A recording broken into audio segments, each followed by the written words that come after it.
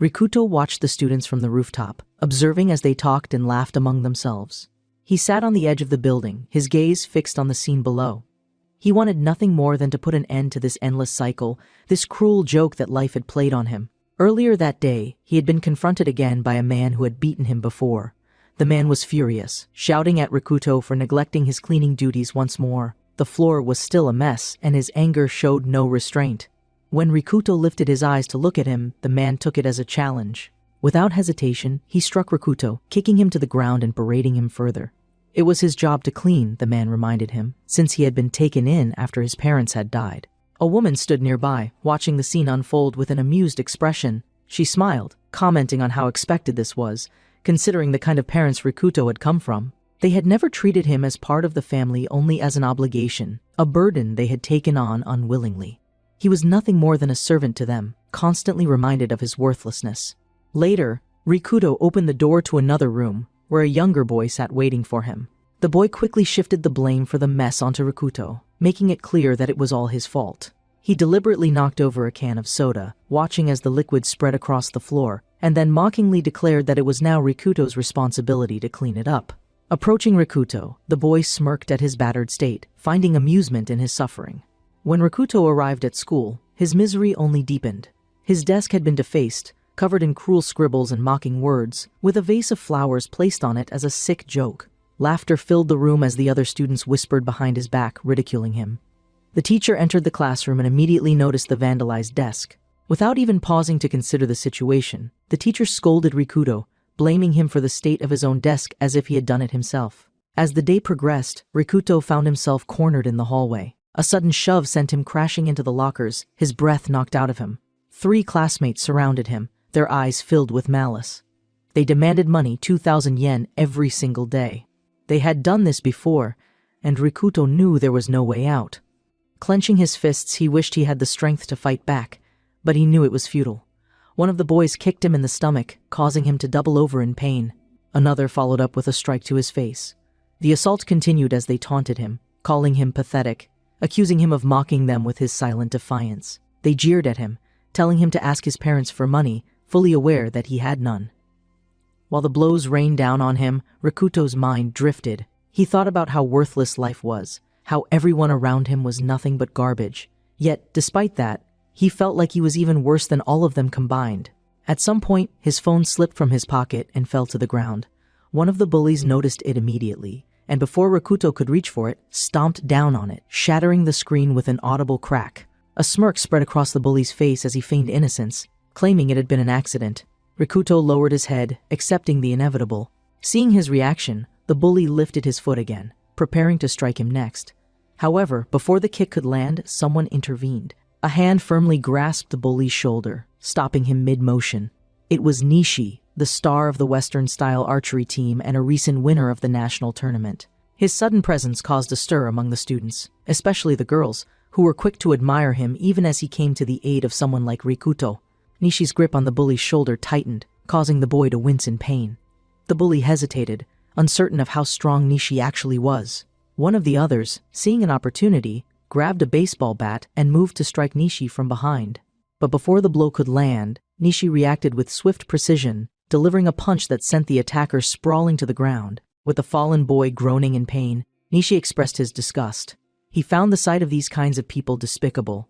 Without further argument, the bullies backed away, muttering under their breaths as they left. They knew they had lost this round. Once they were gone, Nishi crouched beside Rikuto, who lay bruised and bleeding on the ground. He observed him for a moment, noting how lifeless he seemed. He spoke, but Rikuto gave no response. Eventually, Rikuto found the strength to stand up, turning away without so much as a word. As Nishi watched him go, he was surprised by how steady Rikuto seemed, despite the heavy beating he had taken. For a moment, he wondered if Rikuto had somehow managed to avoid taking the full brunt of the attacks, dodging at the last second. But he quickly dismissed the thought. This wasn't a movie after all. Now, sitting alone on the rooftop, Rikuto stared at his broken phone, his mind weighed down by despair. He looked up at the sky, his voice barely above a whisper. Everything was over. He was tired of living like this. He climbed onto the fence surrounding the rooftop, perching on the edge with his arms outstretched. It was time to put an end to this stupid game. But before he could act, something strange happened. The sky, which had been clear moments before, suddenly darkened. Bolts of lightning crackled across the horizon, forming strange circular patterns. The air itself seemed to shift as an unnatural energy coursed through the atmosphere. From within the swirling circles of light, something began to descend. Bars of binary code, glowing with an eerie intensity, rained down upon the city, striking buildings with devastating force. The impact shattered structures, sending debris flying in all directions. Phones across the city began to emit a piercing, unnatural noise. Panic spread as people screamed, dropping their malfunctioning devices to the ground. Their screens flickered wildly, displaying strange symbols and unreadable text. Rikuto, still on the rooftop, observed the chaos with wide eyes. He had no idea what was happening. Then, a sound caught his attention, a scream of pure terror. He turned his gaze toward the students below, where one of them stood frozen, their face filled with horror. Their phone, still in their hand, displayed an ominous string of binary code. The numbers twisted and pulsed, forming a translucent bubble around the device. The bubble expanded, its surface rippling and distorting before it suddenly burst. What emerged from within was no longer data, but something alive. The creature that took shape was monstrous. Its jagged teeth gleamed as it grinned, its eyes gleaming with an unnatural hunger.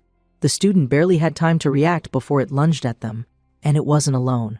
All around, similar creatures began to materialize, emerging from the students' phones. Dragons, goblins, and other unspeakable horrors spilled into reality, their forms fully solid as they turned their attention toward the terrified masses. The world had changed in an instant, and the nightmare was only beginning. Rikuto, who remained safe on the terrace, could hear the desperate cries for help echoing below. He watched as the students were attacked, each one collapsing under the onslaught of creatures he couldn't comprehend. Fear and confusion clouded his thoughts. He had no idea what was happening. All around the world, similar horrors unfolded, as mysterious monsters appeared out of nowhere, tearing apart everything in their path. Society crumbled in an instant, and it was believed that less than a tenth of the global population had survived. No one initially understood the cause of the catastrophe, but eventually, a group of young individuals uncovered the terrifying truth. At first, it seemed like nothing more than an eerie coincidence. The monsters emerged from people's smartphones. That was all. And yet, the consequences were beyond imagination. In the aftermath, survivors would forever remember that day, giving it a name that would haunt them for the rest of their lives, the Day of Judgment. Sitting on the railing of the school terrace, Kurogane observed the chaos beneath him with a distant expression. The thought lingered in his mind, was it truly possible that monsters from fantasy worlds had suddenly begun eradicating humanity? A slow smile spread across his lips as he convinced himself that, in the end, he had managed to put a stop to it. The desperate screams of those below barely registered in his mind as he listened to their pleas for help, their voices filled with fear and despair. It was a scene of merciless destruction, yet all he could think about was how the ones who had once humiliated and mocked him were now at the mercy of these creatures. A cruel sense of satisfaction filled him, justice perhaps, or something even darker. They had scorned him, looked down on him, laughed at him. Now they were paying the price. To him, they deserved it. Every last one of them could perish, trapped in the claws of the monsters they had never believed in. Still smiling, Rikuta found himself perplexed by how real the dream felt. He had seen dreams before, nightmares even, but none as vivid as this. Even those unrelated to him were being chased down, their fates sealed by creatures they had never encountered before. The boy who stood beside him, however, did not share his amusement. As he watched the unfolding nightmare, despair crept into his heart. He could not understand why it felt so endless, why he had not yet woken up from what had to be an illusion. His life had never been kind, his parents had vanished. The people around him had always treated him terribly, even his own brother. In the grand scheme of things, none of it should have mattered. But somehow, in this moment, everything did. Tears welled in his eyes as the weight of the situation sank in. It wasn't fair. No matter how much he tried to rationalize it, nothing about this was right. People shouldn't have to meet such an end, reduced to nothing more than prey for creatures that shouldn't exist. A sudden noise pulled him from his thoughts. The door to the terrace creaked open, the sound sharp and foreboding. His breath caught in his throat as his eyes landed on the figure standing there. A goblin. Its grotesque form was illuminated by the dim light of the burning city below. In one hand, it clutched a severed head. The moment he saw it, realization struck him. This was no dream. It was real, undeniably, horrifyingly real. Terror surged through him as the goblin lunged, its weapon raised to strike. Instinct took over, and he threw himself backward, slipping off the railing and onto the terrace just before the attack could land. Scrambling to his feet, he felt his entire body tremble. His eyes flickered to the severed head once more, his mind screaming at him to run. This was how it ended. The truth was inescapable. But then, another thought surfaced, an unsettling realization that had lingered in the back of his mind for longer than he cared to admit. He had already planned for his life to end. To him, it had always been worthless. The world itself had never meant anything. Whether it ended here, now, or at another time in another place, what difference would it make? Yet, as he stood there, staring into the face of death, something changed. He didn't want it to happen this way. He didn't want it to happen at all. His hands instinctively reached for a weapon, an iron rod discarded near the terrace railing. As the goblin lunged again, he raised it to block the attack. The force of the impact sent him crashing to the ground, pain searing through his body. Death, he realized, was pathetic. It was meaningless. It was insignificant. And he would not allow himself to meet that kind of fate. Driven by sheer desperation, he tightened his grip on the iron rod, defying the goblin's strength with every ounce of willpower he had left. A fire ignited in his chest, one he had never felt before. He screamed, his voice raw and filled with something unfamiliar determination. He refused to die. Not like this. Not now. In the depths of human capability, there existed a state known as the zone. When pushed to their absolute limits, a person's concentration could reach a level so heightened that their body and mind became one, reacting instinctively, perfectly. And in that moment, he entered that state. The world around him sharpened, every movement, every sound, every detail coming into focus. His body responded on its own, as though guided by something beyond conscious thought. He saw the goblin's stance, recognized the gap in its defenses, and moved accordingly. Without hesitation, he struck, driving the iron rod between the creature's legs, sending it toppling to the ground. It was said that those who entered the zone could see the world with perfect clarity, making decisions before they even realized they had done so. He was no different. As the goblin lay on the floor, vulnerable, he swung the iron rod once more, striking again and again until the creature stopped moving. Silence filled the terrace. His breath came in ragged gasps as he stared at the fallen monster. His hands trembled, his mind barely processing what he had done. Then, as the reality of his actions crashed down on him, his stomach lurched. Vomit spilled onto the ground, his body rejecting the horror of the moment. A scream followed, raw and filled with despair. His life had always felt distant, unreal, as though it had never truly belonged to him. But now, more than anything, he understood. He wanted to live. Somewhere nearby, a voice called out. He barely registered it at first, lost in the storm of emotions surging through him. Slowly, he opened his eyes, blinking away the dizziness that threatened to overtake him. A familiar figure stood before him, Nishi. Relief was evident in his expression. Blood dripped from his forehead, warm and wet against his skin. His body ached, but he forced himself to move. As he turned, his gaze fell upon another figure, Mikuri. Recognition flickered in his eyes, his mind piecing together fragments of memory. Pain pulsed through his skull as he pushed himself up, ignoring the weight in his limbs. Nearby, an archer warned him not to push himself too hard. But as he walked toward the railing, his focus shifted beyond the immediate moment. The city was burning. Flames consumed everything, black smoke rising into the sky like a shroud of death. The world he had known was gone. Among the remaining students, some sat in shock, their faces pale, their bodies trembling.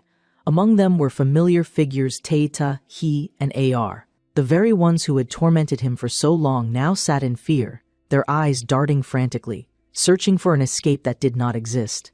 Others stood frozen, disbelief etched into their features. Sakura whispered to herself, unable to accept the nightmare that had become their reality. Nearby, the PE teacher, Mama, placed a protective arm around her, his expression grim.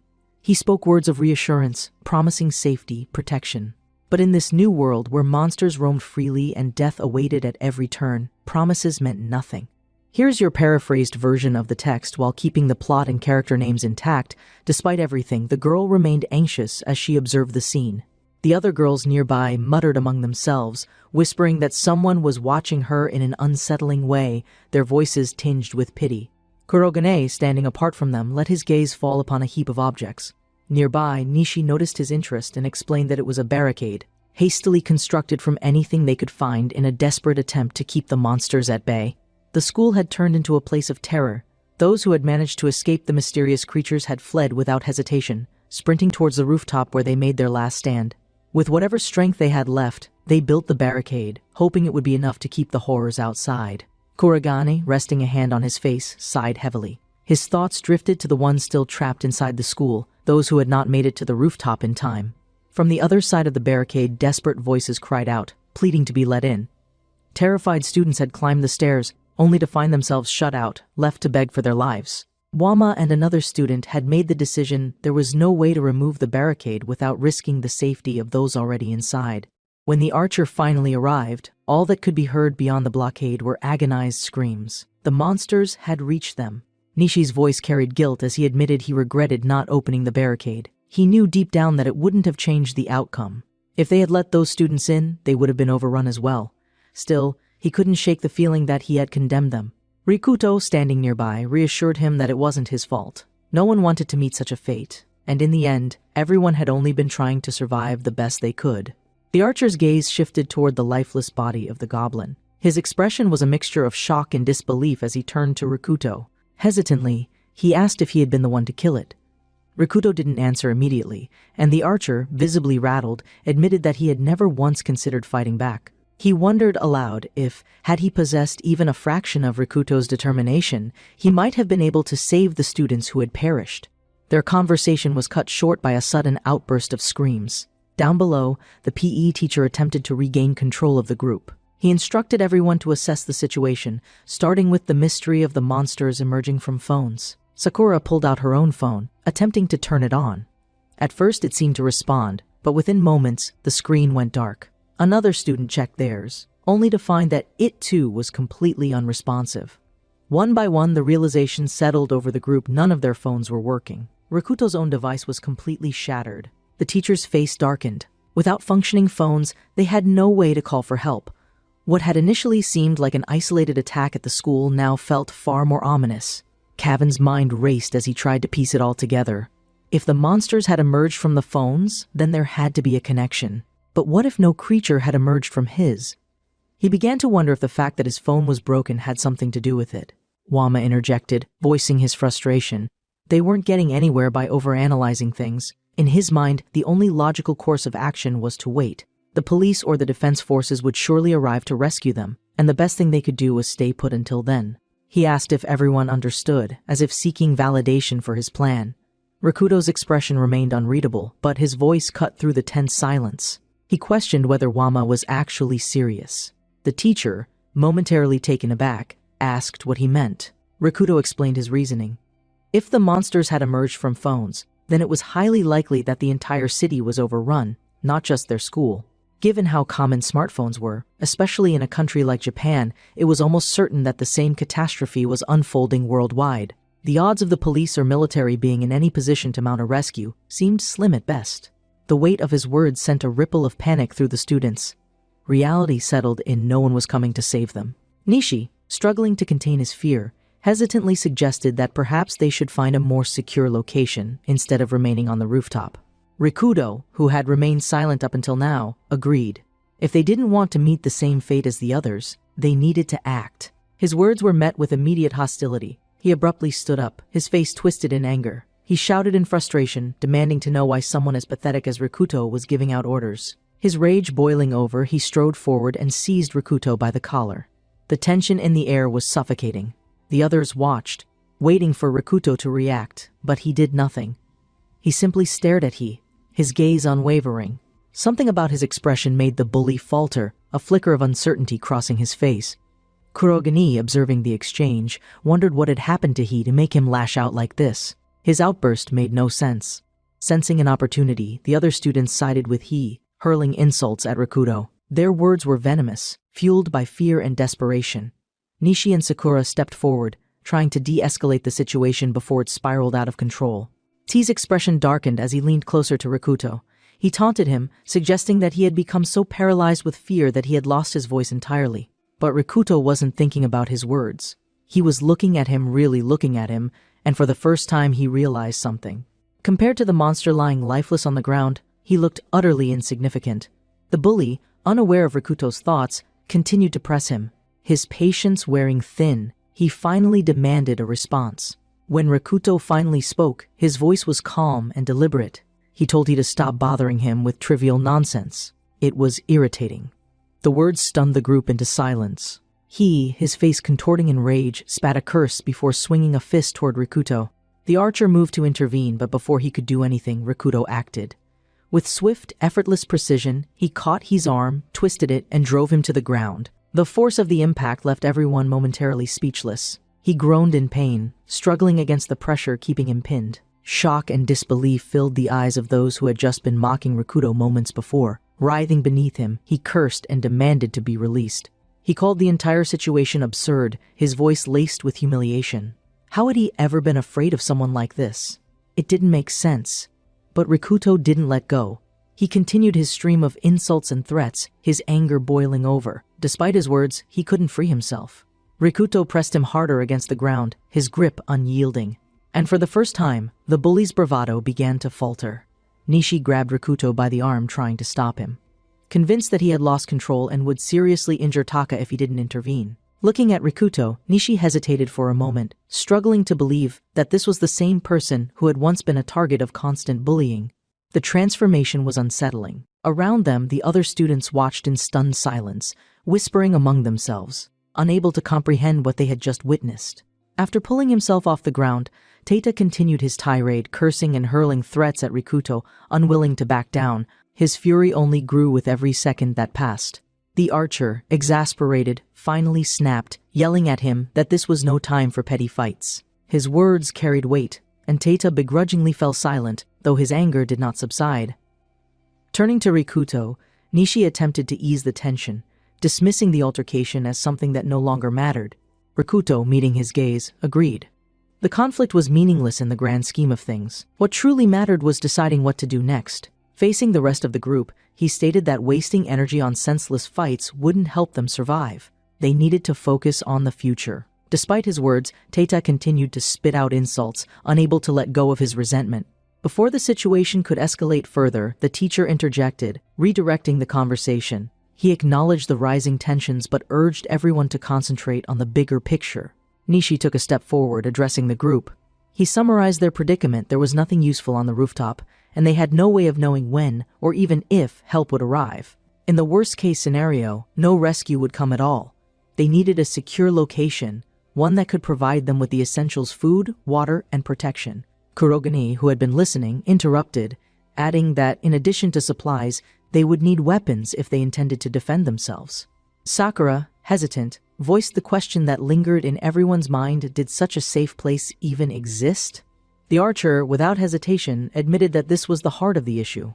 They had no idea where they could go. Rikuto proposed that before making any decisions, they first needed to determine the conditions inside the school. If movement wasn't possible, there was no point in discussing escape. A student immediately objected, his voice rising in fear. The risk was too great. There could still be monsters lurking in the hallways, and venturing out would mean walking straight into danger. He argued that the safest course of action was to stay put and wait for help.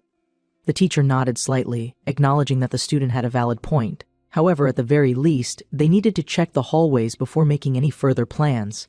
Fear spread through the group at the suggestion. The students recoiled at the idea, protesting. No one wanted to be the one to step outside and face whatever might be waiting for them. The teacher, maintaining his authority, called upon Kurogane and Teita, instructing them to scout the situation inside the building. Teita, stunned, immediately tried to deflect. He argued that the teacher, as an adult, should take the lead and set an example. The teacher, however, calmly stated that his priority was to stay behind and protect the students. Some of the girls chimed in, adding that if the boys were truly men, they should be the ones to go. Annoyed and rattled, Teita lashed out at them, hurling insults. At that moment, Rikuto wordlessly picked up the iron pipe he had used earlier against the monster and walked toward the barricade. Seeing him move forward without hesitation, Teita's face paled. His voice wavered as he questioned if Rikuto was actually serious. Rikuto turned to him and asked a simple question in return. Was he content to sit there and wait for death? The situation would only grow worse the longer they remained on the rooftop. They had two choices: either starve or be devoured by monsters. One way or another, their story would end here unless they took action. That was not the outcome Rikuto wanted. He had already made his decision. Hearing his reasoning, Nishi felt a surge of determination. Without hesitation, he grabbed his equipment, announcing that Rikuto was right. Waiting around would only lead to their demise. If there were other survivors inside the school, they had a responsibility to find them. Wayama, visibly anxious, spoke up. If anything happened to Nishi, it would be on his conscience. The girls, equally terrified, pleaded with him not to go, their voices desperate. Rikuto, unfazed, turned to Wayama and called him a hypocrite. Kurogane, watching the exchange, smirked and expressed his relief that Nishi had decided to go with Rikuto. Meanwhile, Teita, who had been trembling the entire time, remained frozen in fear. Kurogane observed his shaking form, amused by the resemblance completely like a frightened chihuahua. Teita, his voice unsteady, asked Nishi if he was truly sure about this. He reminded him that the risks were high, and the chance of being attacked was almost inevitable. Nishi, smiling, responded that he wasn't ready to die yet. He had a reason to survive. For a brief moment, an image of a girl and a window flashed through his mind. Recalling his own words, Rikuto acknowledged that Nishi seemed like someone he could rely on. In response, Nishi chuckled and commented that maybe he was just as crazy as Rikuto. Then, in a slightly awkward manner, he admitted that he still didn't even know Rikuto's name. With everything they had been through, introductions had been the last thing on their minds. The two exchanged names, and in a rare moment of levity, they shared a few jokes, using humor as a means to suppress the fear clawing at them. With that, they made their way past the barricade. Inside the building, Kurogane and Nishi walked cautiously down a dimly lit corridor. The once familiar school halls were now lined with lifeless bodies, remnants of the horror that had unfolded. The stench of blood lingered in the air, making every breath heavy. The archer's eyes swept over the carnage, his voice low as he admitted that everything felt like a terrible nightmare. His companion, however, offered no illusions. It wasn't a nightmare, it was reality. Nishi sighed. He understood, but he couldn't help but wonder, where had all the monsters gone? The eerie silence was unsettling. Not that he was complaining, but the lack of threats felt anticlimactic. Rikuto suggested a possibility. The school had been closed at the time of the attack, meaning the number of available prey had been limited. If that were the case, it was logical that the monsters had left in search of more victims elsewhere. The archer agreed that it made sense, but hearing it put into words was disturbing. As they continued down the corridor, a sudden noise interrupted their conversation. Both of them froze. From a distant hallway, the unmistakable sound of a slap echoed through the air. Remaining at the edge of the corridor, Rikuto and Nishi crouched cautiously, their eyes fixed ahead. Nishi peeked around the corner and spotted a lone goblin standing in the middle of the hallway. Exchanging glances, the two quickly assessed the situation. If it was alone, they could handle it. With silent agreement, Nishi readied his bow, preparing his equipment with practiced precision. Maintaining his distance, he took a slow, deep breath, allowing his focus to sharpen. He carefully lined up his shot, then released the arrow. The projectile flew with precision, striking the goblin from behind and piercing straight through its chest. However, the monster's natural resilience allowed it to remain standing. The goblin let out a shrill, enraged screech, twisting its body to locate its attacker. Its glowing eyes locked onto the archer, and without hesitation, it charged forward with startling speed. Nishi tensed, realizing he didn't have time to ready another arrow. Before he could react, Kurogane moved swiftly, intercepting the goblin's advance. With a powerful swing, he struck the creature's head with the iron pipe, sending it tumbling backward. The goblin, nearly incapacitated, attempted to recover, struggling to find its footing. But before it could regain its strength, Rikuto appeared in front of it, delivering a series of brutal strikes. Ensuring that it would not get back up, Nishi approached the motionless body, his eyes flickering with something between admiration and wariness. He commented on his friend's ferocity, unsurprised but nonetheless impressed. Then, scanning the surroundings, he asked if there were any signs of more monsters nearby. The archer confirmed that the area seemed clear for now, and that everything had gone according to plan. Rikuto, however, remained deep in thought. He knew there were creatures against which humans had no chance of survival. His mind wandered back to the earlier sighting of the dragons being so powerful that no ordinary person could hope to defeat them. Nishi, puzzled by his expression, asked what he meant by monsters that humans couldn't stand a chance against. He remarked that, from what they had seen so far, all these creatures seemed like typical enemies from a video game. The goblin they had just fought, for instance, strongly resembled the ones often seen in fantasy worlds. Cavan, standing nearby, spoke up. He had a nagging feeling that he had seen these creatures somewhere before. As the realization crept in, his body tensed, and nervousness took hold. His companion, sensing his unease, clenched his fist, forcing himself to remain composed. The weight of reality pressed down on him. If that goblin had managed to land a hit, he would have been dead. No respawns, no second chances. This wasn't a game. They were truly putting their lives on the line. Rikuto agreed. Unlike in a game, there were no levels to increase their strength, no hidden cheats, no magic to aid them. They were simply human. The archer, still observing Rikuto's movements, made an offhand remark. He noted that Rikuto was far from a novice. His technique, precision, and calm demeanor suggested experience. He asked if Rikuto had received training or had a mentor. At that, Rikuto's mind drifted to the past. Memories of his brother surfaced, the one he had defeated in a one-on-one battle. His expression remained unreadable as he finally responded. He had never received any formal training. Nishi, intrigued, questioned why someone with such skill had allowed himself to be bullied for so long. If he had always been capable of defending himself, why had he tolerated their torment? Rikuto remained silent for a moment, then admitted that he didn't know the answer. Pushing forward, the two continued their cautious exploration. Their path led them to a room engulfed in flames, the scent of burning wood and flesh thick in the air. Bodies lay scattered across the floor, victims of the unfolding nightmare. Neither of them hesitated, they pressed on. The archer commented on the eerie silence that had settled over the building. Aside from the lone goblin they had just defeated, the sixth floor appeared to be empty. Rikuto, analyzing the situation, explained that most of the rooms on this level had been used for training purposes, meaning there weren't many people present when the attack began. If there had been few victims, then there had been little for the monsters to hunt. He speculated that they had likely moved downward in search of more prey. The archer reluctantly agreed. It made sense, but hearing it spoken aloud only made the situation feel more grim. They reached the staircase, ready to descend to the next floor. Before stepping forward, Rikuto spoke up. He wanted to make sure their objectives were clear. Kurogane stated the primary goal to assess the situation inside the school. Nishi added that they needed to determine how many survivors remained and whether there were any viable escape routes. The archer emphasized that gathering information was crucial. They couldn't afford to make uninformed decisions. His companion, nodding, stated that above all else, returning alive with even the smallest amount of information was their top priority. If they encountered a dangerous situation, they had to be prepared to leave others behind if it meant ensuring their own survival. Trying to lighten the mood, Rikuto joked about the necessity of such harsh decisions. They were in an emergency, and no one should hold grudges over choices made for survival. He teased his companion, noting that he was acting tough. Before he could finish his sentence, a piercing cry echoed from the floor below. Rikuto froze for only a second before breaking into a sprint, rushing down the stairs without hesitation. His companion sighed, watching him go. He already knew what kind of person Rikuto was, someone who would never abandon others, no matter how dire the circumstances. On the lower floor, a monstrous figure loomed.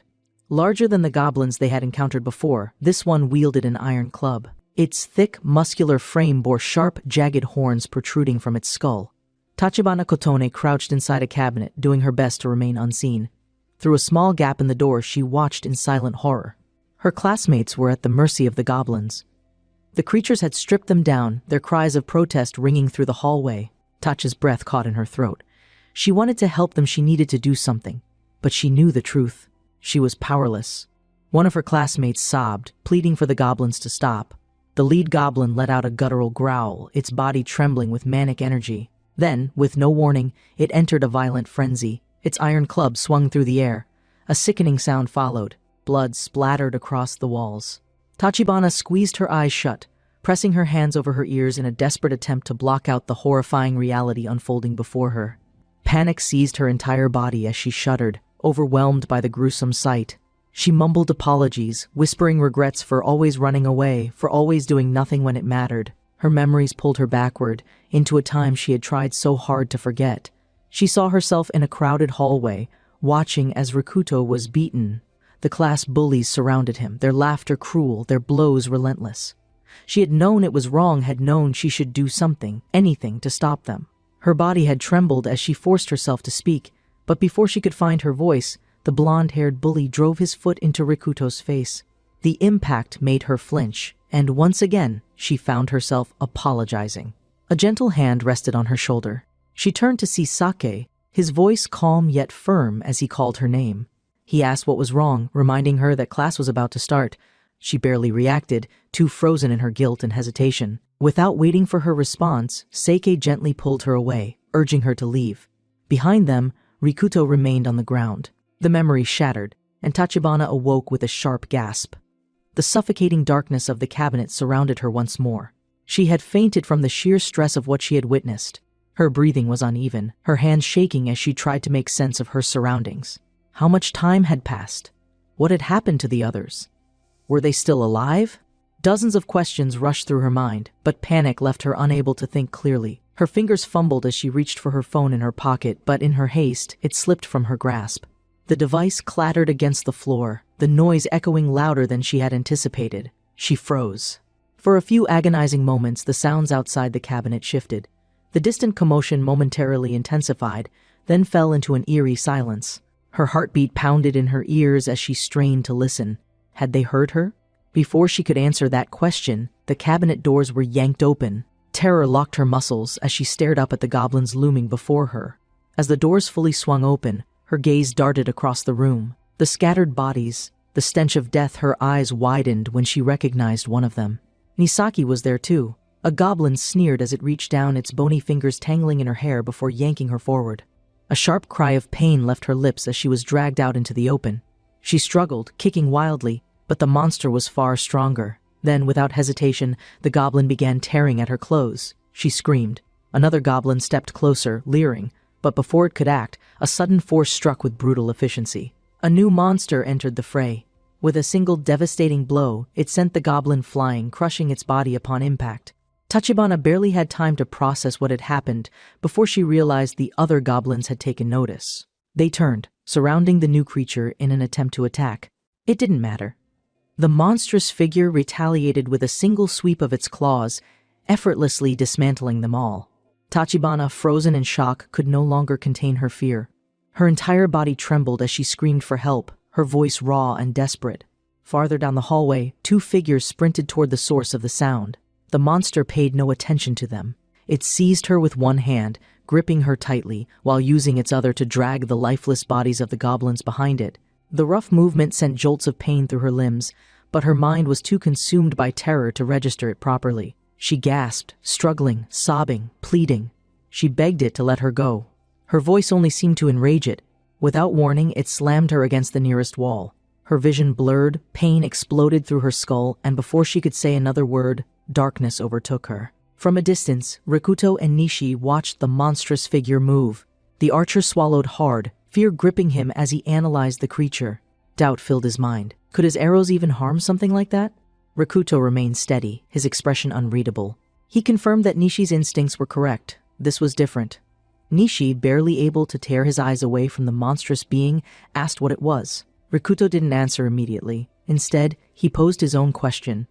Had Nishi not found it strange how few monsters had been on the previous floor? The archer hesitated, but the realization dawned on him. The answer had been in front of them the whole time. The reason they hadn't encountered many goblins was because of this creature. The goblins weren't the top of the food chain. They were prey. This was their predator. A stronger, more territorial monster had already begun eliminating the weaker ones. Rikuto admitted the harsh truth: they had no chance against this creature. Not alone. The weight of those words settled heavily between them. Lost in thought, the archer's attention drifted back to the unconscious girl. His mind raced. Could they save her? Did they have any chance at all? His train of thought was abruptly cut off when he noticed movement beside him. Rikuto was getting up. Alarm shot through Nishi as he reached out, trying to stop him. If they made any sudden movements, they would be seen. His voice came in a sharp whisper, demanding to know what Rikuto was thinking. Without hesitation, Rikuto answered. He was going to save her. She was still alive. Nishi's frustration flared. Did he want to die? Did he even comprehend the danger they were in? Even if they both went in, they wouldn't stand a chance. His voice wavered with frustration and disbelief. Was Rikuto really willing to risk his life over a reckless sense of self-satisfaction? Was he doing this for justice? Did he even understand how absurd his actions were? Rikuto remained unmoved. He admitted something he hadn't before. During their earlier conversation, when the archer had asked him if he felt alive, the answer had seemed unclear. But now, after everything they had faced, after looking death in the eyes, he knew the truth. He wanted to live, and because he wanted to live, he wouldn't allow himself to fall to despair again. He would save her. Not for justice, not for guilt, not for redemption. He would save her because he wanted to, and being able to make that decision, that was proof that he was truly alive. Nishi exhaled sharply, calling him insane. If running headfirst into death was what Rikuto considered living, then he was beyond reasoning. Rikuto didn't argue. He simply stated that it wasn't Nishi's problem. He could stay behind if he wanted. For a brief moment, an old memory resurfaced in his mind. his brother. Serrano's cold voice echoed in his thoughts, calling him incompetent, telling him he had no money, no family, no one by his side, that he was already dead, that he should accept it. But Rikuto shook off the words, stealing his resolve. He would never let himself be someone who was already dead. Even if it destroyed him, he would never live like that again. Before he could move forward, Nishi grabbed his shoulder. For the first time, he revealed something personal. He had a sister. Not by blood, but a sister nonetheless. She was studying at another school. Here is the paraphrased version of your text.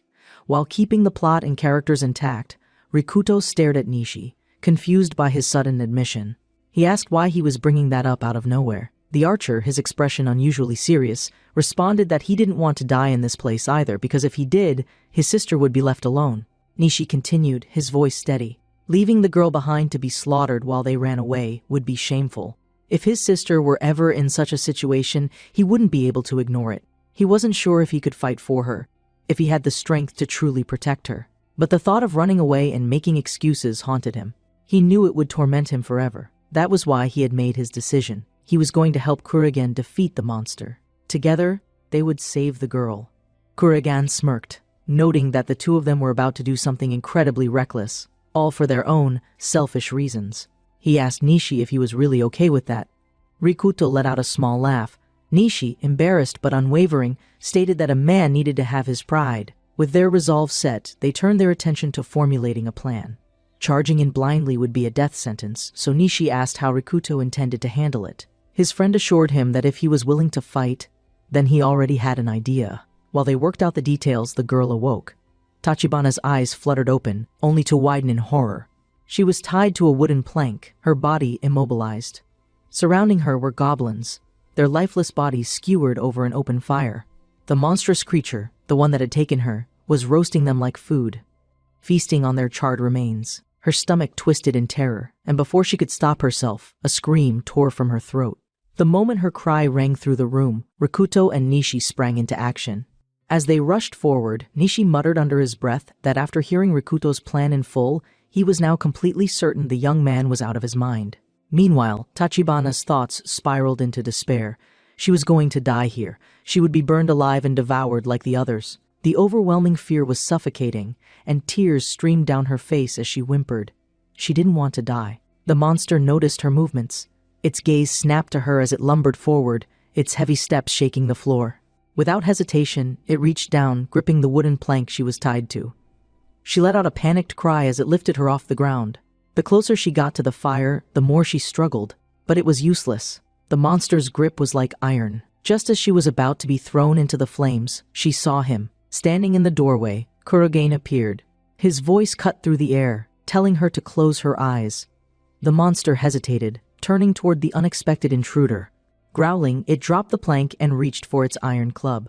As it advanced, Kurigan revealed the object in his hands, a fire extinguisher. Without warning, he pressed the trigger. A thick cloud of white spray erupted, engulfing the monster's face. Temporarily blinded, the creature roared in frustration, thrashing wildly as it tried to clear its vision. Seizing the moment, Rikuto dashed forward, reaching Tachibana.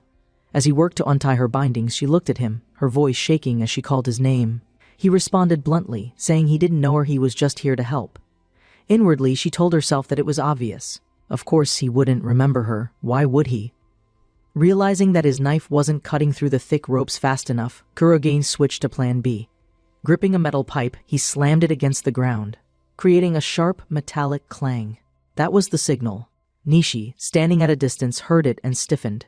His eyes widened in disbelief. So this was really happening, they were actually going through with this insane plan. Approaching Rikuto, Nishi muttered that he wasn't confident about this, but he would do his best. He only asked that he not be blamed if things went wrong. As the monster regained its senses, its fury reached a peak. It let out a deafening roar, loud enough to shatter the surrounding windows. Rikuto, gripping his pipe, remained steady as the monster locked onto him. With its rage fully unleashed, the beast lifted its iron club, ready to crush him. Rikuto knew that one wrong move would mean the end. He watched carefully, analyzing its attack pattern. Then, in the instant before impact, he acted. Using a technique known as Kuryotushi, he deflected the incoming strike, redirecting the force to the side instead of meeting it head-on. The parry worked, and relief flooded through him. His instincts were still sharp. It had been a long time since he had used this technique, but his muscle memory had not failed him. For a moment he stood still, holding a metal bar against a monstrous opponent. The demon-like creature, unfazed, immediately launched another attack. It was relentless. Rikuto adjusted. Instead of blocking the brute force directly, he subtly altered the vector of its strikes, lessening the impact and redirecting the momentum elsewhere. Their battle raged on. Rikuto strategized carefully, ensuring that his movements conserved energy while minimizing damage. His counterattacks were calculated. He targeted the monster's feet, disrupting its balance. It was a technique rooted in modern kendo. As he fought, his thoughts drifted back to his father. He had never forgotten the lessons taught to him as a child. The discipline, the precision, the patience, it all came back to him now. Inwardly, he sent a silent thanks to his father. On the sidelines, Tachibana watched in awe.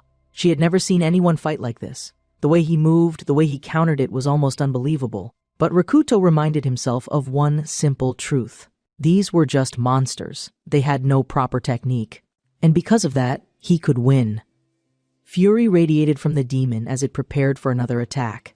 Without hesitation, it swung its massive club toward Rikuto with devastating force. The boy braced himself, defending with every ounce of skill he possessed. The sheer power behind each blow threatened to overwhelm him, but he persisted, countering with precision. The monster, intent on crushing him, continued its relentless assault. Rikuto analyzed its movements, recognizing a pattern. It relied solely on brute strength, with no real strategy. Taking advantage of this flaw, he landed a sharp strike on the creature's wrist, causing it to momentarily recoil. The battle raged on, both combatants growing more enraged with each exchange. The demon lifted its spiked club once more, swinging with wild aggression. To Rikuto, the attacks felt broad and predictable. Using his refined technique, he managed to strike the monster's head, momentarily staggering it. Despite the effectiveness of his counterattacks, Rikuto knew that fighting a human would have been far easier. The monster, though wounded, was still standing. It let out an ear-piercing roar, shaking the walls around them.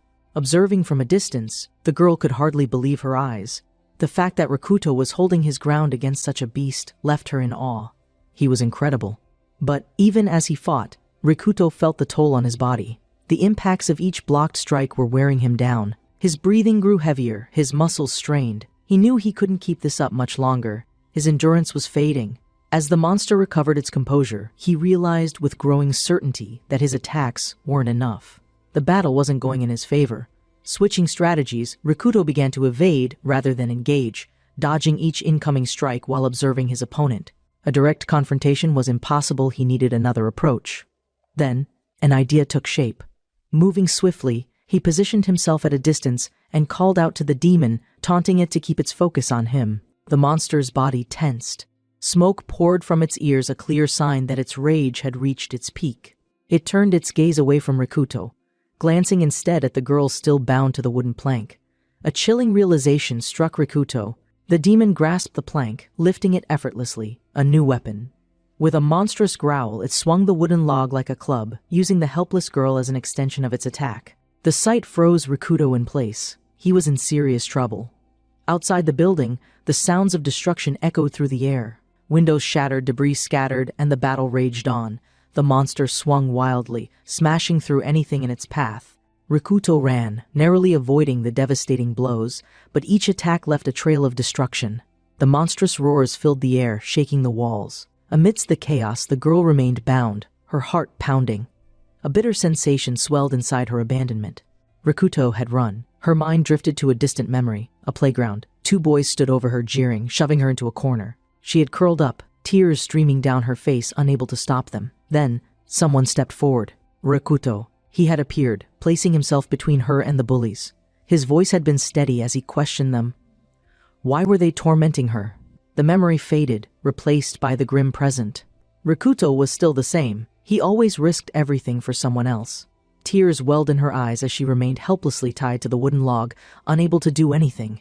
Outside, a figure observed the battle from a safe distance. The newcomer clenched his fists. Rikuto was fighting, struggling, but the battle was taking its toll. He was reaching his limit. The boy's expression hardened. He took a step forward, then another. He called out, telling Rikuto to hold on. If he could lure the demon just 10 more meters, he would handle the rest. His pace quickened.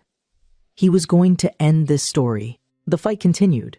Rikuto, exhausted but determined, kept running, baiting the monster to follow him. He turned back briefly, mustering all of his remaining strength. With a final burst of energy, he swung his iron bar with all his might. But this time, his grip faltered. The demon's counterattack struck him with full force. Rikuto was sent flying, his body crashing hard against the ground. Pain exploded through him as he lay motionless, unable to move. The girl, still tied, let out a horrified scream. Nearby, the boy who had rushed in to help witness the brutal scene unfold. Everyone called out Rikuto's name, but he remained unmoving. Nishi stood still, analyzing the battlefield. The situation was dire. A memory resurfaced Rikuto's words of advice. He had only one chance, one perfect shot. He couldn't afford to miss. If he failed, Rikuto would die. His mind calculated the 3 essential conditions: the angle, the distance, the exact moment of release. But none of them were ideal. The archer hesitated. If he waited too long, he would lose his chance.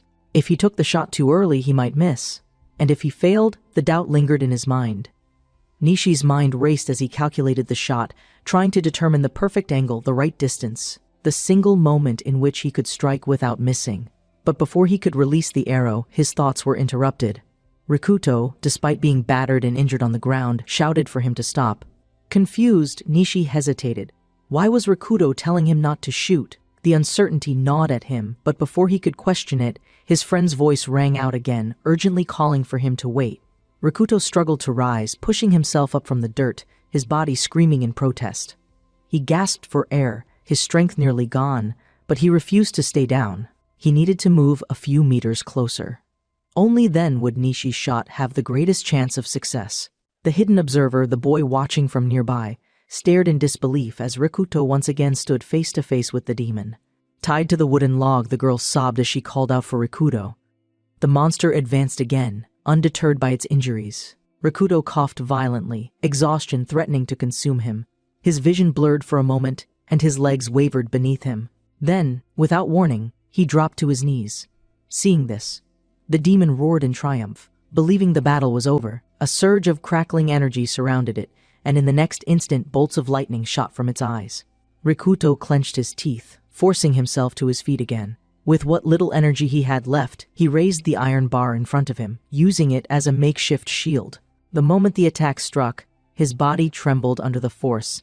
His legs felt weak. He questioned if he could endure much longer. But he had no choice. The demon growled, its rage escalating, and launched itself forward once more. Nishi flinched as the sheer intensity of the monster's roar sent shockwaves through the air. Tied helplessly, the girl desperately pleaded for Rikuto to run. She screamed that the monster would kill him, but Rikuto didn't budge. His expression remained firm, his determined gaze locked onto the demon. Despairing, the girl broke down. She didn't deserve to be saved. She had abandoned him. All this time, she had done nothing. She had let him suffer alone. She was a coward. A memory surfaced a school building years ago. Rikuto, outnumbered, was being beaten by a group of boys while she stood at a distance, watching. For a fleeting moment, she had gathered the courage to help him. She had convinced herself that she could do something, that she had to stop them. Without thinking, she had rushed toward the group, her voice shaking as she demanded they leave Rikuto alone. But then, a hand rested on her shoulder. She turned and saw Steo standing behind her. His voice was soft, almost persuasive, as he called her by name. He told her that she shouldn't get involved, that she might get hurt. His words carried weight, dripping with manipulation. He told her that she was a good person, and all she had to do was listen to him. And so she had listened. She had turned her back, and Rikuto had been left to suffer. The memory shattered. Tears streamed down her face as she whispered the painful truth. She had always been a coward. She had never been able to help him. But she was tired of standing by. She was tired of doing nothing. The demon roared, its fury escalating.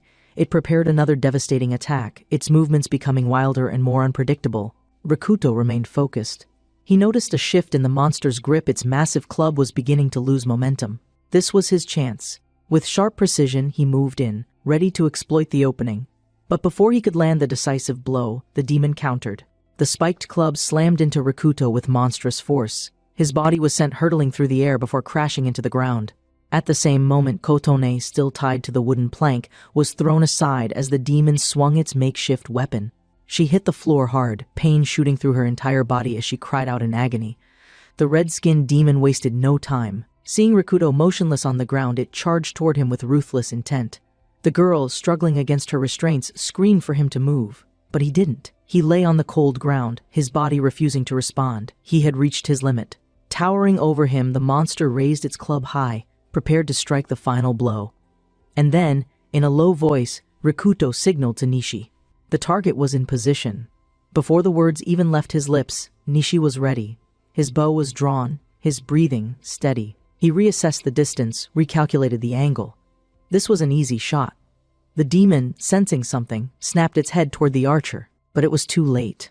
Nishi released the arrow. The projectile sliced through the air, striking the monster directly in the eye. A moment of silence followed. A flashback revealed what had happened just 10 minutes before. Inside the building, Rikuto had handed a small siren to Nishi, instructing him to use it at the right moment. Curious, Nishi had asked if it was the same one that Sakura had given them before they entered the building. Rikuto had confirmed it. He explained that it wasn't just any liquid, it was undiluted ethanol meant for chemistry experiments. Essentially, 100% pure alcohol. Nishi had recalled the moment Sakura had handed them the bottle, her voice confident as she had assured them it would be useful. At the time, he had wondered why she had been carrying something so dangerous.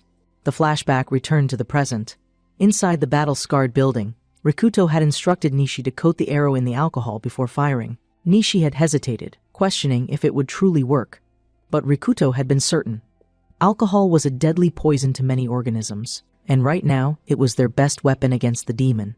Even a few milliliters of ethanol injected directly into the bloodstream would be enough to render the monster unable to stand. With the amount contained in the siren, it should be sufficient to completely destroy the demon.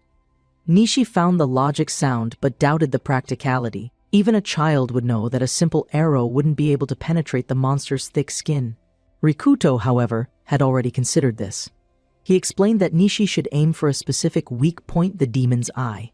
The vulnerability of the eye would allow the arrow to pierce through, delivering the lethal dose directly into its system.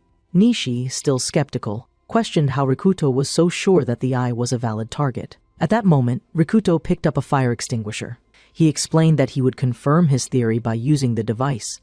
If the monster instinctively tried to protect its eyes from the spray, it would prove that they were just as sensitive as a human's. The plan was simple. Rikuto would create the opening, and Nishi would land the finishing blow.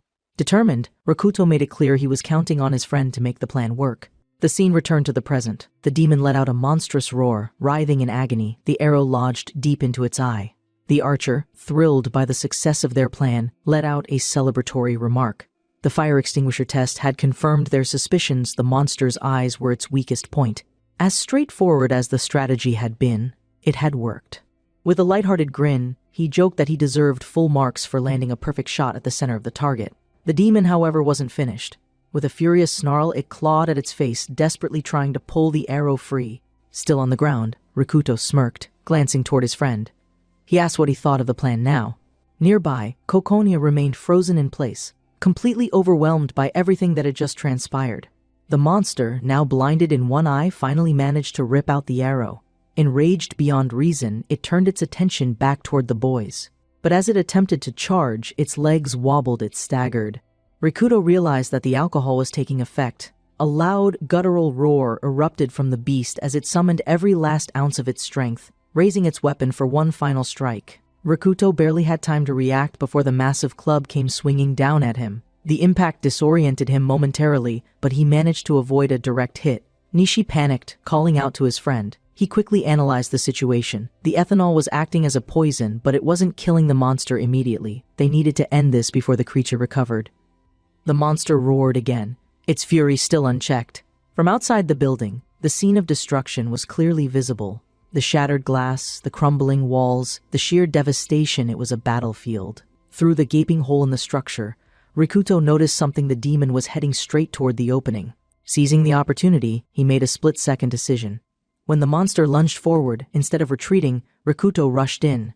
Bracing himself, he grabbed the demon by the waist. Using all of his remaining strength, he pushed, forcing the creature toward the edge. His intent was clear: throw it off the building. But the demon was massive, heavier than he had anticipated. His arms burned from the strain, his legs trembled beneath him.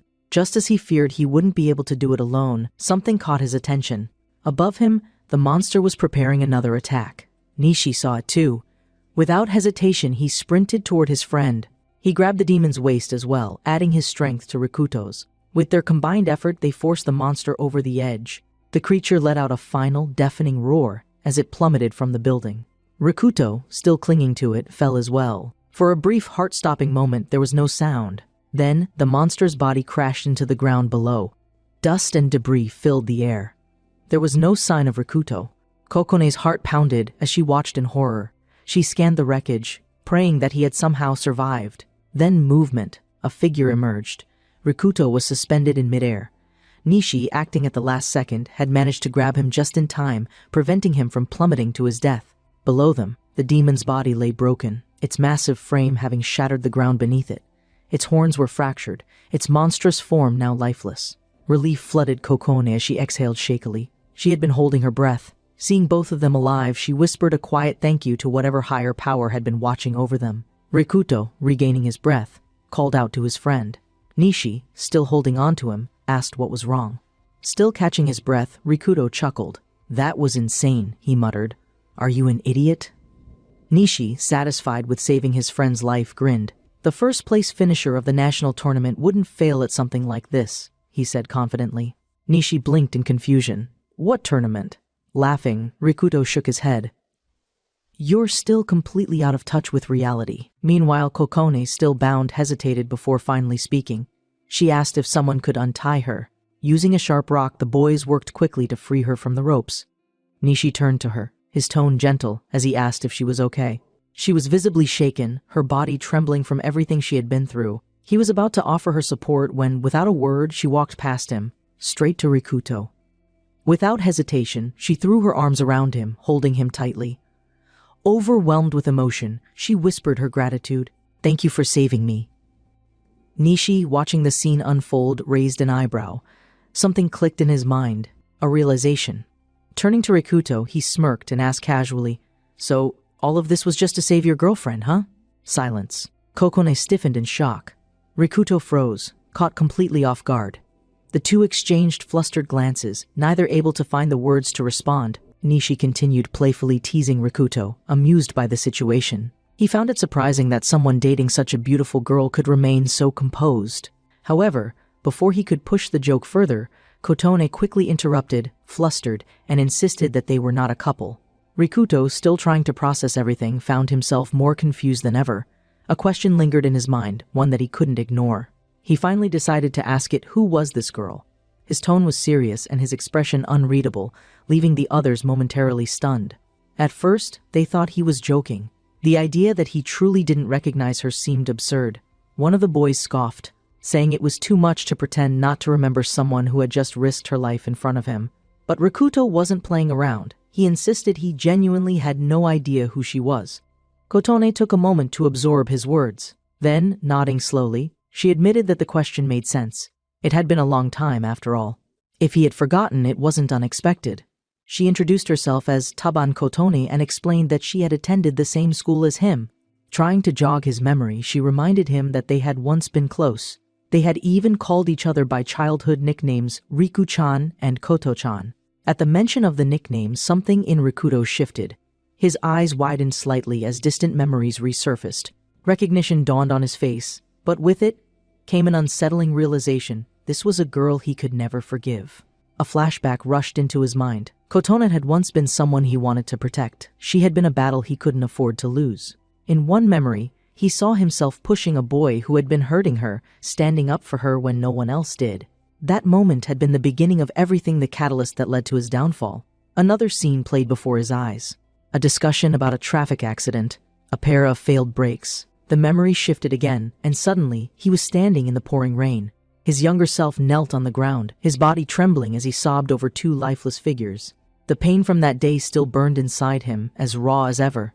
A part of him had been lost in that moment. Nearby, another boy, one who had been with Kotone, held onto a piece of wreckage that might have belonged to the vehicle. His mind spiraled further into the past. A voice echoed, cold and detached. Someone had once called him childish, someone who possessed a cruel cunning and an unforgiving nature. The flashback shifted again, this time showing a more familiar scene. He was on the ground, his head pressed under the weight of someone's foot as laughter surrounded him. The others had stolen everything from him. His dignity, his peace, everything. Somewhere along the way, he had died inside. The past dissolved, pulling him back into the present. His entire body trembled. A wave of nausea crashed over him, making him feel lightheaded. His breath came in uneven gasps, and for a brief moment, everything around him blurred. Kotone's eyes widened in panic as she saw his sudden change in demeanor. Fear crept into her voice as she asked what was wrong. Rikuto tried to steady himself, forcing a deep breath. He quickly reassured her that it was nothing, that he was fine now. But Nishi wasn't convinced. He stepped closer, his expression serious. It was obvious that Rikuto was not okay. Still reeling from the flood of memories, Rikuto admitted that he now remembered who Kotone was. However, he hadn't realized they had gone to the same school. Kotone lowered her gaze, her voice filled with regret. She apologized, saying she wished she had spoken to him sooner. Maybe things would have been different. But Rikuto dismissed the idea. He told her she had made the right choice. Nothing good would have come from getting involved in his suffering back then. His words left her disheartened. Nishi, sensing the tension, reminded them that the sun was setting. They couldn't afford to waste any more time. He turned to Kotone and asked if she would be joining them. She nodded. Despite everything she had been through, she understood what had to be done. The group began moving through the school once more. At one point, Kotone knelt down and whispered a quiet prayer for a deceased boy they had come across. Nishi, ever vigilant, caught sight of a small creature, a lizard, spitting small bursts of fire from its mouth. The realization soon dawned on them. The building was eerily silent. There were no signs of monsters anymore. Rikuto, analyzing the situation, reached a conclusion. Now that they had killed the demon, the boss of the area, the smaller creatures might start appearing. The balance had shifted. Taking precautions, the team secured the fire doors and checked the routes leading to the second floor. It was a temporary measure, but it would hold. Their next priority was heading to the rooftop, where the others were waiting. Upon reaching their destination, they were greeted with relief and joy. 4 survivors had been waiting there, and seeing the group return safely brought hope to their eyes. Excited voices called out, referring to them as Nishi's patrol. One of the boys rushed to the archer, his face filled with unshaken belief. He had never doubted that Nishi would return. Another boy called for Kotone, rushing toward her before pulling her into a tight embrace. The name Ske was spoken. He was Kotone's boyfriend. She called out Rikuto's name. Nishi, watching the interaction closely, noted something peculiar. He turned to Kotone, asking if she knew this boy. The young man confidently introduced himself, Sushinu, Kotone's boyfriend. Sakura, intrigued, listened closely as the story unfolded. Kotone, now visibly embarrassed, lowered her head. But her boyfriend only smiled, reassuring her that she had no reason to feel that way. Their relationship was already accepted by both their families. Grateful that everyone had made it back alive, he expressed his thanks to Nishi for protecting her. The archer, however, quickly corrected him. The person who deserved gratitude was not him, it was Rikuto. The realization settled over the group. It had been Rikuto who had risked everything to save Kotone. Su, surprised, turned to confirm the story. The discussion carried on among the survivors. Someone brought up a past event, mentioning that Nishi had claimed Rikuto had defeated Teba effortlessly earlier. Skepticism lingered in the air. Could it really be the same person? Rikuto, seemingly unfazed, simply remarked that perhaps he should be called Kurigan. A flashback emerged, a memory of the past, the protagonist being grabbed by his collar, lifted off the ground as his bullies mocked him. Kotone's boyfriend, observing Rikuto, spoke once more. Though grateful for what had happened, he made it clear Kotone had caused him a lot of problems. Rikuto, unfazed by the comment, simply responded that it wasn't an issue. Su, satisfied, assured him that everything would be fine. He would protect her from now on. Su turned to Rikuto, asking him to leave Kotone in his care. Taking her aside, he spoke gently, telling her she should rest since she was visibly exhausted. However, she refused, her expression unwavering.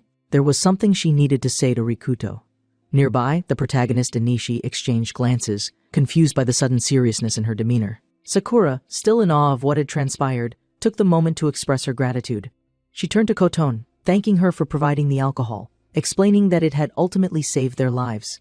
Sakura then delved into the details, discussing the monster's bodily composition, the role of oxygen molecules, its circulatory system, and the precise way the alcohol had worked to weaken it. Her explanation was thorough, almost clinical. Nishi, still curious, asked why she had been carrying ethanol in the first place. The question seemed to catch her off guard. She hesitated, as if searching for the right words, but before she could respond, Oyama-sensei interrupted. The teacher's focus was on Rikuto. He wanted a full explanation of everything that had happened. Once Rikuto finished recounting the events, the group reached an unsettling conclusion. The situation was worse than they had hoped. Their chances of survival remained slim. The archer added that apart from Kotone, they had found no other survivors during their search, which was an ominous sign. A heavy silence fell over the group as the remaining students absorbed the news. The reality of their circumstances became clearer, and with it, a sense of growing despair. Despite this, it was established that the lower floors of the building were now safe.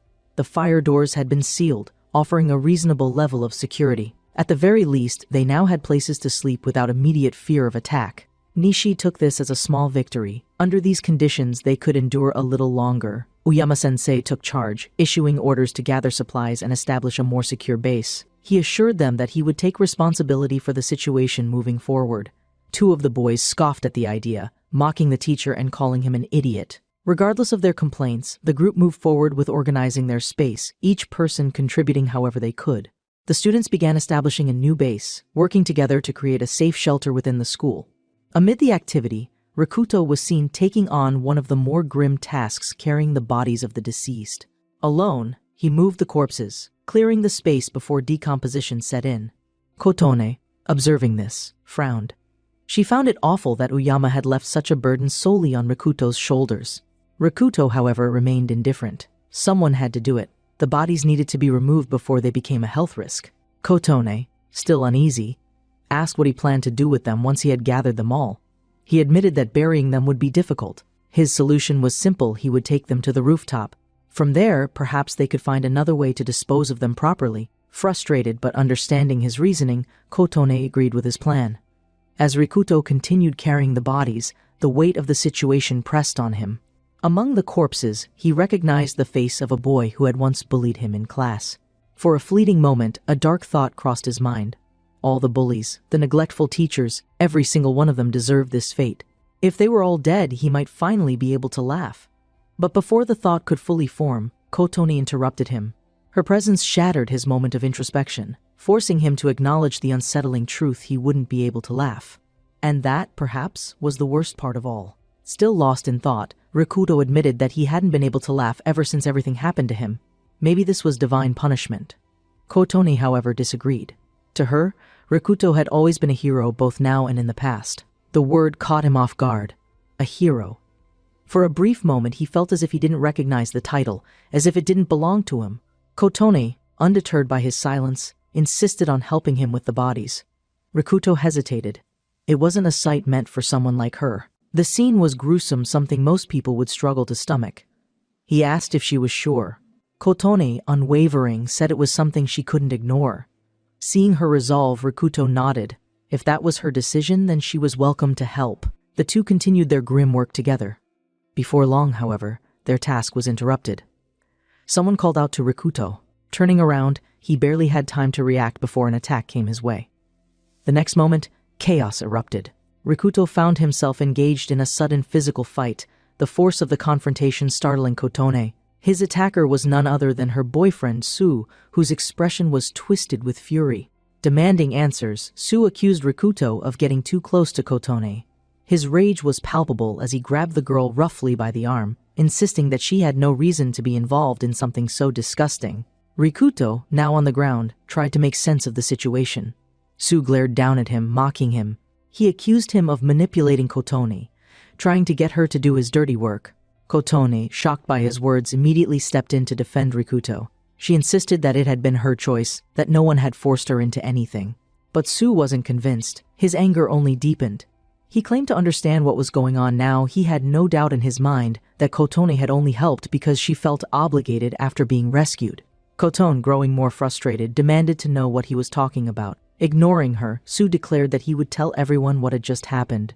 Rikuto, still on the ground, remained silent, unsure how to respond.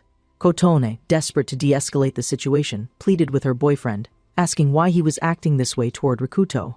But Su didn't care. He coldly told her to shut up. Rikuto, unfazed, made it clear that he didn't care either. If Su wanted to make a scene, he was free to do so. Seeing that his insults and accusations weren't affecting Rikuto, Su let out a nervous laugh. He mocked him again, saying that Rikuto was good at bluffing, pretending to be unfazed even though he was probably on the verge of snapping. But Rikuto showed no reaction. Finally losing patience, Sue roughly pulled Koton away by the arm. She had no business being here. Rikuto continued his grim task, carrying the bodies one by one. As he moved, he glanced back just in time to see Kotone break free from Sue's grip. Her sudden defiance left everyone momentarily stunned. Her voice wavered, but her resolve was unshaken. She had endured enough. Desperation filled Sue's eyes as he demanded to know what she was doing. But Kotone was beyond reason now. With raw emotion, she poured her heart out. She admitted that their relationship had never been built on love, only on social expectations.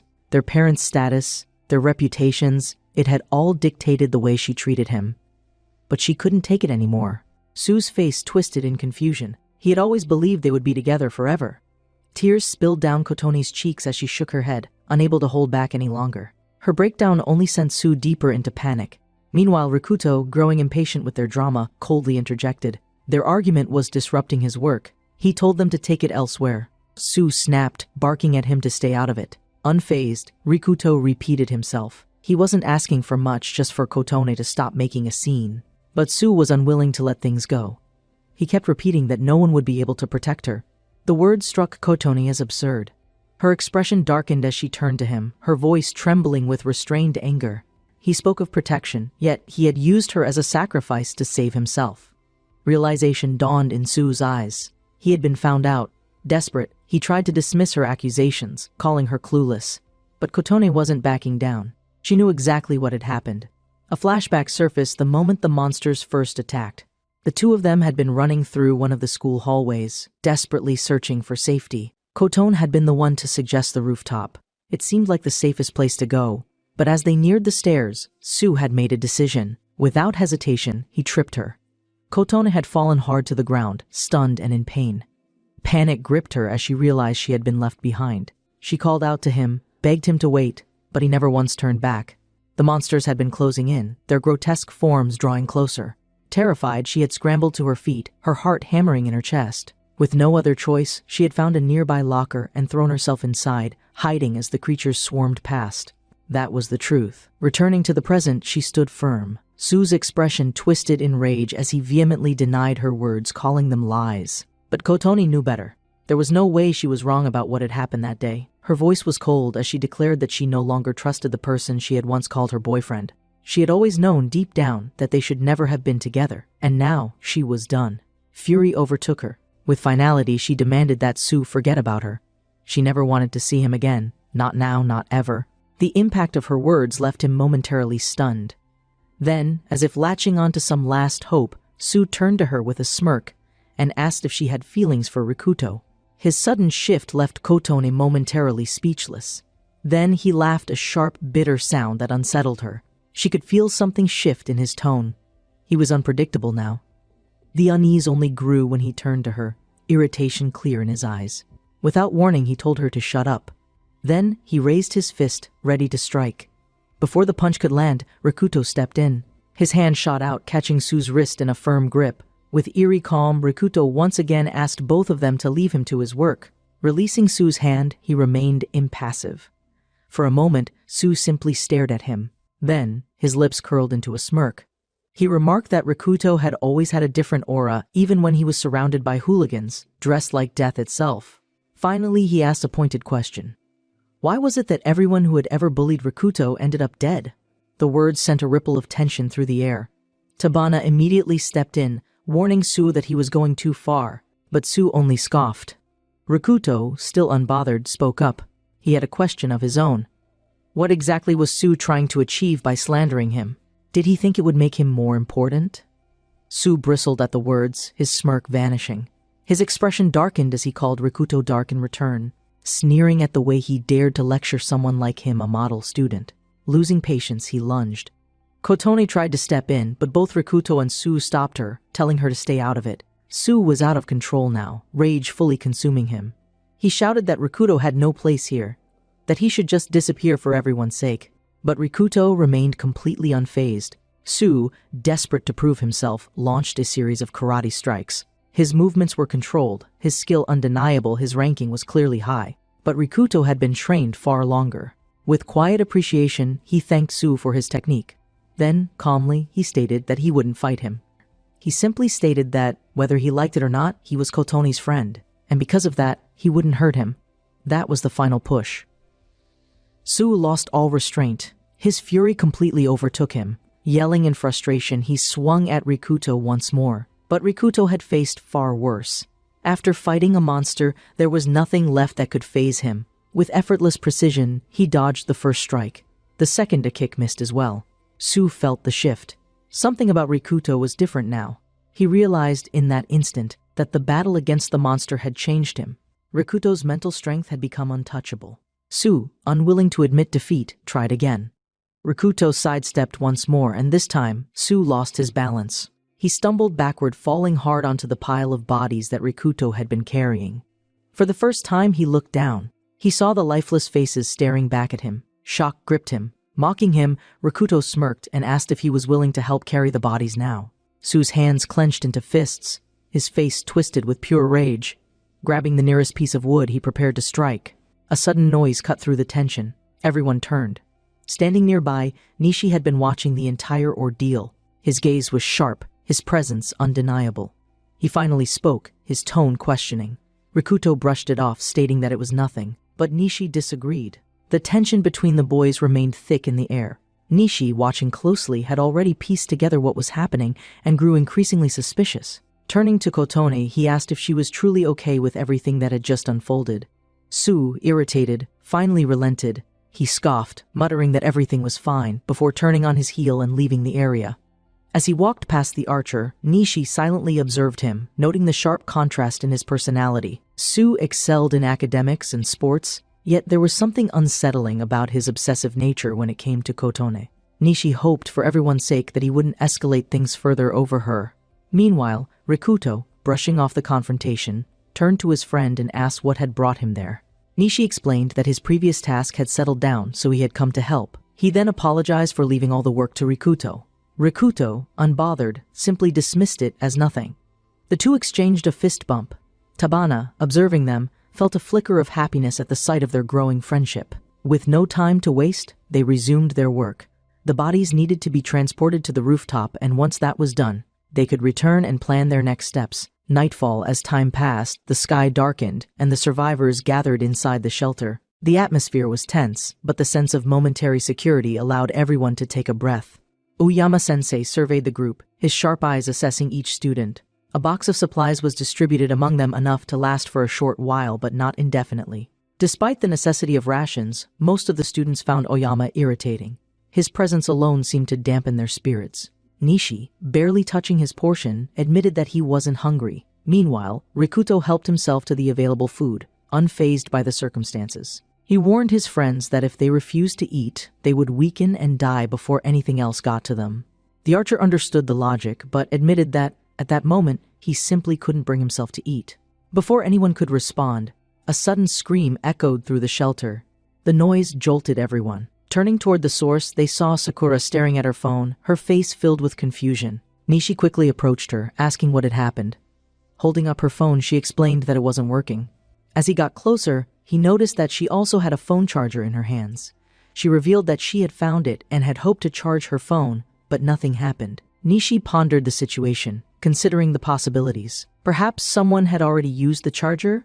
Sakura quickly refuted the idea. The packaging had been completely sealed, it had never been used before. A realization dawned on them. The phones. The ones that the monsters had emerged from. They needed to be collected. Sakura's excitement waned, disappointment evident in her voice. She had hoped to access the internet, to find information about what was happening.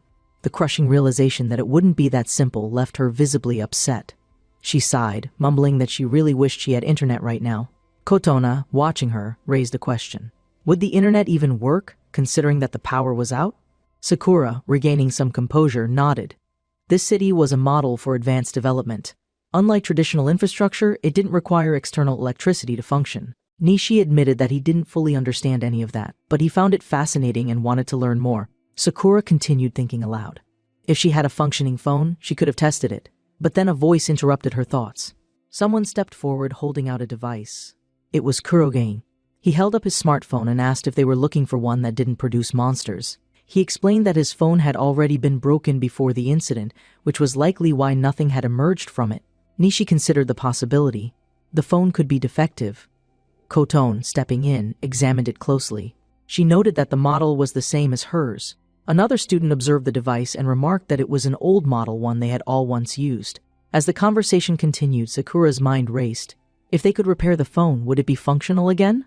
For the first time in a while, she felt a glimmer of hope. Still inside the school, Nishi brought everyone's focus back to reality. Their current pace was unsustainable. If nothing changed, things would only get worse. The food they had found would last 3 days at most. Rikuto added that their weapons were also lacking. The steel pipe he carried was still the most reliable option they had, but that wasn't saying much. The boy with brown hair summarized their predicament.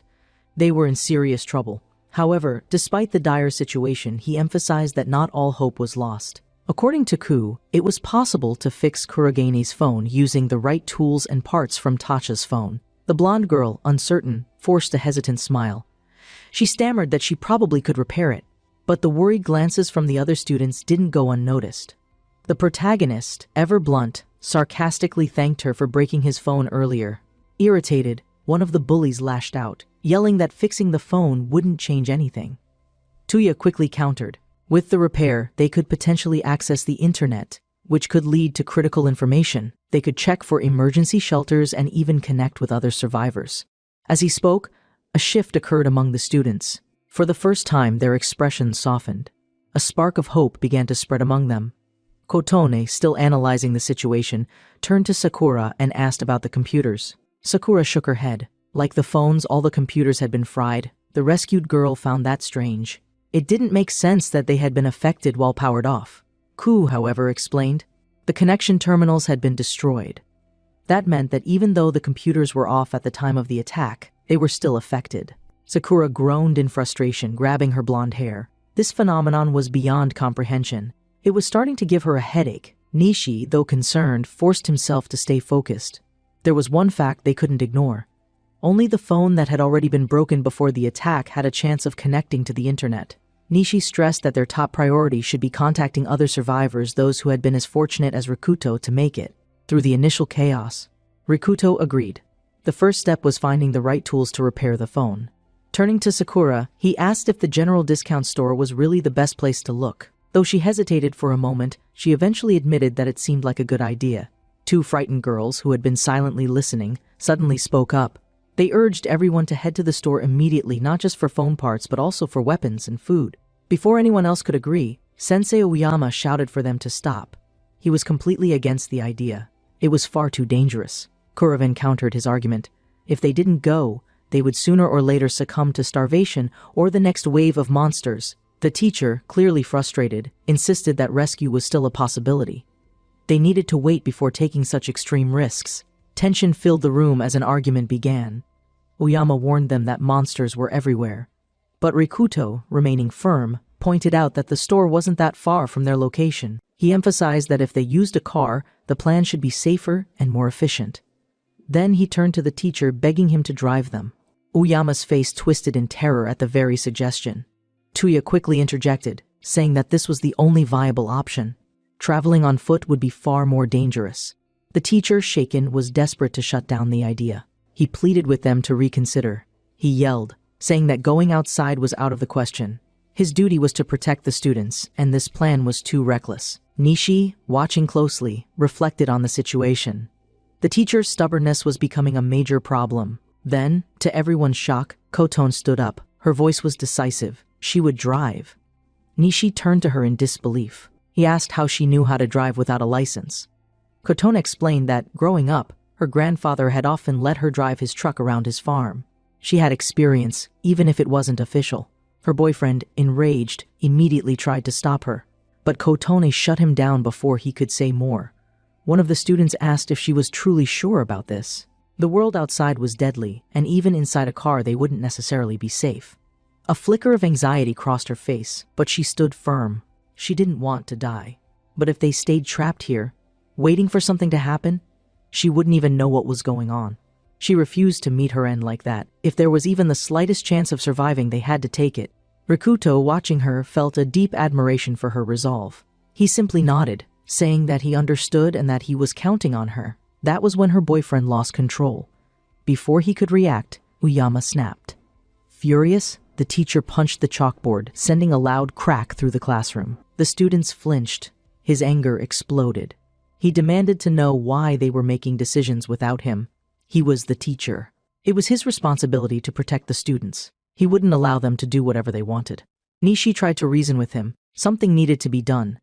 But Uyama, completely filled with rage, cut him off. Shouting at the archer to shut up, he turned back to the students. With wild intensity, he belittled them. He called Tuya just a brat, insisting that they should only listen to him. Then he made his final argument. If they rationed their food, it could last a week. They should just wait for rescue. Couldn't they see that his plan made the most sense? The students remained silent. Then Theude spoke up. He challenged the teacher, stating that his plan was flawed and wouldn't work. Uyama, furious at being questioned, scolded him for speaking out. But Theude stood his ground. He asked the one question no one could answer. Where is actually safe? Had the teacher even seen the monsters firsthand? As the argument escalated, something dripped from the ceiling. Thick, blue slime. It landed directly onto Tanny. His screams pierced the air as the substance engulfed his body. A new kind of terror took hold of the students. The slime moved unnaturally, absorbing Tanny's skin as he writhed in pain. Everything descended into chaos. Without hesitation, Kurogane charged forward. Gripping his steel pipe, he struck the slime, yelling that common sense didn't apply to these creatures. There was no safe place, and waiting around would only make things worse. The students, horrified, tried to make sense of what they were witnessing. Someone shouted, demanding to know what this thing even was. Meanwhile, Tanny continued pleading for help. Rikuto, assessing the situation, quickly formulated a plan. Shouting for him to hold on, he grabbed a large blanket. His voice rang out through the chaos. Nishi! The archer immediately responded. The students watched in shock as Rikuto and Nishi worked together. They realized something. The slime was dissolving human flesh, but not synthetic fibers or clothing. That was their chance. Moving in perfect coordination, they counted down 1, 2, 3. The blanket was thrown over the slime, covering it completely. As Nishi pulled Tanny free, Keiju, horrified, asked if they had really managed to remove the creature. Still gripping his steel pipe, Rikuto realized something chilling. His fear had come true. Rikuto quickly realized the monster had taken no damage. His mind raced, recalling a common rule in video games. Slimes were typically resistant to physical attacks and only vulnerable to magic. He needed fire. But Tuya, standing beside him, admitted he had no idea how to make that happen. Before they could think of another solution, Sakura appeared. Without hesitation, she held up a flammable liquid, pouring it over the slime's writhing form. Then, she lit a match. The flame dropped, and the moment it touched the creature, a massive explosion erupted. The impact sent a burst of heat through the air, making everyone shield their faces. As the fire dissipated, Sakura checked the scene. The slime was gone. It had evaporated completely. Rikuto, seeing the result, confirmed the theory. Fire was its weakness. Turning to Sakura, he thanked her for her quick thinking. Then, he remembered Tanny. But before he could ask, Nishi delivered the news. They had been too late. Teita, still on his knees, called his friend's name in despair. Sensei Uyama, watching the whole event unfold, stood frozen in confusion. His mind struggled to process what had just happened. Rikuto turned to him, his voice filled with anger. Did he finally understand the gravity of the situation?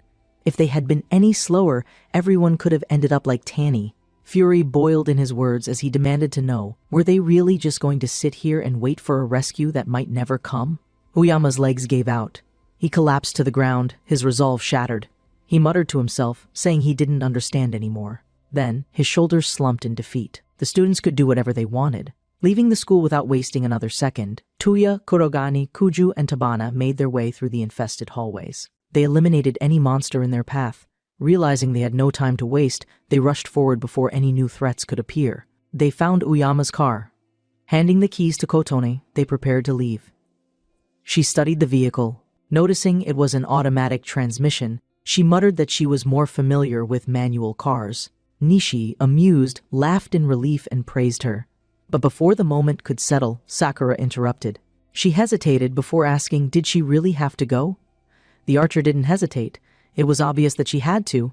She was the only one who knew exactly which parts and tools were needed to fix the phone. Sakura, sweating nervously, forced an awkward smile. She sighed, lamenting her short life as she hesitantly climbed into the car. Tuya, watching, asked where she was keeping her backpack. Before she could answer, Sue suddenly appeared. Declaring his intent to come along, he insisted that it was his job to protect Tabana. Nishi, suspicious, warned him not to start any problems.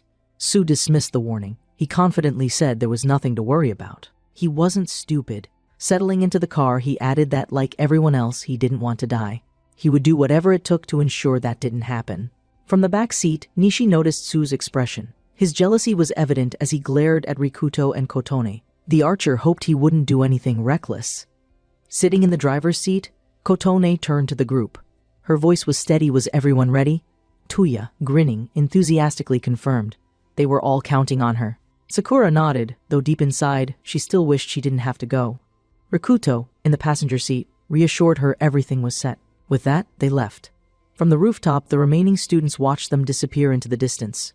One of them spoke up, suggesting they should hurry and start burning the bodies, following Kurogene's recommendation. Sensei Uyama, still gripping a sword, suddenly snapped.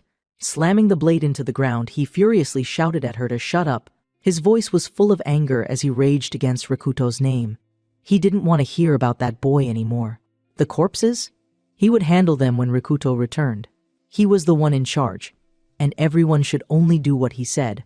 On the road, meanwhile, the team of warriors drove through monster-infested streets. As soon as they heard the engine roar, creatures immediately tried to attack them.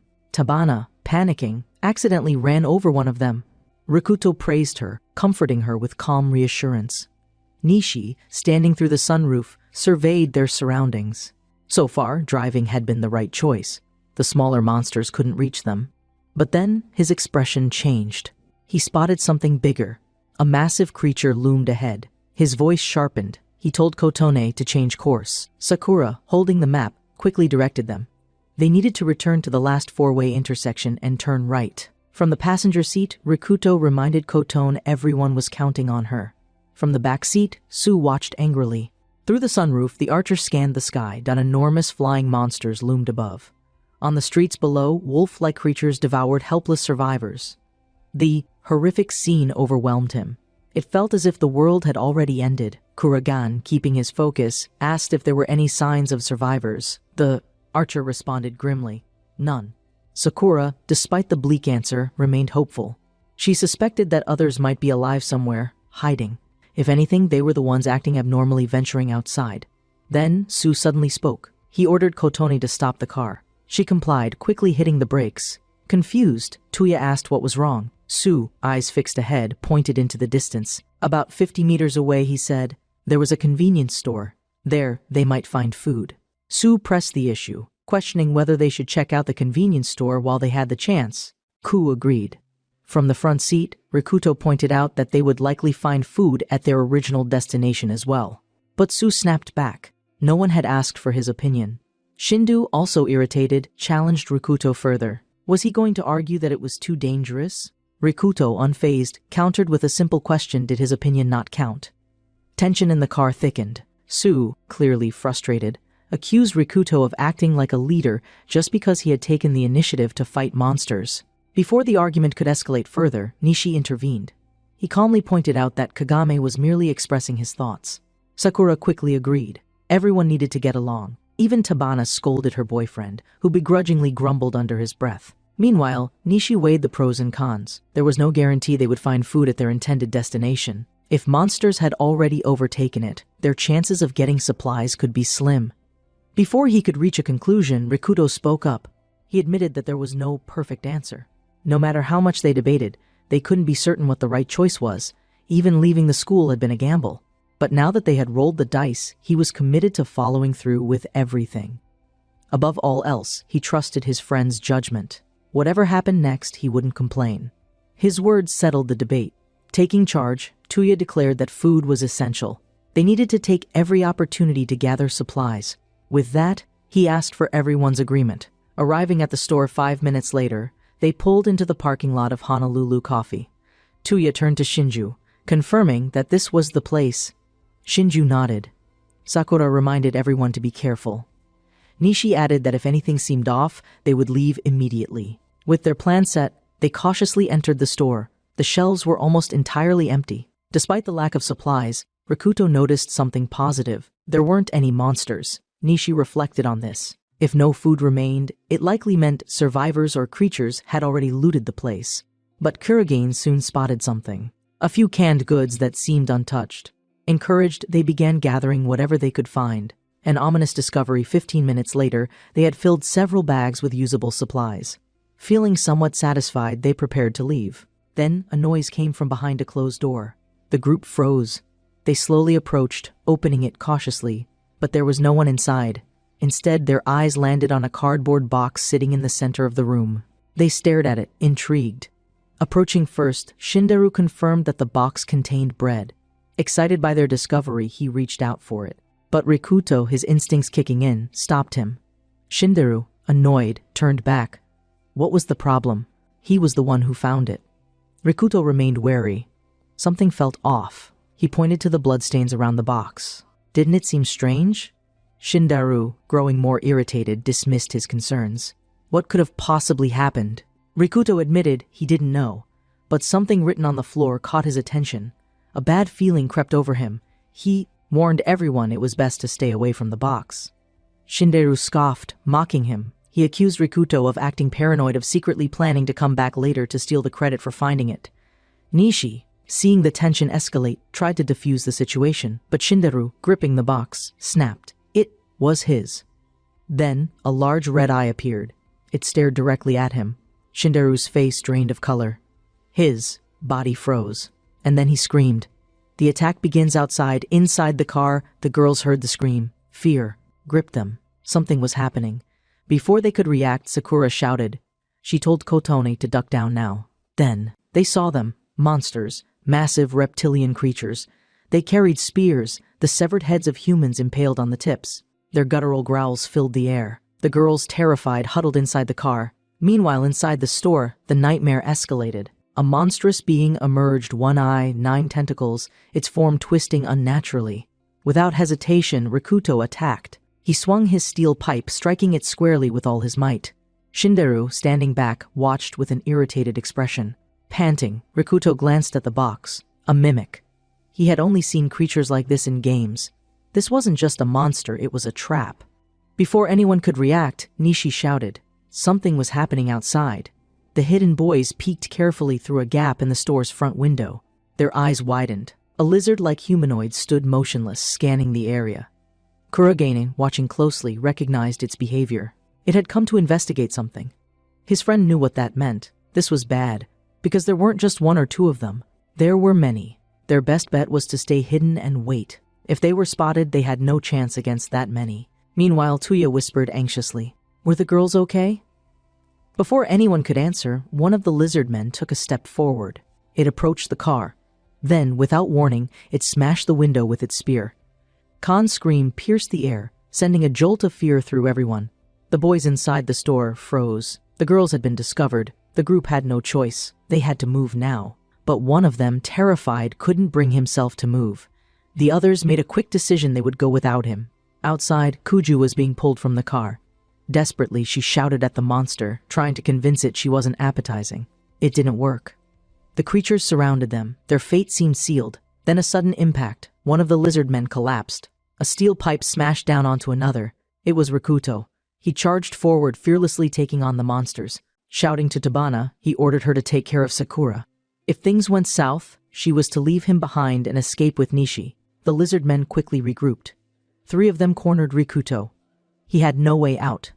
Just as one of the creatures lunged, a whistling sound cut through the air. An arrow struck the monster. It collapsed. Tuya, hidden nearby, clenched his jaw. If he was discovered, he would lose his advantage. And then he would be outnumbered. But Rikuto was still fighting. He refused to fall. Above them, on the roof of the store, a boy suddenly appeared. He hurled a rock, hitting one of the creatures squarely in the head. Rikuto stared in surprise. The boy continued pelting the monsters with everything he could find. Meanwhile, Nishi fired another arrow. Then, another figure emerged. A boy with platinum hair leaped into battle. Brass knuckles gleamed on his fists as he took down another lizard man in a single, powerful strike. Rikuto, still catching his breath, seized the opportunity. He finished off the remaining monsters before they could recover. The battlefield fell silent. The last of the creatures lay defeated. Rikuto, exhaling deeply, turned to one of the unknown boys. He thanked him for saving his life. The girls, finally safe, ran toward them, relief evident on their faces. Meanwhile, Tuya took note of something. The new boys wore the same school uniforms. They were from their school. Despite the dangerous surroundings, Tuya knew they had to leave quickly.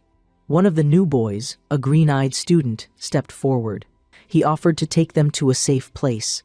He turned to his companion, referring to him as Sene, and asked if he had any objections. Sene's expression darkened. He clearly didn't like the idea. Nishi let out a sigh of relief. For a moment, he had thought they wouldn't make it. Rikuto, nodding, remarked that as long as you never give up, luck would find a way to knock on your door. Tabana quickly took charge. She ordered everyone into the car. The boy from the rooftop looked stunned. You can drive? A new shelter. 10 minutes passed as they drove through the abandoned city. The red-haired boy finally introduced himself. His name was Ta. His friend, the platinum-haired fighter, was called Yamaka Takashi. Sene, still clearly annoyed, pointed ahead. That's our hideout. The group's eyes widened. Before them stood a massive hotel. The sign above the entrance read, Hotel Love. As they stepped out of the car, the group stared in disbelief. Could this place really be real? Ta, looking pleased, explained that it was the perfect refuge. Not many people had likely been staying here when the monsters appeared. That meant fewer phones and fewer monsters. Tuya's expression remained unreadable. The green-eyed boy noticed his reaction. Stepping forward, he reassured him. He and Takashi were not strangers. Tuya shook his head. That wasn't what he had been thinking about. Instead, he suggested they exchange information. Su, irritated, told them to do whatever they wanted. The two new boys seemed bothered by his attitude. But Nishi, ever observant, told them not to mind him. He's just nervous. Ta, shrugging, finally explained his story. He had been returning from school when the monsters attacked. Relying on his speed, he had managed to outrun them. However, he had eventually been surrounded. That's when Takashi had appeared and saved him. Ta turned to his friend, grinning. Without Takashi, he admitted, he wouldn't still be breathing. Hearing this, Nishi's eyes narrowed. He had heard that name before. A dangerous reputation now. Things clicked into place. Takashi wasn't just any student. He was infamous. Rumors said he was a hardcore delinquent. Compared to him, Teita and his gang were nothing. His name was linked to violent crimes. He had alleged connections to the Yakuza. There were even whispers of murder. But as Nishi studied him now, something about the rumors didn't add up. Takashi seemed genuinely close to Ta. Their bond felt real. Could the stories have been exaggerated? Exchanging information, returning to the conversation, the green-eyed boy recounted what he knew so far. The monsters were everywhere. They had left the hotel to search for food and ended up encountering Rikuto's group at the store. That's when Rikuto asked something important. Had it been them who left the warning message near the cardboard box in the store? But Ta and Takashi looked genuinely confused. They had no idea what he was talking about. Rikuto, embarrassed, quickly told them to forget it. Ta shrugged, stating that was all they knew. Then, he turned to Nishi. Do you guys know anything else? As they headed inside the hotel, the group finally had a moment to share their side of the story. From the beginning of the outbreak, they explained everything. By the end of the retelling, the green-eyed boy let out a relieved breath. At last he understood.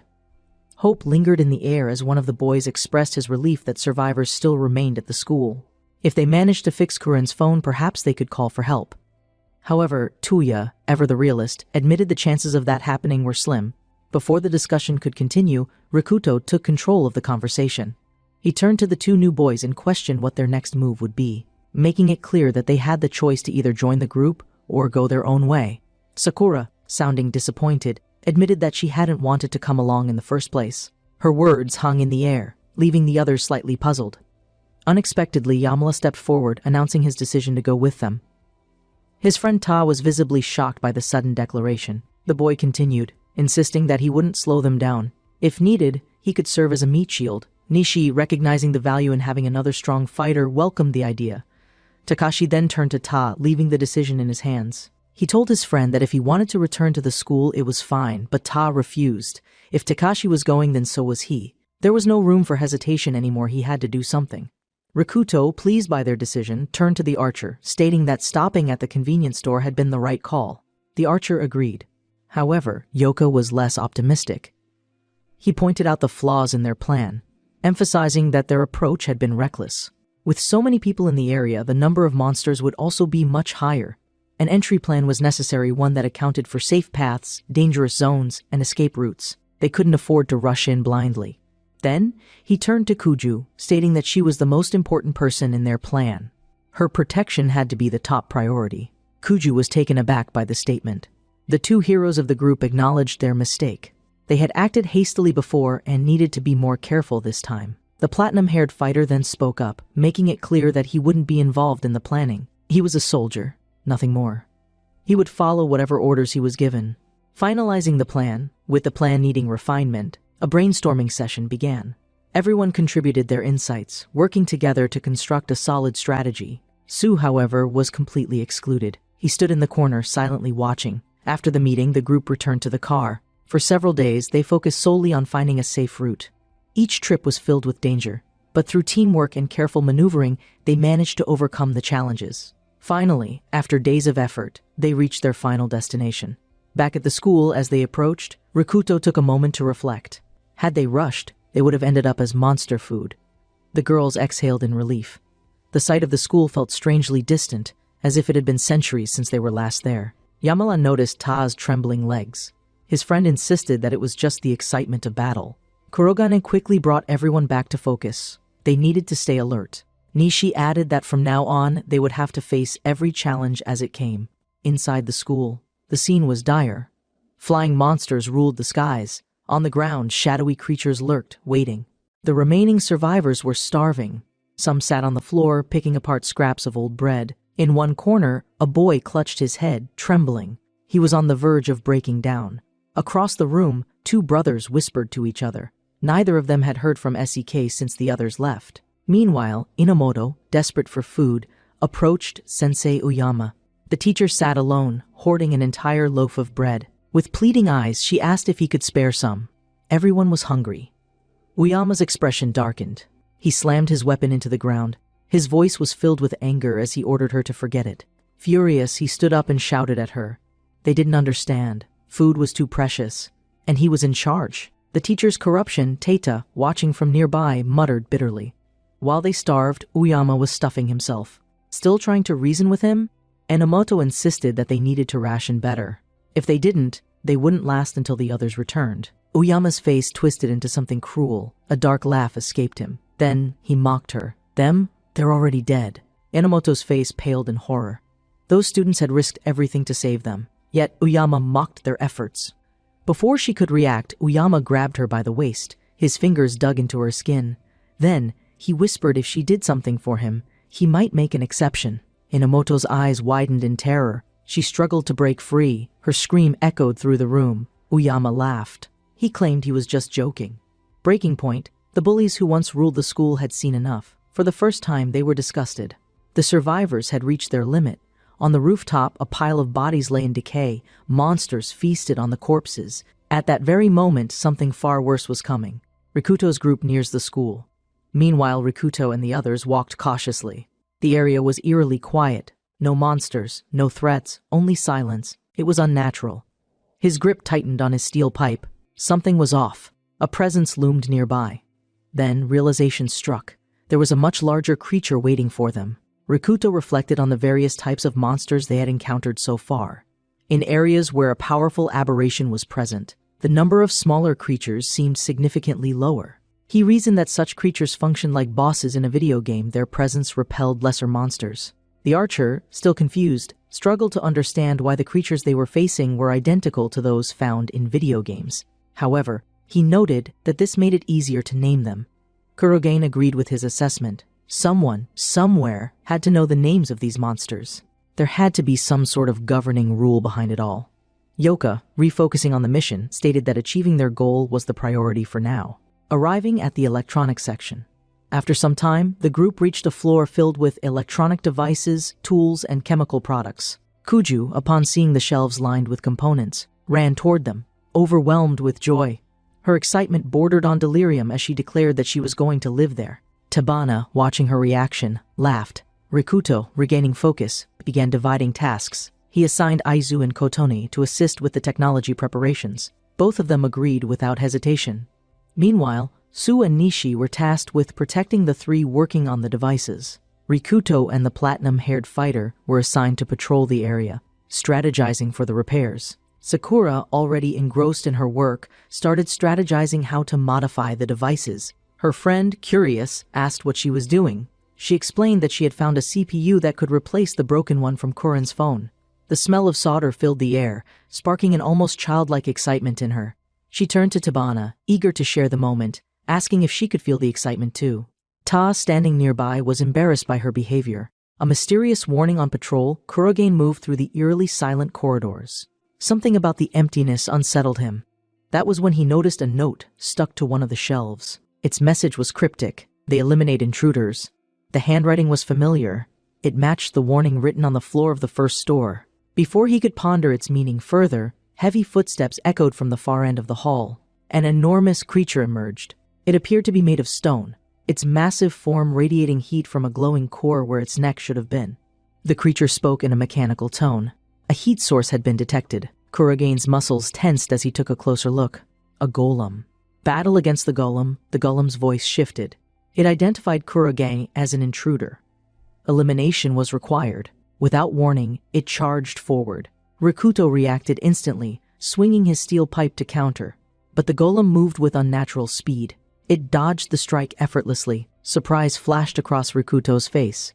He struck again this time. The blow landed solidly against the creature's body. However, the impact did nothing. The golem remained unfazed. Just as Kurogen braced for a counterattack, Takashi appeared. A powerful punch collided with the golem's body. The stone giant staggered but quickly recovered. Frustration flickered in Yoka's eyes. He had assumed that hitting the core would be enough to defeat it. Rikuto quickly suggested that they take a more cautious approach, searching for a true weak point. Taking control of the fight, Takashi instructed Rikuto to follow his commands. Rikuto agreed without hesitation.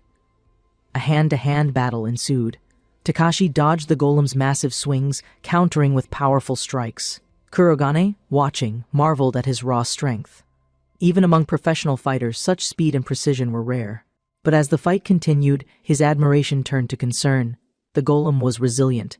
Every attack landed, yet none of them seemed to cause significant damage. Then, the golem struck. Its massive stone fist slammed into Takashi's head. A deep gash opened, blood trickling down his face. Kurogen's eyes widened. They were losing the advantage. A sudden realization, a memory resurfaced in Kurogene's mind. The note, the warning about eliminating intruders. Everything suddenly made sense. A surge of adrenaline kicked in as Kurogen shouted for Takashi to retreat.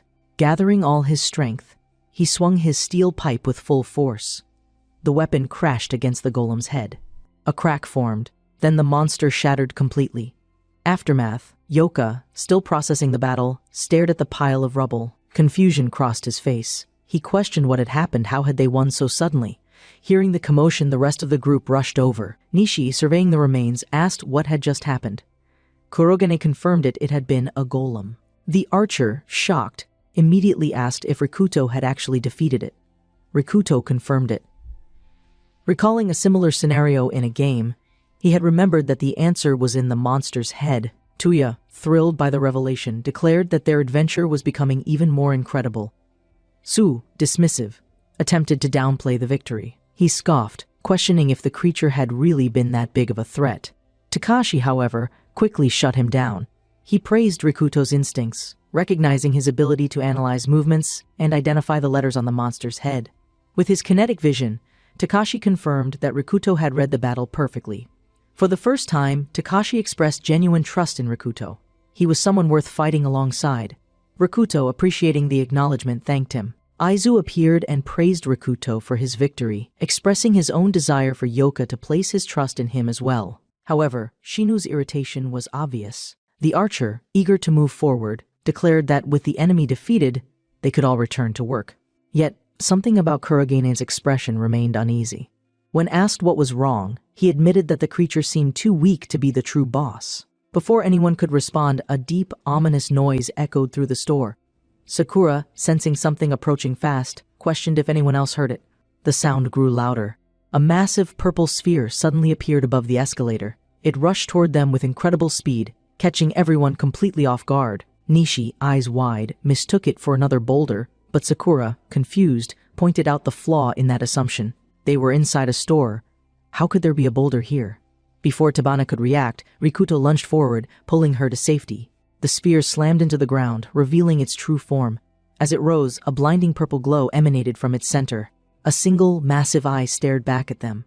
The orb shifted, its shape morphing, stretching. It transformed into a towering humanoid, its single glowing eye embedded in the center of its chest. Rikuto, breathless, recognized it instantly. This was the true boss. Beside him, Tuya stammered, sweat dripping from his forehead. This was bad news. Then, it spoke. Repeating the same mechanical command as the smaller golem, the creature declared that it would eliminate the intruders. The battle begins. The massive golem moved first. Raising its colossal arm, it attempted to crush them all in a single strike. The impact missed but left a massive crater in the ground, shaking the entire floor. Rikuto, assessing the situation, noted that the letters engraved on its head were nearly unreachable. If they wanted to defeat it, they had to find another way. Tuya, determined to help, stepped forward. He aimed his arrows carefully, targeting the engraving on the golem's head. However, his shots barely left a scratch. The realization hit hard. Their weapons were completely ineffective. Kuju, terror-stricken, questioned whether it was even fair to fight something like this. Then, the creature roared. A thick, dark energy began gathering in its chest. A purple glow pulsed from its massive eye.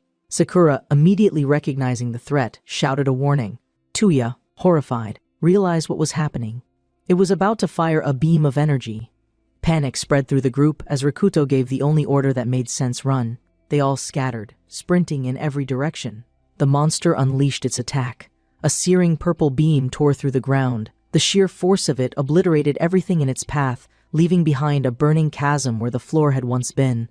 By sheer luck, 4 of them managed to hide behind a nearby wall. Panting, terrified, they assessed the damage.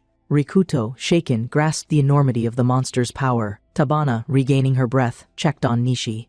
The attack had left him badly injured. Holding his friend, another survivor confirmed the worst. Nishi was in critical condition. Tabana, heart pounding, worried about the others. Rikuto, though equally concerned, knew that they had to focus on surviving first. For now, they needed to get to the underground parking lot. If the others were alive, they could regroup there. Su's interference. Su, still trembling with fear, rejected the idea. His fear turned to anger. He shouted that they'd never make it to the stairs without the monster spotting them. Rikuto, however, remained firm. He agreed getting there undetected was impossible, but he wouldn't abandon his friend. The golem's heavy steps reverberated through the building as it continued its relentless pursuit. With little time left, Rikuto made his decision. He left the hiding spot. Charging forward, he faced the monster head-on. The plan was simple. While he distracted the golem, the others would run toward the stairs. As he ran, his mind raced. The creature responded to heat and aggression. If they wanted a chance to escape, they needed a distraction. Reaching into his pocket, he pulled out the emergency flare. If he could throw it at the right moment, the monster would focus on the light instead of his friends. But if the monster saw them before they reached the stairs, it would all be over. A ruined plan, Kotone readied herself. With Rikuto's signal, she prepared to throw the flare. But before she could, Su interfered. Knocking her arm aside, the flare tumbled down the stairs. The entire plan unraveled. A wave of panic hit Tabana. She turned to Su, demanding an explanation. Su, justifying his actions, claimed he had to do it. If Kotone had thrown the flare, the monster might have turned on them instead. Before anyone could process the situation, the golem attacked again. Its colossal fist slammed into the wall. The shockwave blasted outward.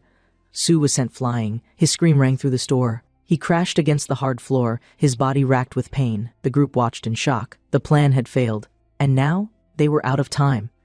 As Su lay on the ground, groaning in pain, his friend called out in panic. Still clutching his injuries, he ordered her to stay where she was. His voice, weak yet determined, urged them to escape. They needed to focus on getting Nishi out safely. Turning to Kotone's boyfriend, he warned that he better take care of her. Shinju, scowling, muttered bitterly. Cynically, he shrugged it off and suggested that they leave while they still could. If they hesitated, it would be too late for Rikuto. Kotone's expression hardened. Without hesitation, she struck him. Her fist connected with his face, sending him crashing to the ground.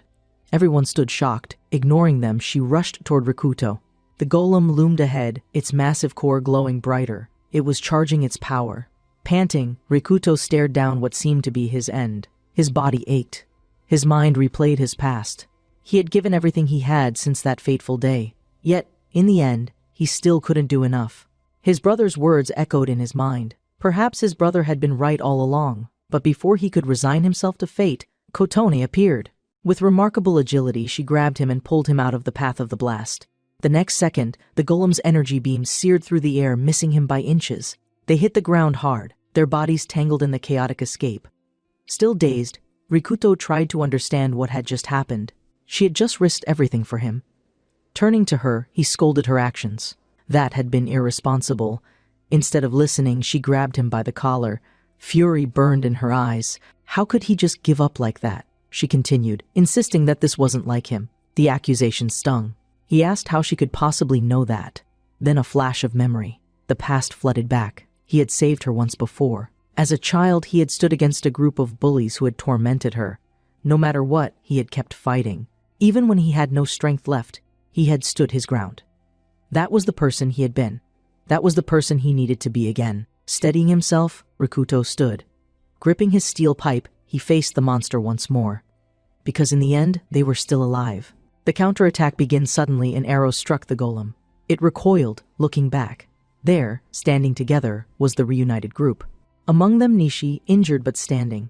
Seeing him, Kurogane and Tabana felt a rush of relief. Nishi, smiling weakly, admitted that he had been worried about the others after they left him downstairs. Takashi, arriving just in time, apologized for the delay. Now, they were all together, and they were ready for a fight. Rikuto and Tabana took point, standing in front of the colossal monster. The steel pipe clashed against its stone skin. The first hit landed, but it wasn't enough. Nishi, joined by another fighter, watched from a distance. One of the students, gripping his sword, hesitated. Should they retreat? Before he could decide, a loud noise echoed through the building. Something was knocking at the door. It took only a second to realize the smaller golems were coming. They were swarming from the lower floors. The pounding intensified, shaking the entire store. Sakura stiffened in fear. This was becoming desperate. Nishi, voice urgent, turned to Rikuto. If this continued, they were finished. Quickly, Rikuto gave the only order that made sense. Nishi had to keep shooting. If he kept hitting the same target, he would eventually break through. The archer didn't hesitate. Pulling back his bowstring, he called the monster an idiot. It wasn't going to last much longer. Rikuto gritted his teeth. He had to win, because he was still alive. The students watched in fear. Then a single word caught Sakura's attention. Alive. She turned to Kurogane and Nishi, her voice trembling. She had an idea. It was risky. But if they gave her enough time, she could defeat the monster. The group hesitated, but Rikuto's response was immediate. He believed in her, and because of that, he would buy her time. Tears welled in Sakura's eyes. Hearing those words, he trusted her, gave her strength. Rikuto called Nishi closer. The boy obeyed without question. A blonde-haired student, still skeptical, questioned if Sakura could truly do what she was thinking. She confirmed that she could, because Rikuto believed in her, and because of that, she couldn't fail. Yamala stepped in, rallying the others. He instructed Aizu to assist the girls while he helped the boys. The monster prepared its next attack. Sakura crouched down, her hands shaking as she began preparing a chemical mixture. Koton, standing beside her, noticed her trembling. Concerned, she asked if she was okay. Without looking up, Sakura told her to stay quiet. The monster moved. It launched another devastating attack at Kurogane. He dodged just in time. Nishi urged Kuju to hurry. She insisted she was almost done. While she worked, she explained the science behind her experiment. But doubt crept into her mind. Could she really pull this off? Then she remembered Rikuto's words. He trusted her. That was enough. She added the final ingredient. The potion was ready. A surge of relief washed over her. The plan could work. However, one final problem remained. The next step was to throw the potion at the monster's head. Tabana, watching the massive creature towering over them, froze. How were they supposed to hit its head? The realization hit Kuju like a wave of dread. Even with the potion ready, how would they make the shot? As the realization hit, the young girl called herself an idiot. She had been so focused on the potion itself that she hadn't considered how they would actually deliver it. But before despair could settle in, Aizu grabbed the vial. Without hesitation, he took off running. With the container in hand, he confidently declared that throwing it wouldn't be a problem. After all, he was on the baseball team. He would hit the target. Sakura, still tense, warned him to be careful. The chemical mixture was highly volatile. Every second counted. The massive opponent loomed closer. Nishi, trying to keep up his attacks, grew frustrated. The monster wasn't slowing down. Then an explosion erupted. The force of it rocked the battlefield, sending shockwaves through the air. One of the sword-wielding boys froze in place. Had they reached the end of the road? Then Aizu burst onto the scene, carrying the deadly mixture. He apologized for the delay but grinned confidently. It was a special delivery straight from Kuju. In one swift, practiced motion, he launched the vial toward the monster's head. Kotone, watching with concern, asked what exactly her friend had added to the formula. Kuju, still focused on the explosion, explained that it had been a combination of basic chemical reactions. Then, hesitantly, she admitted she had added maggot, sulfuric acid, and glycerin. The result, mag-glycerin. Before she could finish explaining, the reaction detonated. A violent explosion tore through the battlefield. Everyone was flung back by the blast. Aizu, eyes wide, stared in amazement. Smoke billowed upward, covering the monster's massive frame. The entire group watched. Tense. Had it worked? Through the lingering smoke, the monster still stood. Aizu, frustrated, turned to Kuju. What kind of explosion was that? She explained in rapid speech, detailing how the mixture worked. The explosion had been created with nitroglycerin, which had properties similar to dynamite. Everyone stared at her in disbelief. Half panicked, half frustrated. No one had known she was essentially crafting explosives. She should have mentioned that beforehand. Before the argument could escalate, a shout rang through the air. All eyes turned toward the wreckage. Rikuto, analyzing the destruction, concluded that the explosion had completely charred the battlefield. Nishi confirmed that the monster was defeated. Still, he warned that Kuju's recklessness could have ended badly. Kuju, sweating nervously, promised to be more careful next time. Aftermath and a sudden betrayal. As the dust settled, Rikuto headed toward the door. His bow-wielding friend followed cautiously, warning him to stay alert. Upon opening the door, Rikuto found all the smaller golems reduced to dust. The banging sounds had ceased. Nishi, observing the phenomenon, speculated. Perhaps the lesser monsters had been tied to their leader. With the boss defeated, they had perished as well. Rikuto agreed, though it still didn't fully make sense. He turned to Sakura, asking if she had secured the necessary phone parts. She confirmed that she had managed to grab the bare minimum. Rikuto, appreciative, thanked her. Because of her, everyone had survived. The words touched her deeply. Before the group could discuss their next steps, an unexpected scene unfolded. Upon re-entering the room, Rikuto's gaze landed on Su and Kotone. In a shocking display, Su had attempted to kiss her. A sharp slap echoed through the space. Kotone, eyes burning with fury, glared at him. Su, caught off guard, tried to explain himself. He insisted he had no choice. But Kotone was beyond reasoning. She didn't care. She demanded that he stay away from her. Nishi, sensing the tension, approached and asked what had happened. Su, unable to handle the humiliation, stormed out. Walking past his friends, his body trembled with rage. Unable to process what had just happened, he let out a furious scream and ran up the stairs. A reckless decision. Nishi, realizing the danger of moving alone, called out. Su ignored him. Still running, his mind spiraled. All he could think about was Kotone. She belonged to him. Everything that had happened was Rikuto's fault. That traitor. He deserved to die. In his blind anger, Su kicked several stacked boxes. As the clutter scattered across the floor, his eyes landed on something hidden beneath them. A coffin. Embedded in its center was a silver blade. A note was attached to the object. It carried a stern warning. Sealed, do not touch. Su, still reeling from his emotions, stared at the inscription. Why was this here? His anger momentarily subdued, he examined the scene. The coffin, the blade, the warning. Curiosity got the better of him. In a reckless act, he grasped the sword. He pulled. The moment the blade was removed, a deep, ominous sound resonated through the room. Su, suddenly overwhelmed by dread, stepped back. A low growl rumbled from inside the coffin. His breath hitched, then movement. A skeletal hand emerged, reaching toward him. Its eyes glowed with red lightning. Su stood paralyzed in fear. What had he just unleashed? The warning arrives too late. Nishi, now outside the room, felt uneasy. Something was wrong. Calling out for Su, he began searching the building. A figure approached. Nishi halted, gripping his bow tightly. Something or someone was coming. The two boys turned toward the figure approaching them. It was the person they had been searching for. They immediately questioned if he had been there the entire time. The archer, frustrated by the situation, scolded him. If he was going to disappear like that, the least he could do was answer when called. After the scolding, the boy simply brushed it off and suggested they return to base now that their mission was complete. Something felt off. Nishi noticed that the boy seemed to be in an unusually good mood. That was strange. The white-haired man accompanying them also felt uneasy. Had he simply imagined things, or had the boy really been following behind them without them noticing the entire time? Regardless, they had no choice but to move forward. Back at the base upon returning, Sura stretched her arms and sighed. She had spent so much time in this place that it already felt like home. Elsewhere, in a quiet corner of the base, someone was seated in front of a computer. A moment of silence, then a sudden outburst of celebration. Kuju had done it. She had successfully accessed the phone. After countless hours of work, integrating the device with the computer, she had finally connected to the network. The entire group gathered around, their excitement palpable. It was incredible.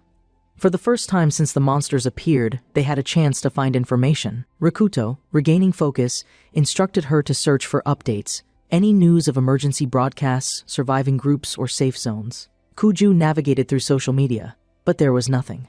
Since the day the monsters appeared, the world had gone silent. Then something caught her attention. A single post. Someone in the city of Oshima had asked for help a few days ago. A possible sign of survivors. The room fell silent. Rikuto, after a moment of thought, acknowledged that Oshima was far but not impossible to reach. Kotone, eyes filled with a newfound hope, agreed. After all the dark, violent days they had endured, this was the first true glimmer of hope. A shadow lurks near the group. Su overheard everything. Standing slightly apart, his expression darkened. He felt uneasy. A shadow flickered beside him. The conversation continued, unaware of his growing distress. Nishi made the final decision they would inform the survivors at the school tomorrow. The plan was set. Tomorrow they would head to Oshima. Meanwhile, the school's descent into madness at that very moment, strange noises echoed through the school building. The sounds came from one of the laboratories. They grew louder. Inside, a horrifying scene unfolded. A girl lay on the floor, struggling. Above her, Uyama loomed. The teacher's shadow stretched across the walls, distorted. A knife gleamed in his hand. The girl's voice trembled as she pleaded for him to let her go. Uyama, his tone chillingly calm, told her it didn't matter. No matter what she did, nothing good would come of it. His expression twisted into something unnatural. With a sickening smile, he marveled at the scene. To him, it was a beautiful sight, a paradise. He called it heaven on earth. Flashback: the school's collapse. Days earlier, the screeching of monstrous birds filled the air. The creatures descended upon the rooftop, feasting on the corpses left behind. Inside, a new kind of chaos erupted. The students, exhausted and starving, grew restless. The question they had been whispering among themselves finally erupted into outright confrontation. Where was Uyama? Two boys, angry and desperate, approached him directly. The situation boiled over. They accused him of starving them. The other students, watching tensely, wondered what they should do. One of the boys, voice rising in frustration, shouted at the teacher. He had asked for food. Uyama's response was calm. There wasn't any. A lie. The students saw through it immediately. He was hiding supplies. The tension snapped. Takeda, gripping a baseball bat, spoke darkly. If things continued like this, there was no telling what might happen. Uyama, unwilling to entertain further discussion, told the boys to forget about it. His voice hardened. He wouldn't allow them to act out. He was the teacher, and his decisions were absolute. They had no choice but to obey. But the students had had enough. One of them punched him. The force of the blow knocked Uyama to the ground. The argument grew more heated. The demands for food grew louder. For the first time, the teacher fell silent. The boy who had hit him continued ranting, but then a sickening sound, a wet, sharp stab. The student froze. Then he screamed. A knife protruded from his abdomen. Blood dripped onto the floor. His body trembled. The students stared in horror. Rikuto, watching from across the room, felt his breath leave him. His voice, desperate, shouted out. Uyama pulled the knife free. The boy collapsed. Taita, trembling in fear, stumbled backward, but Uyama wasn't finished. Expression unreadable, he moved toward the blonde student. Step by slow step. His voice, eerily calm, stated that bad people like them needed proper discipline. Education required control. With no hesitation, he raised the knife again.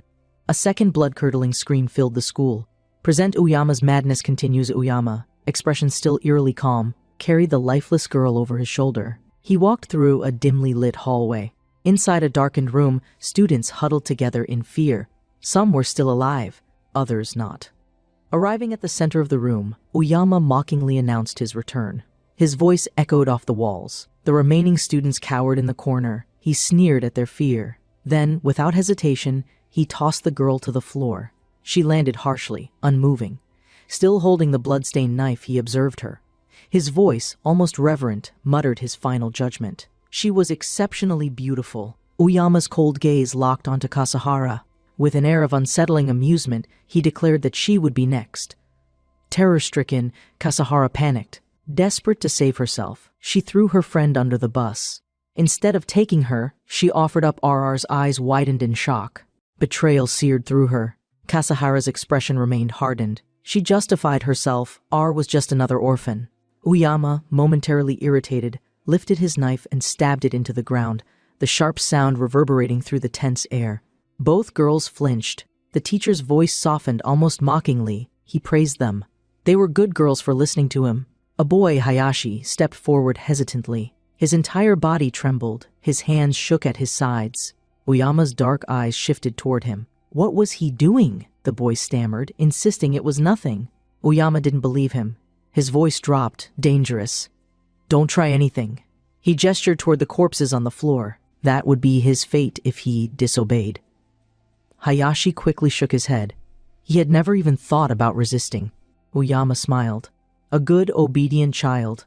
Without hesitation, the teacher seized Kasahara by the arm. Then, grabbing Kasamoto as well, he yanked them both forward.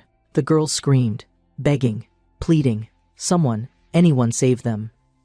Kasamoto, voice raw, questioned the world. How had everything turned into this nightmare? Uyama ignored them. Dragging Kasahara down the corridor, her curses rang through the empty halls. Furious, she screamed at him. The sharp sound of a slap echoed. Her head snapped to the side. Call me sensei, he ordered. Fisting a hand in her hair, he forced her forward. Mocking her earlier despair, he laughed cruelly. This wasn't hell, he told her. This was paradise. The girl, blood dripping from her lip, choked out a defiant reply. To her, this world was garbage. It might as well end. Dragged like a lifeless doll, her mind raced. Why had she never realized this sooner? Then Uyama stopped. Something outside the window caught his attention. His grip on her hair loosened. His breathing quickened. Below, his car had just pulled into the parking lot. His expression darkened. He knew exactly what that meant. Rikuto's group had returned. The survivors return outside the school gates, the group called out. They had made it back. The school's remaining survivors were safe. Nishi, looking up at the darkened windows, felt something wasn't right. One of the young girls spotted Kurogane from the distance. Tears of relief filled her eyes. They were going to survive. They were going to escape. Uyama's growing desperation from the shadows of the school, Uyama's face turned pale. This was impossible. The group should not have survived. For a moment, he didn't know what to do. Then he steadied himself. It didn't matter. He would eliminate them. Rikuto didn't belong in the kingdom he was building. A silent school, the group stood outside, knocking. No one answered. Nishi frowned. Something was wrong. They started banging on the doors. Up above, Uyama watched from the window. His mind raced. He had to act fast. If they discovered the truth, if they learned what he had done, it would be the end of him. A calculated plan, he returned to the room filled with survivors. Their faces were twisted with fear. Someone, voice barely above a whisper, called for Kurogane. Uyama ignored them. Instead, he calculated. The group didn't know anything yet. Only two of them were real problems, Nishi and Kurogane. If he took care of them first, then the rest would be easy. Kuju and Tabana? They could be brought under his control. A malicious smirk crossed his lips. He turned to the frightened girls. His tone grew cold. If they valued their lives, they would stay quiet. Breaking the silence outside, Nishi stood still. Everything was too quiet. Something was happening inside. He turned to Rikuto. What should they do? The answer came instantly. They had to break in. A risky plan, the idea was insane. They would ram the car into the barrier, forcing their way inside. Nishi, stunned, called it reckless. Before they could act, the doors opened. Uyama stood there, smiling, welcoming them. The students, relieved, greeted him joyfully. They were glad he was alive, but something was off. His friendliness felt unnatural. Feigning interest, Uyama asked about the outside world. Unaware of the danger before them, Nishi shared everything. They had found survivors. They had recovered Sei's phone. Then Aizu stepped forward. It had been a long time since he last saw the teacher. Uyama stiffened. His mind raced. Aizu would be another problem. There were now 3 obstacles. Nishi, Kurogane, Aizu. He had to act carefully. The trap is set, forcing a smile. Uyama expressed his happiness at seeing Aizu alive. His true thoughts were darker. He needed to eliminate Kurogane and Nishi first. Then, he could control the others. With practiced ease, he spoke. He needed to speak with them privately. Would they follow him? Nishi, instantly wary, hesitated. Something was wrong. Instead of agreeing, he suggested the entire group go. Uyama's smile twitched. That wouldn't work. Quickly, he adjusted his approach. It was fine, he assured them, but he really needed to speak to just the two of them first. Nishi exchanged glances with Rikuto. A moment of hesitation. Then, Nishi nodded. Calling Rikuto forward, they agreed to follow him. As they walked, Uyama apologized to the others. They would be back soon. Rikuto and Nishi stepped into the unknown. As the group began bringing supplies into the school, Kotone suddenly paused. A thought struck her. Sue was missing. She asked if he might have entered the building without them. The realization hung heavy in the air. A trap unfolds meanwhile. Inside the school, Uyama led Rikuto and Nishi deeper into the halls. Nishi, growing increasingly uneasy, questioned why they were going so far. Feigning ignorance, Uyama responded casually. It was just around the corner, he assured them. Internally, however, he knew that if he could take Nishi's bow, victory would be his. They continued walking until they reached a classroom. Something felt off. Nishi, sensing the odd atmosphere, asked the teacher to start the conversation. Uyama, standing near a fire extinguisher, seemed preoccupied. Before the boys could process what was happening, he suddenly sprayed them in the face. Thick white foam blinded them instantly. Their shouts of pain filled the air. Uyama laughed. With their vision impaired, he took his chance. He lunged at them with a knife. A desperate fight, Rikuto, reacting on instinct, blocked the attack with his bat. The fight turned into a violent hand-to-hand struggle. The two clashed, exchanging blows. Rikuto, voice calm yet firm, declared that his suspicions had been correct all along.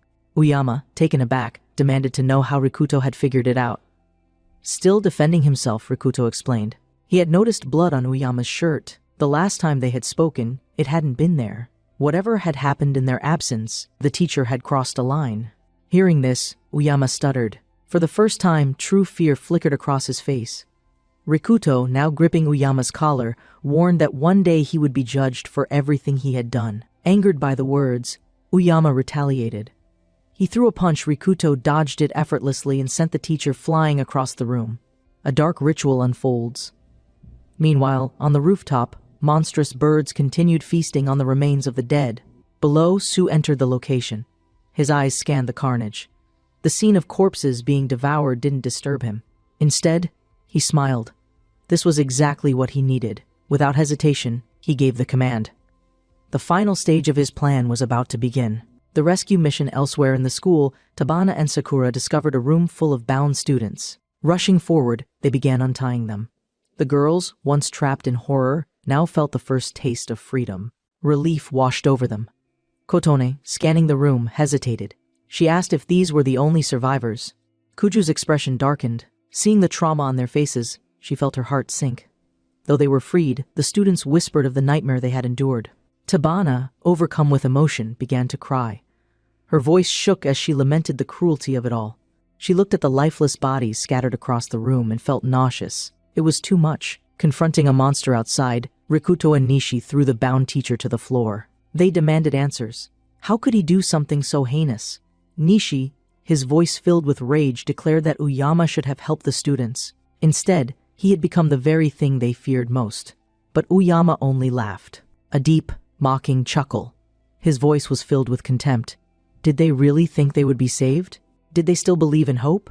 Face reality, he taunted. The world wasn't the same anymore. Hope was a lie. Sooner or later, they would all die devoured by monsters. His laughter grew twisted. That was why he did what he did. Before the end, he simply wanted to have fun. Since there were no consequences, why not? With a sickening grin, he suggested that the boys do the same. He even offered an idea: take Kotone and Kuju for themselves. A line is crossed. The girls, horrified, felt their stomachs churn. Nishi, eyes blazing with fury, lost control. His fist connected with the teacher's face. A sharp crack echoed as the blow sent Uyama sprawling. As he prepared to strike again, Rikuto stepped forward. His voice, calm yet firm, cut through the room. Don't waste your energy. Nishi, still breathing heavily, hesitated. Rikuto's words rang true. Uyama wasn't worth their time. What mattered was moving forward. He made one final decision. They wouldn't be taking Uyama with them. The final plea, a quiet voice spoke from the group. One of the rescued girls, trembling, asked what they meant by that. Nishi, realizing he had forgotten to mention something, explained. They had found another survivor signal. Thanks to the phone they recovered, they now had a chance. The remaining students felt a spark of hope, their ray of light. Uyama's entire body tensed. His eyes darted wildly. This couldn't be happening. Panic gripped his chest. If they escaped, if they left him behind, he was finished. His entire body shook. Desperation crept into his voice. He begged, he pleaded. He swore he regretted everything. No redemption. Kotone, voice icy, called him bold for believing he deserved to be saved. Rikuto, unmoved, declared they had more pressing matters. For now, they would leave the teacher's fate undecided. Nishi nodded in agreement. Before anything more could be said, a sudden blue light burst outside the building. Everyone turned sharply. A new threat had arrived. The boys stared in shock. They didn't understand what was happening. Outside the window, beams of brilliant blue light erupted across the landscape.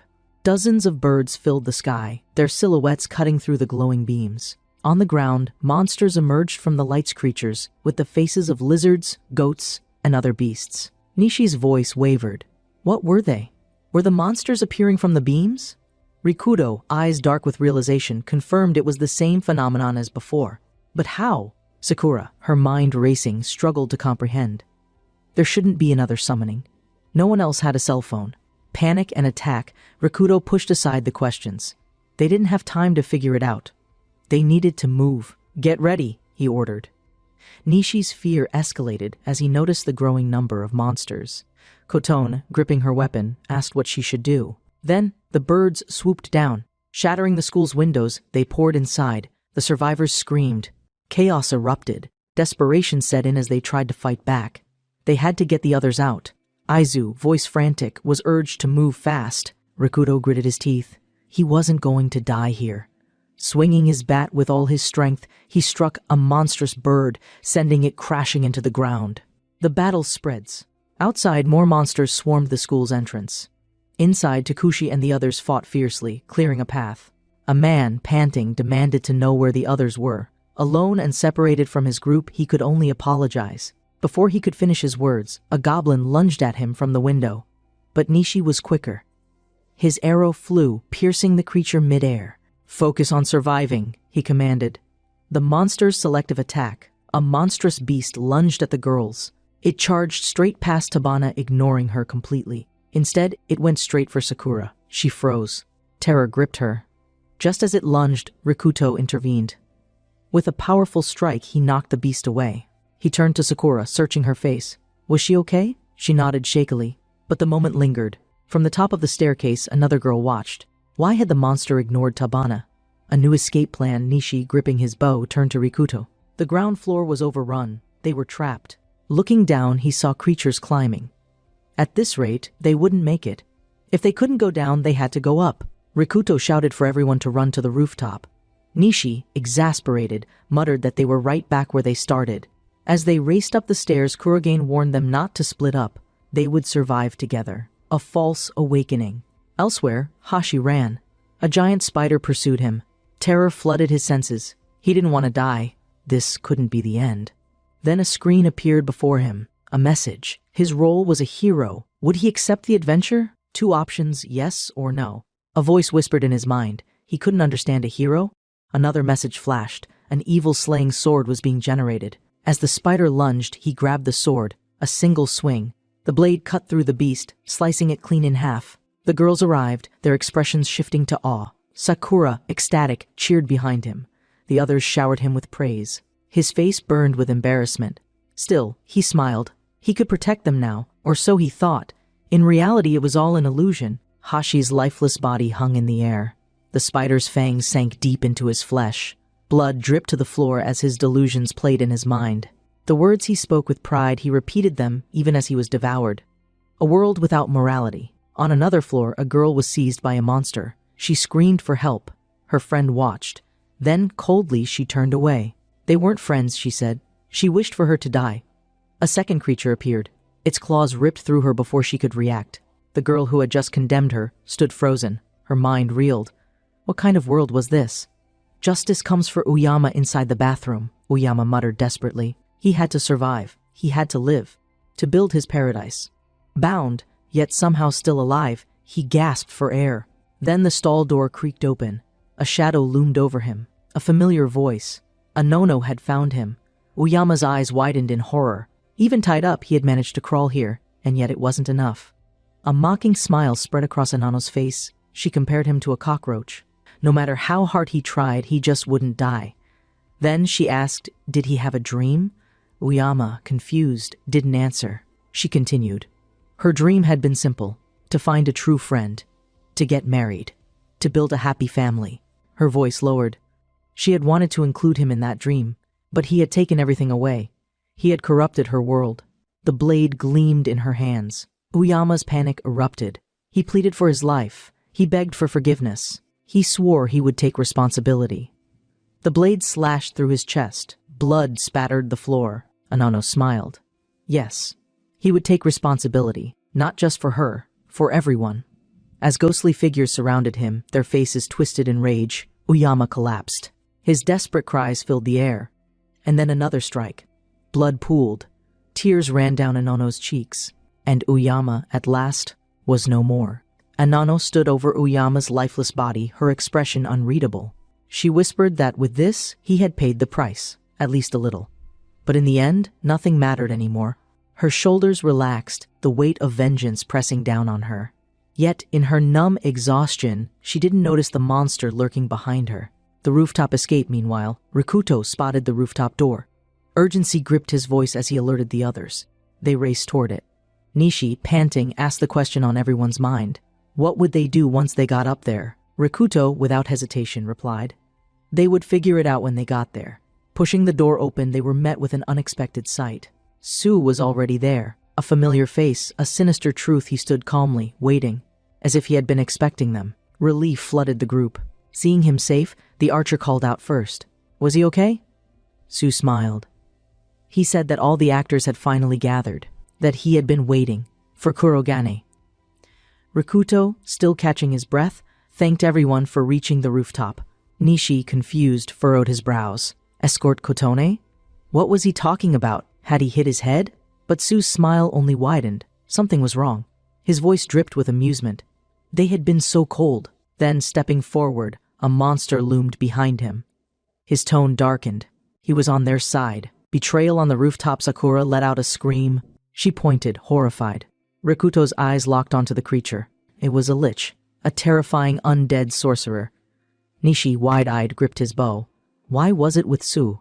Before anyone could process it, Sue calmly explained. The monster was his ally. In exchange for using his body, the lich had granted him power. A world with no rules, he laughed. This world had flaws. A summoning system existed. That wasn't all. Lifting his hands, the sky above them cracked. A massive stream of binary code descended. More monsters emerged from the sky, swarming the rooftop. They surrounded the group, cutting off escape. Panic spread like wildfire. Kurogane's breath hitched. This was just like before. The same unnatural event.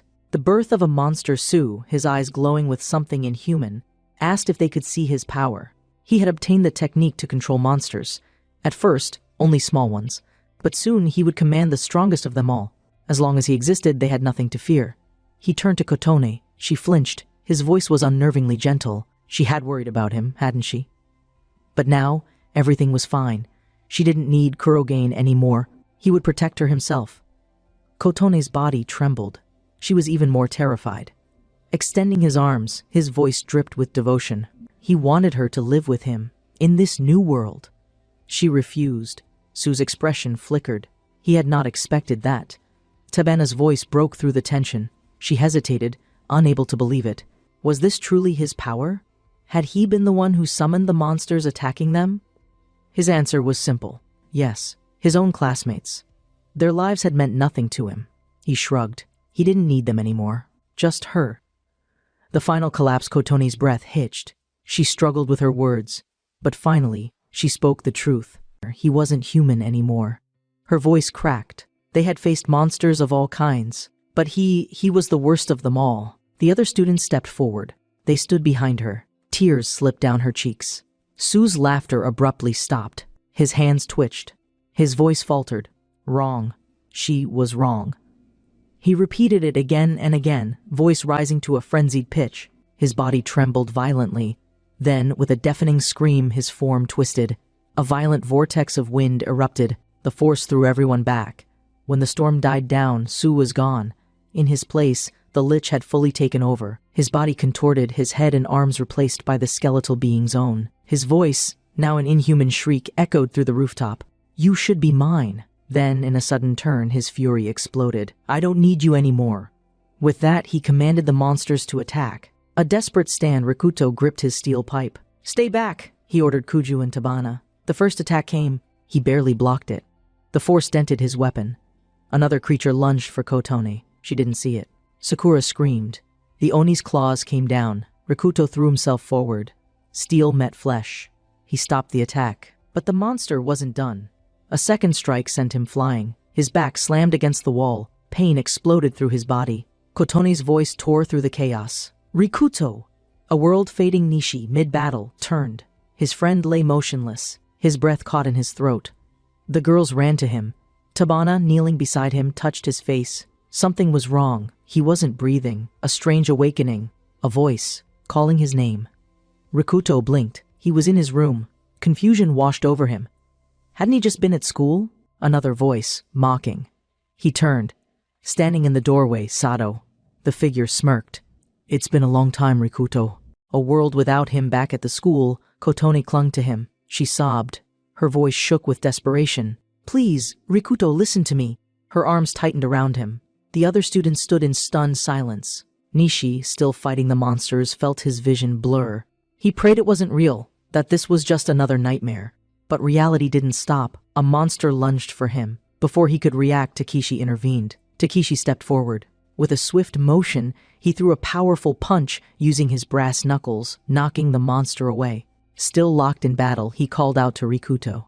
There was no response. Without turning toward him, Takeshi's voice remained steady. "Don't give up." He declared that Rikuto was a leader, that no matter how dire the situation, they had to keep fighting until the end. Because that was the kind of man Kurogan was. A leader worth fighting for. The words hung in the air. Everyone felt the weight of them. Astonishment and emotion rippled through the group. Nishi, still firing arrows at the monsters, murmured in agreement. Takeshi was right. Rikuto had always been like that. No matter how hopeless the odds, he had never surrendered. And if he were to give up now, Nishi knew he wouldn't be able to face him. With this in mind, he pressed on, his arrows finding their targets. Nearby, Todd joined the onslaught, launching attacks against the encroaching monsters. Su's cold declaration, meanwhile, Su, now fully under the Lich's control, sneered. He ordered them to accept reality. Kurogan was gone. His heart had stopped beating. His body was lifeless. He turned to Kotone. She should know better than anyone. She had once wanted to be a doctor. His words struck deep, but she refused to listen. Dropping to her knees, she adjusted Rikuto's body. She wasn't giving up. If the impact had stopped his heart, there was still a chance. Without hesitation, she began performing mouth-to-mouth resuscitation. She pushed against his chest. Over and over. She willed him to return. Desperation breeds innovation. Sakura, watching everything unfold, felt powerless. Everyone was doing their part. She had to do something too. But unlike her battle with the golem, she couldn't create dynamite this time. What could she possibly do? Her gaze fell on the bent steel pipe. A thought formed. The Lich, what kind of monster was it? Could she use science against it? She wasn't certain. She had no scientific proof. But at this point, she had no choice. Gripping the pipe tightly, she murmured, "There's nothing left but to try." Jealousy turns to wrath. Su, watching the group fight for Rikuto, clenched his fists. His voice trembled. Why? What was so special about him? He wasn't anything. Why did they care so much? An arrow struck him, cutting through his thoughts.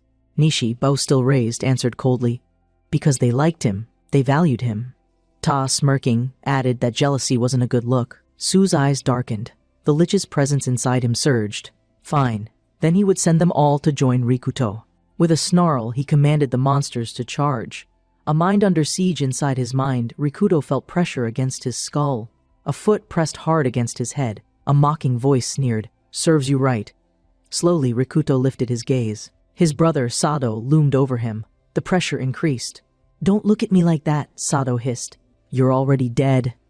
His voice dripped with disgust. "You always were." The ghost of his past memories flooded back. Lessons. Since they were kids, Sado had drilled the same words into him. that his existence meant nothing, that he couldn't do anything. And now, as Sato's fist connected with his face, Rikuto didn't resist. No one wants you. Blow. No one loves you. Another strike. You're trash. Pain. A worthless failure. He should just stay down and die. The words were familiar. He had heard them all before. Rikuto's mind grew heavy. Maybe his brother was right. He had no meaning, no value. Even if he stood up and fought, it wouldn't matter. A hand from reality, just as the darkness swallowed him, a voice called his name. Soft but firm, he blinked. Again his name echoed. And then, a hand grabbed his arm. Tabana. Her tear-filled eyes searched his face. "Don't go back to being alone," she pleaded. "Everyone is waiting for you." Rikuto's breath hitched. Behind her, their friends stood. They were smiling, laughing in casual clothes, not in blood-stained battle gear. For a moment, it felt like everything was normal, but reality bled through. Tabana's grip tightened. "Come back, Rikuto." Her voice trembled, her eyes glistened with tears. And for the first time in what felt like forever, Rikuto felt the smallest flicker of warmth. Rikuto heard faint voices beyond darkness, urging him back. His clenched fists trembled, resisting the overwhelming void. He gasped awake violently, eyes widening. Tachibana caught his collapsing body, concern and relief blending on her face. Coughing painfully, Rikuto collapsed again. His weak breath struggled while Tachibana knelt beside him, shouting his name desperately loud. Rikuto slowly opened his eyes, meeting Tachibana's tearful gaze. Exhausted, he managed a faint, reassuring smile back. Standing with difficulty, Rikuto faced her. "Tachibana, thanks to you, I'm alive," he whispered, voice barely holding strength. Rikuto stood between shadows and light, realizing Tachibana's voice alone pulled him back from certain death. He gathered his courage, stepped forward, and sincerely thanked her.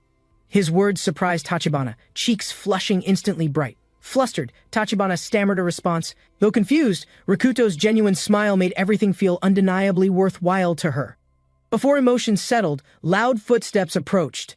Kujo rushed forward urgently, eyes sharp, yelling for them to prepare quickly. Without hesitation, Kujo tossed a weapon toward Rikuto, shouting clearly, "There's no time! Use this immediately!" Rikuto caught the weapon midair. Examining it carefully, confusion flickered across his face. "This is my steel pipe," Kujo confidently explained.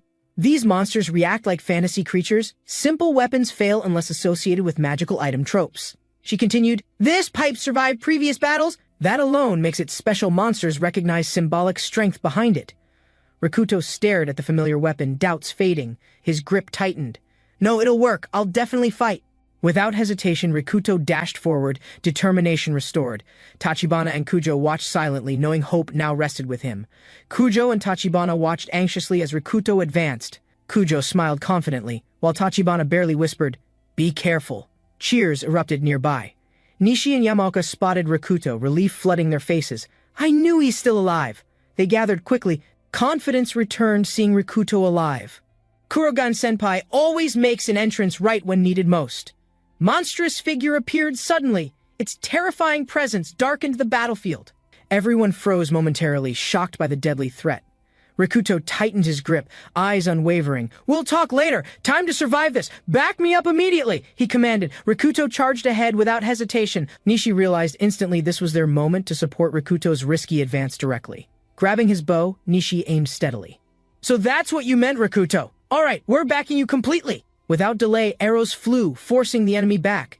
Rikuto advanced through the chaos, enemies scattering before his charge. He paused briefly, analyzing movement. Timing was critical. His eyes locked onto the enemy leader's vulnerable, exposed position. With precise calculation, Rikuto launched rubble towards the enemy, disrupting their balance. The final confrontation had just begun. A monstrous shadow lunged forward. Rikuto prepared, but someone intercepted the attack before it could reach him. Yamaoka smashed a rock into the creature's face. "I won't let you touch Kurogane-senpai's head!" Rikuto turned slightly, eyes filled with gratitude. A simple word escaped his lips. Quietly but sincerely, "Thank you." Without hesitation, Rikuto dashed forward again. His steel pipe struck true, breaking through the advancing monster's defenses. From the shadows, a skeletal monster emerged. Its glowing red eyes locked onto Rikuto. "Kurogane!" It growled. Rikuto spotted the monster's exposed flank. Without hesitation, he charged forward, gripping his steel pipe tightly prepared. The monster reacted too late. Rikuto's strike connected, landing a decisive blow directly against its vulnerable side. "Sorry, man," Rikuto whispered, swinging the pipe upward again, determined to end the monster's rampage immediately. With unstoppable momentum, he struck down fiercely. Blood splattered as the monster's body collapsed, shrieking in agony. Rikuto stood firm amidst chaos, his weapon dripping. The battlefield fell silent, everyone stunned by his victory. Tachibana stood silently, eyes locked on the grotesque corpse. A heavy realization weighed on her chest. A dark, corrupted shadow dispersed. The monstrous vines shriveled away, leaving behind only regret and broken memories. Tachibana trembled, forcing a tearful goodbye. "Satu-kun!" Her heart ached, but she stood her ground, resolute again. She exhaled sharply, whispering, "I'm truly sorry." Her determined steps carried her away from the painful scene. Nearby, others noticed the fading corruption. The monster's Satu was controlling. "They're all disappearing at once!" The two boys relaxed at last, exchanging a glance. "Probably," one muttered. "Oh, I get it now." Rikuto collapsed onto the grass, arms spread wide. A long sigh escaped him, relief washing over completely. After endless panic, loss, and fear, he finally understood. The silence and sunlight made everything feel strangely real. The others gathered, smiling and chatting. No words were needed. They all knew what they had survived. Looking up at the bright sky, Rikuto whispered truthfully, "Yeah, it's wonderful to be alive." The day arrived, backpacks loaded, supplies packed carefully. They stood quietly, knowing it was finally time. They double-checked everything. Water, check. Food, check. "Okay, we're all set," someone confirmed, closing the car's trunk. Rikuto took one last look.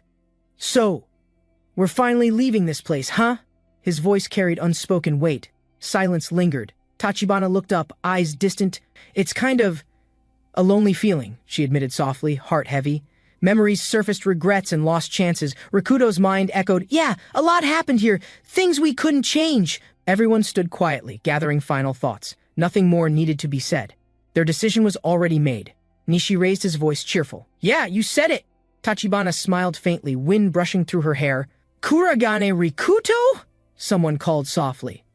Rikuto simply nodded, smiling gently. "I'm gonna do my best," he promised. "Then let's go," Rikuto declared.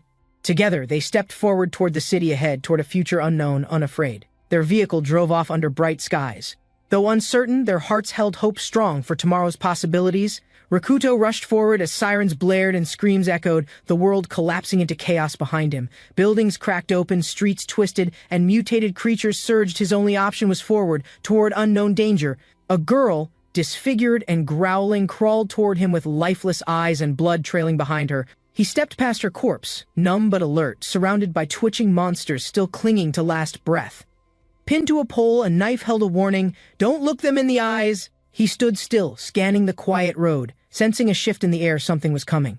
The sky burned orange as a massive figure approached, stronger than anything he had faced before. Their convoy moved steadily toward Awashima, engines humming, unaware of the looming dangers hidden beyond sight. Two unicorns trotted calmly beside the road, uninterested in the vehicles or the mission they protected. Inside the van, students sat silently. Some watched the passing scenery, others stayed focused on their maps. Rikuto glanced over the large paper, unsure which path they were supposed to take from here. He asked quietly, "Are we going the right way?" Masaki responded, pointing, "It should be this route." The van picked up speed. Road signs blurred past as they followed the path marked for Awashima. Rikuto studied the map again, tracing the route the trucks used, trying to understand their movements. He mumbled about his past, how their family broke apart, memories still heavy in his chest. Others listened quietly. Silence grew. Their destination neared, but emotions inside the van remained tense and uncertain.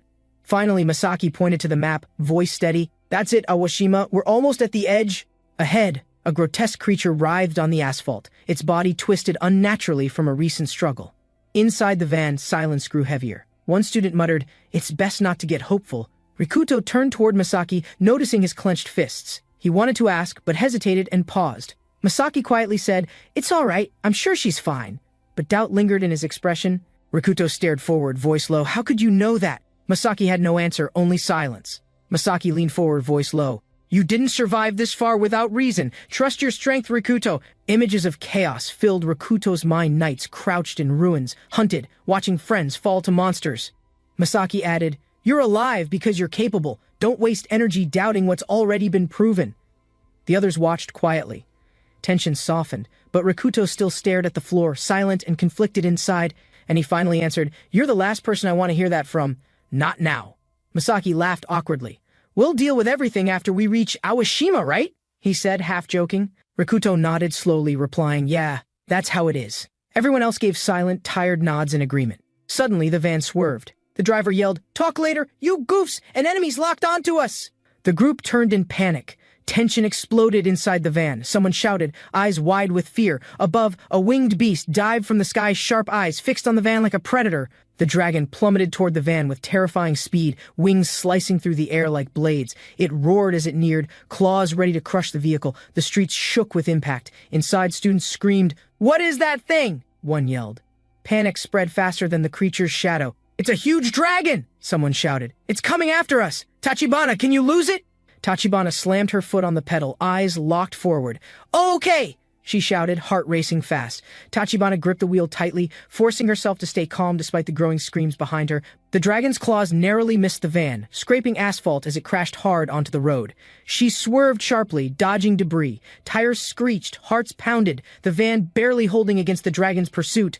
Rikuto shouted, "Faster!" As the creature lifted again, preparing to strike, the sky darkened with its shadow. Wings outstretched, the dragon ascended, eyes locked on them. Its next attack would be faster and direct. A student peeked outside in panic. "It's coming closer!" he shouted, gripping the seat tightly. The dragon swooped with rage, its shriek echoing over the highway, casting terror across everyone inside. "We're done for!" One student yelled, clutching his friend, eyes wide as the shadow loomed again. Masaki pointed ahead. "Tachibana! Over there! Take the next exit! We might lose it temporarily!" Tachibana nodded, swerving toward the off-ramp, pushing the van harder as the road curved sharply left. Tachibana turned the wheel fast, every muscle focused. Sweat slid down her face as tires screeched. Behind them, the dragon hovered midair, scanning the roads below, tracking their every twist and motion. The van took a sharp turn, disappearing behind barriers. Someone shouted, "All right! We shook it off!" They all held their breath until the dragon's wings flared again, redirecting sharply toward their new route. With a deafening roar, the dragon accelerated downward, tail whipping, eyes fixed on the fleeing van. Masaki leaned forward. "What do we do, Rikuto?" Everyone looked at him, waiting for direction. "There's no way we take it head-on. We have to lose it somehow," Rikuto replied firmly. Masaki frowned. "Too right! We can't go down there after coming this far already." The dragon closed in again, its claws ready. Their window of escape was rapidly shrinking. Meanwhile, someone watched from a distance, binoculars in hand, observing the van and monster from a rooftop. Through binoculars, he spotted the van below. A monster trailed it closely. Danger was moments away. "That's..." he muttered, stepping closer to the edge. His expression sharpened as recognition struck him instantly. Wind rushed past as he watched, eyes locked onto the dragon's movements and the van's speed. He exhaled slowly, calm but serious. "Time to act," he whispered, gripping the edge with purpose. Without hesitation, he mounted his motorbike, its engine revving with force. His rescue mission had begun. He launched forward, gripping tight as the motorcycle accelerated, tires burning across the highway toward the danger. The engine roared louder with each second. He leaned forward, racing to intercept the monster ahead. The monster crashed through the ceiling, roaring as its claws reached for the boy's trembling, outstretched hand. Barely dodging the blow, he tumbled into the classroom where his friends shouted and scrambled for cover. Panic filled the room. One girl screamed, "It's coming!" as the beast landed just behind them. He turned swiftly, grabbed a metal pole, and slammed it into the monster's jaw with desperate force. The beast reeled, crashing back through broken glass, blood streaking the floor as silence returned, if briefly. Inside the van, panic spread. The older student clenched his fists, knowing escape was their only option. The driver swerved hard, but too late the barricade appeared suddenly, and someone screamed, "Mother, look out!" She gasped and spun the wheel, eyes locked on the wall, desperately trying to regain control. The monster dropped down, slamming the hood as the van jerked sideways, skidding toward the barricade's base. Everyone braced for impact, eyes wide and body shaking as the vehicle was rocked by the blow. The creature was thrown off, tumbling across the pavement as the van sped away unharmed for now.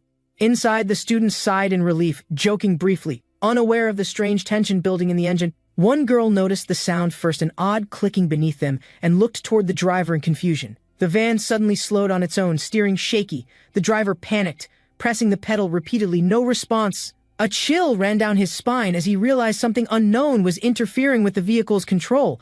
Smoke poured from the engine as the creature reappeared, soaring down with piercing cries and violent force. It dived fast toward the stalled vehicle.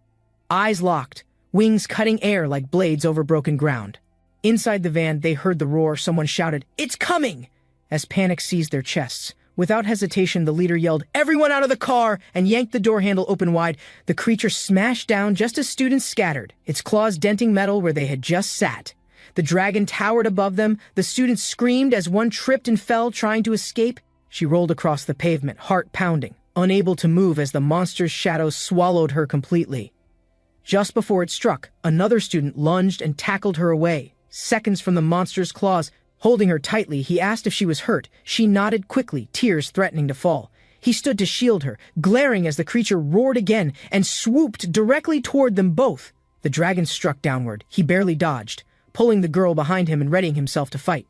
Another student rushed forward with a steel rod, shouting the attacker's name and preparing to coordinate timing. They moved fast. One distracted the beast, while the other measured distance, watching for a clean opening. With a shout, he flung the rod toward its eye, yelling for the others to get ready. The monster reared back, shrieking in pain, as the two boys regrouped quickly to press their advantage. Breathing heavily, they regrouped behind cover, unsure what to do next as the dragon circled overhead again. Suddenly, one of them froze, eyes widening. He pointed ahead and shouted, "Wait! What is that?" The group turned, following his gaze, startled by the strange markings that had appeared on the ground. Above them, the dragon twisted midair, wings spreading unnaturally wide as if reacting to a greater force. The beast roared and crashed down near the school entrance, while students scattered to avoid falling debris. The two boys froze as a heavy gust announced the dragon's return. It landed right behind them. Snarling, the beast stepped forward, claws scraping concrete as they slowly backed away, trying not to provoke it. With a sudden flap, the monster surged forward again. One shouted, "It caught up already! Keep moving!" The group scattered, hearts racing, as the dragon roared fiercely and charged through the courtyard toward them all. One student raised a sledgehammer, teeth clenched, while another stood beside him ready to fight if needed. The sledgehammer flew through the air, striking the dragon's wing and sending shattered scales into the sky. The dragon recoiled, rising upward with a screech as smoke trailed from its wounded, twitching left wing. A blinding light erupted from its body mid-flight, stunning the students and halting them in place. Everyone shielded their eyes as the beast shrieked and the blast forced them backward across the courtyard. From the smoke, the creature growled low, its eyes glowing brighter wounded, but more enraged than ever. The dragons flapped away all at once, retreating into the sky as the students watched in confusion. One boy stepped forward, narrowing his eyes, sensing something strange in the sudden silence that followed. More students gathered behind him, staring upward. The glowing light had vanished without explanation or warning. A motorcycle screeched to a halt nearby, its rider hopping off and glancing around with practiced awareness. The group froze, whispering to each other. None recognized the newcomer, who now faced them calmly and silently. The stranger studied his scanner, noting nearby interference, then calmly ordered the group to follow him quickly. He led them into an alleyway, confident and focused, while blue signals pulsed faintly across nearby walls. A girl hesitated, asking who he was, uncertain whether to trust someone appearing out of nowhere. Impatient, he snapped at her to hurry, warning they'd die if they kept standing around doubting him. Rikuto stayed calm, reminding the others their choices were gone and trusting the stranger might be their only chance. The rider looked back once, expression unreadable, then revved the engine and prepared to lead them onward. With he command, the entire group followed at full speed, leaving the chaos behind for now. A student sprinted across the walkway, yelling for Rikuto, as panic echoed from behind the gate. A dragon swooped down, jaws wide, nearly catching one girl before she dove through the open fence. She screamed, ducking under the metal bars as the creature's snout smashed violently into the ground nearby. The group pulled her to safety, shaken but alive, as another student muttered in disbelief at the danger. Watching silently, the rider adjusted his gloves and said coldly, "This was only the beginning." They arrived at a sheltered corridor, catching their breath as the rider parked and stepped off calmly. One student mumbled about luck, surprised they'd made it. The rider sat back down with a smirk. Another student replied defensively, saying they had no choice, there was no need for sarcasm right now. Rikuto stepped forward, politely thanking him despite everything, recognizing they might not have survived without his help. The rider turned his head slightly, grunted in reply, and remained silent, eyes focused somewhere ahead. The group hesitated at the steps as the rider moved ahead, telling them to follow or not. Rikuto stepped forward decisively, voice steady, and signaled the others, "Let's go." Trusting instinct over hesitation, they descended together, quiet and focused, the motorcycle engine humming faintly beside them like a ticking clock. The rider explained the route ahead, warning that monsters still lurked beyond the cleared perimeter zone. Rikuto asked carefully, "All of it?" Unsure if the rider was being honest or hiding something again. One of the students asked about shelter. The rider confirmed there was a large group ahead. He explained larger groups were safer now, more eyes, more strength, and fewer chances to be caught alone. As the team followed closely, a few quietly reassured each other that they'd finally found safety. One girl smiled softly, saying things might finally improve, and thanked everyone for helping her through the fear. But Rikuto stared ahead, tense, sensing something off. He couldn't shake the feeling danger still lingered nearby. As they moved cautiously, one boy reassured the group they were close, just beyond the next path. They spotted distant light in the darkness, and someone whispered hopefully, "If there's light, people must be there." A loud voice echoed ahead, followed by movement. Soon they reached a small, guarded shelter around a fire. One girl gasped with joy, realizing they'd reached a functioning underground refuge, filled with survivors and warmth. Rikuto entered last, glancing around at the quiet, tired faces, relieved, but not ready to relax yet. One boy paused as a strange tension settled in. Something about the shelter suddenly felt off. They noticed a silent figure under a hood, still, unapproachable, and seemingly disconnected from the other survivors.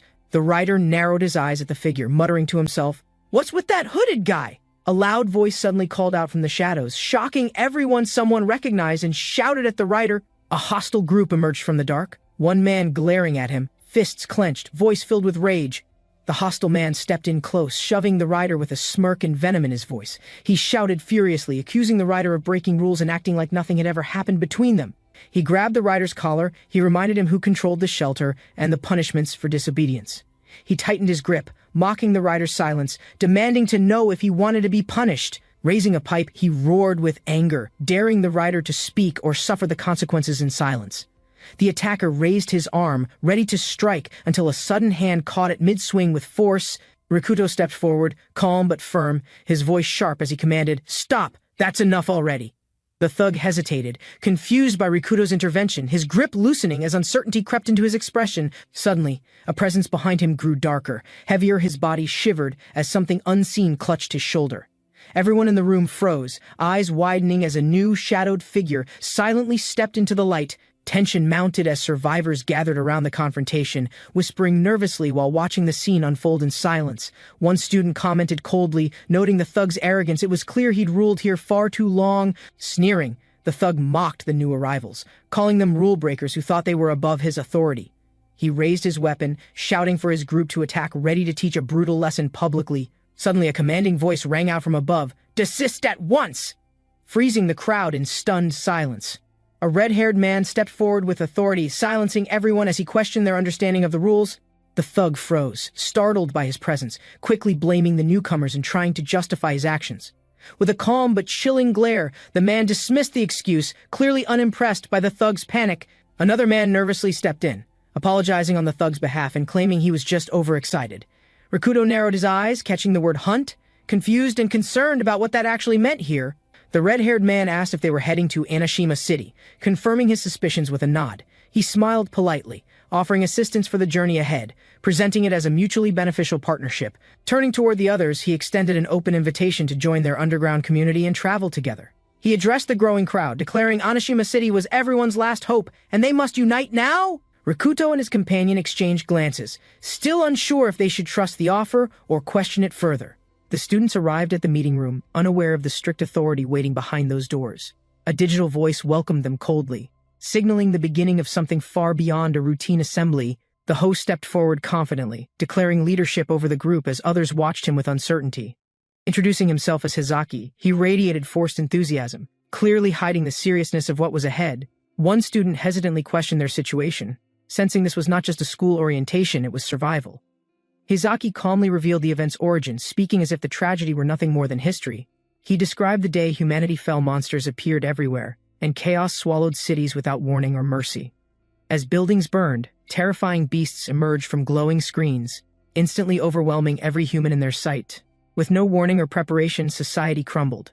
Soldiers fought back, but were crushed without inflicting real damage. In mere hours, every system failed. Civilization vanished beneath wings, fangs, and the monster's unstoppable force. Giant winged beasts tore through cities, destroying buildings with ease under a sky turned red by disaster. In every region, monstrous creatures attacked, leaving trails of destruction across continents without slowing for resistance. During the chaos, bizarre portals opened, summoning even greater horrors that military forces failed to contain. Back in the present, Hizaki's words disturbed the students, each trying to process the terrifying truth. One student quietly thought the timing was strange. Why were they gathered now, instead of being warned earlier? The student recalled strange memories, monsters obeying him, something unnatural that others seemed unaware of entirely. He had gained a unique ability and interface allowing monster control, something called the Myth Summon System. This system, unlike anything else, wasn't a gift. The monsters he faced had recognized it immediately. He realized there was purpose behind the chaos, like someone had engineered everything from the beginning. As he glanced at Hizaki, a question chilled his mind. Was this man part of it? The group listened closely as Hizaki explained their situation. Others had also survived the great global collapse. Many survivors gathered, trading knowledge and resources, slowly reconnecting in hopes of resisting the monster invasion together. Some cities endured the calamity. Anashima City stood among the few strongholds left on the map. Hope returned to their faces. Reaching Anashima might offer protection, stability, and answers to their questions. But reaching it wasn't easy. Hizaki warned the path overland was blocked. Monsters controlled every known route. The student recalled the flying beasts he'd encountered, monsters with wings, sharp eyes, and deadly coordination. Hizaki confirmed it. The wyverns ruled the skies, making any approach to Anashima nearly impossible. That entire region was a dragon's territory, and the airspace swarmed with hostile flying creatures constantly patrolling. Attempting resistance meant certain death. Their formations were too strong, and their ambushes always came from above. Even the underground wasn't safe. A massive worm-like beast lurked below, claiming the lives of new recruits. The underground facility provided safety. Unlike the surface, it remained untouched by flying or burrowing monsters. Still, the students grew uneasy. With every exit sealed, they worried there might be no escape. Tension rose. Hizaki calmly reassured everyone, revealing that they already had a specific plan in motion. Surprised, the group leaned forward. Was there truly a way out of this impossible situation? Hizaki explained they had been gathering data, tracking monster routes, and preparing escape logistics from the beginning. Hizaki stepped forward with confidence, assigning roles while keeping pressure subtle yet undeniably heavy on them. Rikuto's friend turned to him, uncertain. The group instinctively looked to Rikuto for direction and reassurance. Rikuto spoke honestly. They had no alternatives. Survival required working together, whether they liked it or not. The group agreed with him. They understood that splitting apart now would only make them more vulnerable. Hizaki smiled, pleased. He declared their mission: hunting. Their survival depended on eliminating threats beyond the barrier. Hizaki turned to his associate, hinting they lacked manpower and needed new recruits for immediate deployment. The subordinate nodded, suggesting the students should be assigned to the hunting team without delay or discussion. Rikuto stayed silent, realizing the task was unfair but knew someone had to carry the responsibility. Without much room to refuse, the boys were assigned to the hunting group, visibly shocked by it. Then came the next concern. How would they assign roles to the girls? Avoiding frontline danger, Hizaki clapped his hands, announcing they'd assign the girls a less dangerous role than combat. Cooking was already covered. Another task was needed, something physically demanding but considered secondary to direct battle. One leader suggested digging. Though laborious, it was away from monsters and wouldn't put lives at risk. The girls were assigned to the digging team, tasked with expanding shelter and gathering buried supplies. Quietly, they complained. Cooking seemed preferable, but they understood refusing orders would only cause more trouble. The older boy approached calmly, prompting the new recruits to introduce themselves before taking further action. He gave his name Fuyus Ginko, a seasoned hunter who spoke bluntly without showing much expression. He asked what their orders were, but quickly answered himself they would be going out hunting. Due to their delay, the previous team had failed. Now these new members would replace them. Before Rikuto could respond, a classmate hesitantly called out to him, worried by the sudden pressure. Rikuto exchanged a brief look with the girl, silently acknowledging the weight of what lay ahead. She quietly wished him well. It was a small gesture, but one filled with quiet concern. The hunter cut them off, signaling it was time. Their hesitation wouldn't delay the mission further. Rikuto took the lead. The others followed, nerves tense as they stepped into the unknown together. Above ground, wyverns continued circling the skies, keeping Anashima sealed and cutting off aerial travel completely. The party advanced through a large tunnel, once public infrastructure, now a vital but dangerous travel route. Tension grew with every step. One member asked to slow down, clearly nervous in the silence. Their flashlight revealed movement. A woman stood eerily still, holding a child, her expression frozen unnaturally. Suddenly, the woman's body twisted grotesquely, revealing a monster mimicking humans. A deadly trap was already sprung. After escaping danger, the group temporarily secured the train station, unsure of what to do next. One member recalled Hizaki's idea, reviving an old transportation method to fight back or escape the tunnels. He explained it clearly. Not magic, not strategy, just raw power from the station's remaining train. Their target was the giant earthworm monster. The train's force might be enough to kill it. Luckily, a train was still parked deep in the station, damaged, but possibly ready to be restarted. Elsewhere, the digging team continued working with makeshift tools, hoping their effort would support everyone's survival plan. Watching them from a distance, one boy wondered aloud if the girls could handle their assignment. Silence hung in the tunnel. Everyone understood the weight of the task ahead for both sides. Repairing the train would take time. The hunters were expected to protect and supply during the wait. Understanding dawned. Hunting now meant more than fighting. It was about retrieving everything necessary to keep people alive. The team walked cautiously through the tunnel, nerves high, each step echoing with uncertain anticipation and pressure. One of the older boys joked about useless trash being reused, trying to lighten the grim tension. The joke caught Bruno off guard. Nervous, he admitted he wasn't confident about handling such danger. Despite the situation, Rakuto acknowledged the reality they were already part of this world and its risks. Now accepted by the shelter, they had responsibilities to fulfill, and rules they were expected to follow. The group advanced deeper into the tunnel, maintaining focus while exchanging small talk to ease tension. Rakuto noticed something odd. Everyone's mood was strangely upbeat despite the danger they were walking into. He questioned the unusually high morale. Shouldn't fear and anxiety be stronger than their relaxed expressions? Above them, wyverns still soared. At any moment, the situation could turn deadly without warning. Rakuto wondered why they smiled. Did they really accept this, or just push the fear away? Bruno recalled Hizaki's leadership. His organized plans had helped many survive through chaos when everything first collapsed. He admitted Hizaki's charisma was real. Something about him kept people hopeful, even when odds worsened. But Rakuto had doubts. Something felt off, especially about the worm blocking the path to Enoshima. If it was such a major threat, why hadn't it moved or attacked more aggressively yet? Before he could finish thinking, a senior member called them out, snapping them back to focus. The team reached a wide platform, silently preparing themselves for what was waiting above ground. Nervous energy filled the air. No one spoke, but everyone understood the risk they were taking. Their leader moved without hesitation. One by one, they followed, footsteps heavy but steady with resolve. The group approached the final stairwell. This path led them back to the surface and to danger. At the base of the stairs, they paused. Their leader pointed upward. That's the exit above. The man explained the tactic. Hunters use flares to distract wyverns and extract needed surface supplies. He demonstrated with a flare gun pulling monsters' focus while others quickly moved through their blind spots. Flares were limited. Each one used had to count, meaning every mission carried precise expectations and risk. He emphasized understanding enemy positions. Without that knowledge, the flare would be wasted and lives could be lost. Without hesitation, he called them forward. The new recruits would prove themselves now on the surface, under fire. Their senior barked the order harshly, daring anyone to back down or be labeled as weak. His words were sharp, pressing their pride. The implication was clear: refuse and you're nothing to them. Bruno whispered uneasily to Rakuto, realizing these upper ranks might view them as disposable tools, not teammates. Rakuto saw the truth. The new recruits were likely being tested or sacrificed for someone else's gain. Resolute, Rakuto stepped forward.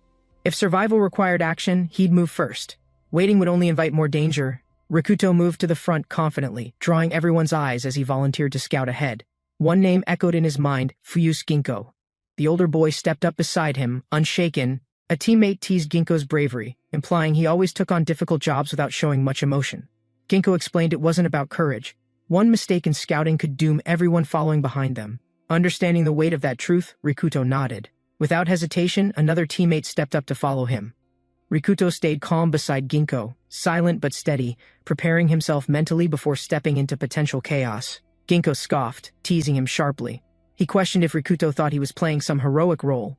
Rakuto replied honestly it wasn't about ego. Two scouts made sense for survival, not status or glory. He explained logically, if one scout failed, the second could adapt, distract, or complete the mission.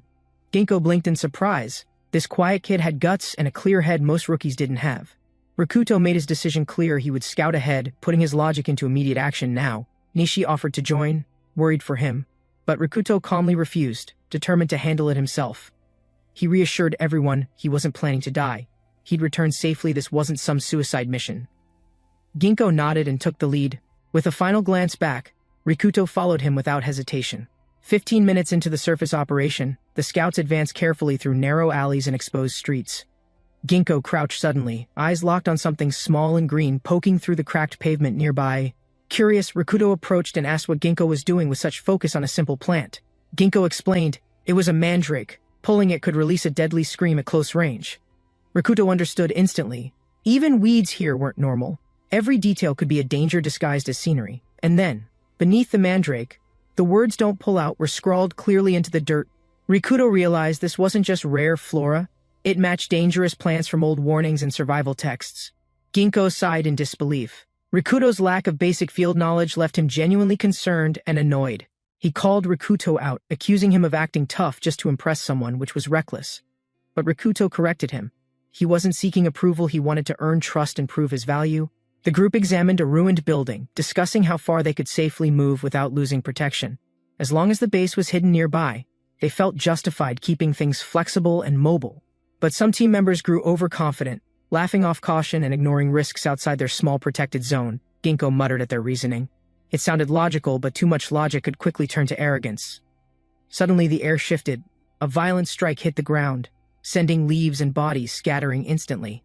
Sensing incoming danger, Ginkgo instantly activated his ability. Purple energy flared as he prepared to engage. He launched forward with intense speed, closing the gap between him and the threat without hesitation. Even Rikuto, already on alert, was caught off guard by Ginkgo's acceleration and sudden forward motion. The force of Ginkgo's momentum cracked the air. He leapt over his teammates with flawless agility. In one motion, Ginkgo flipped above a rooftop, aiming straight for whatever had threatened their formation. Rikuto raised his weapon and leapt, ready to respond if another threat revealed itself nearby. He dashed with speed, matching Ginkgo's urgency, determined not to fall behind in this critical moment. He spotted a strange figure, metallic and human-like, but clearly lacking any sign of combat movement patterns. Though he could attack, Rikuto realized it wasn't hostile. He considered capturing it without starting conflict. Making his decision, Rikuto moved to flank it, choosing caution, not aggression, as his first real tactic. Without warning, Ginkgo struck Rikuto hard, knocking him off balance before he could react or respond. The force of the hit threw Rikuto backward through the air, caught off guard by Ginkgo's strength. He hit the ground hard. The pain stunned him, but more than that, the message stung deeper. Standing above him, Ginkgo coldly repeated himself, calling Rikuto weak, unfit to survive if he hesitated again. Rikuto stared upward in silence, absorbing the lesson as Ginkgo turned away and walked toward their mission. Without hesitation, Ginkgo jumped upward, his body twisting mid-air as he launched toward the nearest rooftop. His feet landed perfectly. Using the window frame, he kicked off again, leaping higher with fluid control. Rikuto watched from below as Ginkgo soared between buildings, his shadow growing smaller with every bound. Ginkgo's voice echoed down, sharp and dismissive. He warned Rikuto not to interfere or get involved, but Rikuto shouted after him, insisting teamwork mattered. Even strength meant nothing if it led to recklessness. Ginkgo smirked from above, mocking Rikuto's lecture. He clearly had no plans of backing down. With a dismissive wave, he launched himself off the rooftop again, his movements confident and unshaken. Rikuto shouted after him, voice edged with worry. But Ginkgo gave no sign of slowing. Rikuto stood alone, uncertain. He stared upward, torn between orders and the instinct to follow anyway. Meanwhile, Ginkgo scouted ahead, spotting 3 wyverns gathered on a nearby rooftop, their wings ready to strike. Ginkgo narrowed his eyes, scanning the horizon. With calm precision, he began locking in visual targets. The wyvern's size made them easy to spot. From high ground, even distant movement was visible. He knew their patrol range. Staying quiet and distant, he completed his task without alerting the enemy. With scouting done, Ginkgo leapt away. He planned to grab something extra before returning to report. As he soared, he reflected sending the rookie back had advantages beyond just keeping him safe. Ginkgo sprinted through the narrow streets, blade drawn and senses sharp for any signs of movement. He landed smoothly after another leap, adjusting his momentum to maintain speed and scan for threats. Spotting a shortcut, he made a sharp turn, planning to circle back toward the main road. Just as he entered the alley, something stirred. Ginkgo paused, his instincts warning of incoming danger. A red wyvern landed ahead of him, snarling and blocking the path with flaring wings and teeth. Ginkgo squared off against the wyvern, gripping his blade while trying to assess the unfamiliar species. Suddenly, he noticed several large intact eggs nearby, something he hadn't expected to find in this area. His breath caught. If these were eggs, then he was standing inside a freshly established wyvern nest. A loud screech confirmed it. One of the wyverns reacted violently, charging straight toward him in fury. Realizing his mistake too late, Ginkgo clenched his jaw, eyes wide as he braced for the attack. Rikuto froze, eyes wide. As a sudden energy surge crackled behind him, something powerful had awakened. Ginkgo stood still as dust floated. He no longer expected rescue, he had accepted being alone. Screams exploded behind him. A monstrous beast tore through someone as Ginkgo barely dodged its lunging attack. She ran with heavy breaths, heart pounding. The hallway stretched endlessly, and the creature didn't stop. Everyone saw Ginkgo as strange pale hair, cold eyes, but none guessed what hid beneath his silence. The monster chased, but Ginkgo leapt. Muscles tightened, instincts sharpened. He moved far beyond normal human limits. Ginkgo landed hard. The monster's claws missed, but its roar echoed, shaking the glass around him. He whispered to himself, "Empty halls around him, there's no one on my side." Only silence answered. He kept running, lungs aching. There had never been anyone, never friends, never help. just isolation. Once, they mocked him in the courtyard, laughing loud, not caring if he saw or not. In class, they whispered cruel things behind his back. They thought he wouldn't hear. He always did. Ginkgo sat quietly, eyes on the window. No one noticed, and no one ever cared. Voices behind him talked loud. Someone named Rumiko. Gossip traveled faster than truth ever could in school. Laughter followed. From a window above, Ginkgo watched them point, mock, and insult without hesitation. Ginkgo approached the playground slowly. They stared as if he wasn't human. He carried their books anyway. They laughed harder. "Get lost," one boy said, pushing Ginkgo back like throwing away something unwanted. Ginkgo approached carefully, returning a dropped item. The girl panicked, reacting as if he meant harm. Whispers turned harsh. The crowd quickly labeled him a threat. Rumors grew stronger than anything he'd done. He stayed quiet, watching them walk away. It confirmed what experience had taught him again and again. Isolation became routine. Ginkgo stopped seeking kindness, turning away from places others gathered, accepting the silence. Atop the rooftop, Ginkgo rested alone. This distance felt safer than rejection.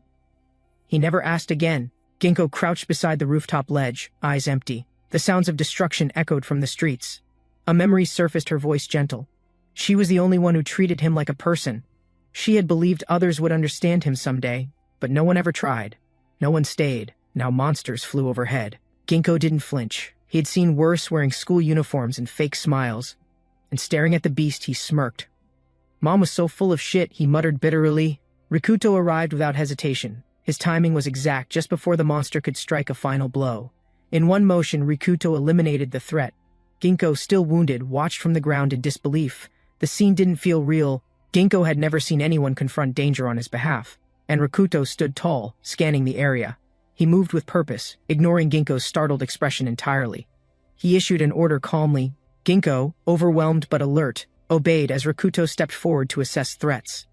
Rikuto stayed focused, analyzing the monster's behavior. He remained calm, unaffected by the creature's growing aggression. He grabbed a flare and ignited it instantly. The bright light cut through the midday sky. The flare glowed hot in his hand. Ginkgo realized Rikuto was more than he first appeared.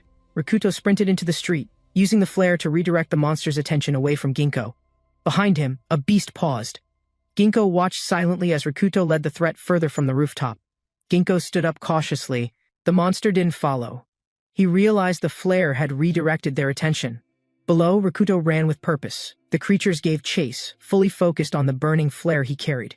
Their deafening roars confirmed that they were baited successfully. Rikuto stayed calm, satisfied that the plan was working. He kept moving. Every step had meaning. He was buying time for others, not for himself. As one monster lunged, Rikuto dodged swiftly. The danger was far from over, but he didn't stop. Rikuto turned and swung the steel pipe. It connected hard, buying him a second to react. The hit wasn't enough. The creatures recovered quickly, still pressing toward him without hesitation or fear. He realized their speed matched his. He couldn't outrun them forever, not without a better plan. Still, he kept running. With the flare burning bright, he couldn't afford to stop or slow. Breathing hard, Rikuto glanced back. He was almost out of space and the monsters were gaining ground. Rikuto paused. Something felt wrong. The air shifted, and his instincts warned him before he looked up. Above, a new group of monsters soared in. Their numbers were growing, drawn by the flare. He watched silently as they circled lower. Their formation was deliberate. This wasn't random movement anymore. Rikuto understood. The flare had worked too well. Now reinforcements were coming in full force. Surrounded from above and behind, he prepared himself. The monsters shrieked, diving in fast without hesitation. Rikuto gripped the weapon tightly. His breathing slowed as he assessed escape routes and enemy positions. Elsewhere, Ginkgo collapsed behind a wall. He gasped for air, realizing the monsters had ignored him. He stared ahead, stunned. Rikuto had pulled them away on purpose. The danger was meant for him. Ginkgo's thoughts spiraled. That voice, that presence, none of it felt unfamiliar. A memory surfaced, sharp and clear. He looked up, trembling. "Rikuto, are you serious?" It was someone he never expected to see again. Dark creatures flew across the sky. Their shadows spread through the city as their numbers kept increasing. Rikuto saw the swarm descend. It wasn't birds, it was a coordinated attack headed straight for him. He ran faster, lungs burning. The monsters closed in, forcing him to choose every turn carefully. There's just a little more distance, Rikuto thought. He needed space, just enough to redirect them once more. His body ached, but he pushed forward. He needed to keep moving before it was too late. Rikuto swung fast, but the monster moved quicker. Its claws raked across his side, drawing blood. He stumbled, pain shooting through his ribs. The street blurred as crimson streaked the concrete around him. With gritted teeth, he pushed forward. But each breath was harder, and each step lost power. His legs collapsed. Gasping, Rikuto questioned everything. Was this truly all he could manage in the end? Staring upward, trembling, he realized the monsters weren't slowing, and he was running out of options. Surrounded and cornered, Rikuto stood ready. Above, the creatures circled like predators, sensing the final moment. He forced his body to rise. Injured and winded, he knew he couldn't outrun them anymore. Rikuto assessed the situation. No weapons left, no backup coming. This was survival through will alone now. He muttered to himself, checkmate. There were no winning moves, only a final stand to delay defeat. With a last breath, he steadied his footing. The monsters dived in for the finishing blow. A massive shockwave erupted in the distance. Wind and debris swept between buildings, signaling something destructive arrived. Ginkgo sensed a shift in pressure. The monsters halted. Something stronger had taken command of attention. Driven by instinct, Ginkgo sprinted across the rooftop edge. His body moved before reason caught up. He lost balance mid-step. The sudden force from below cracked pavement and broke nearby glass panels. He paused, stunned. The power in the air wasn't natural. It was something overwhelming and completely unknown. Ginkgo sprinted through narrow streets. His surroundings blurred, but the force pulling him forward only grew stronger. He reached the corner and paused. Something up ahead felt unnatural and unnerving, like the air had shifted.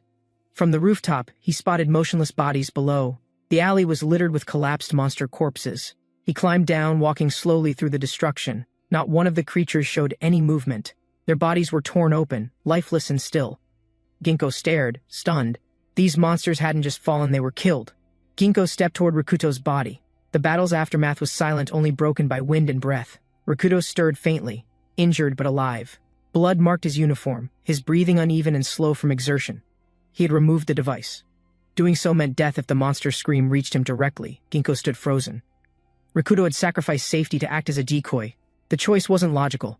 Rikuto staring at him, Ginkgo's thoughts narrowed. He couldn't understand why someone would trade pain for his life. Rikuto reacted to a sudden noise. His eyes narrowed, instincts warning him something was rapidly approaching. Both turned at once. An intense surge hit the alley, shaking the ground beneath their feet. Neither could speak, only confusion as they stared at the nearby wall where the sound originated. A scream echoed through the streets, distant but loud enough to jolt both of them alert. Ginkgo stepped forward, shaken. The sight before him challenged logic. Rikuto, somehow alive after all that damage. Blood trickled down Rikuto's ear. He had removed the earpiece, exposing himself to the monster's scream. Ginkgo realized what Rikuto had done. He hadn't just risked his life, he deliberately triggered danger. That moment was a gamble. Rikuto acted without certainty, choosing instinct over strategy to change everything. Before the scream struck, he launched forward. Pain flared, but the enemy faltered from his unpredictability. He grabbed one monster midair, using it as a shield. It worked, but at heavy cost. Using one monster as a barrier, Rikuto hurled it into another, blocking the incoming sound wave. The technique worked, but with a cost. His left eardrum ruptured from the intense shock pressure. Ginkgo stood frozen, processing what Rikuto had done. It wasn't bravery, it was reckless, calculated desperation. Rikuto touched his ear. Blood traced his jawline, but he didn't show regret or hesitation. Unable to hold it in, Ginkgo shouted. He didn't understand how anyone could risk that much. Ginkgo helped Rikuto walk. Their escape path was quiet now, but both carried deep internal damage. Rikuto spoke calmly, explaining the injury would heal. But his question hinted suspicion about Ginkgo's background. Ginkgo paused, caught off guard. He hadn't expected concern, especially from someone who risked everything moments earlier. Frustrated, he muttered about Rikuto's stubbornness. Despite his words, Ginkgo's grip didn't loosen. He didn't pull away. A thought surfaced. Ginkgo began to wonder if Rikuto, unlike others, could handle the full truth. The monsters were unnatural. Their arrival wasn't random. Something had triggered their emergence into this human world. Leaning on Rikuto, Ginkgo recalled what he knew. The cause wasn't unknown to him anymore. He considered telling Rikuto. For the first time, Ginkgo felt someone might understand without running away. He whispered one word, "Mom." It was the beginning of everything.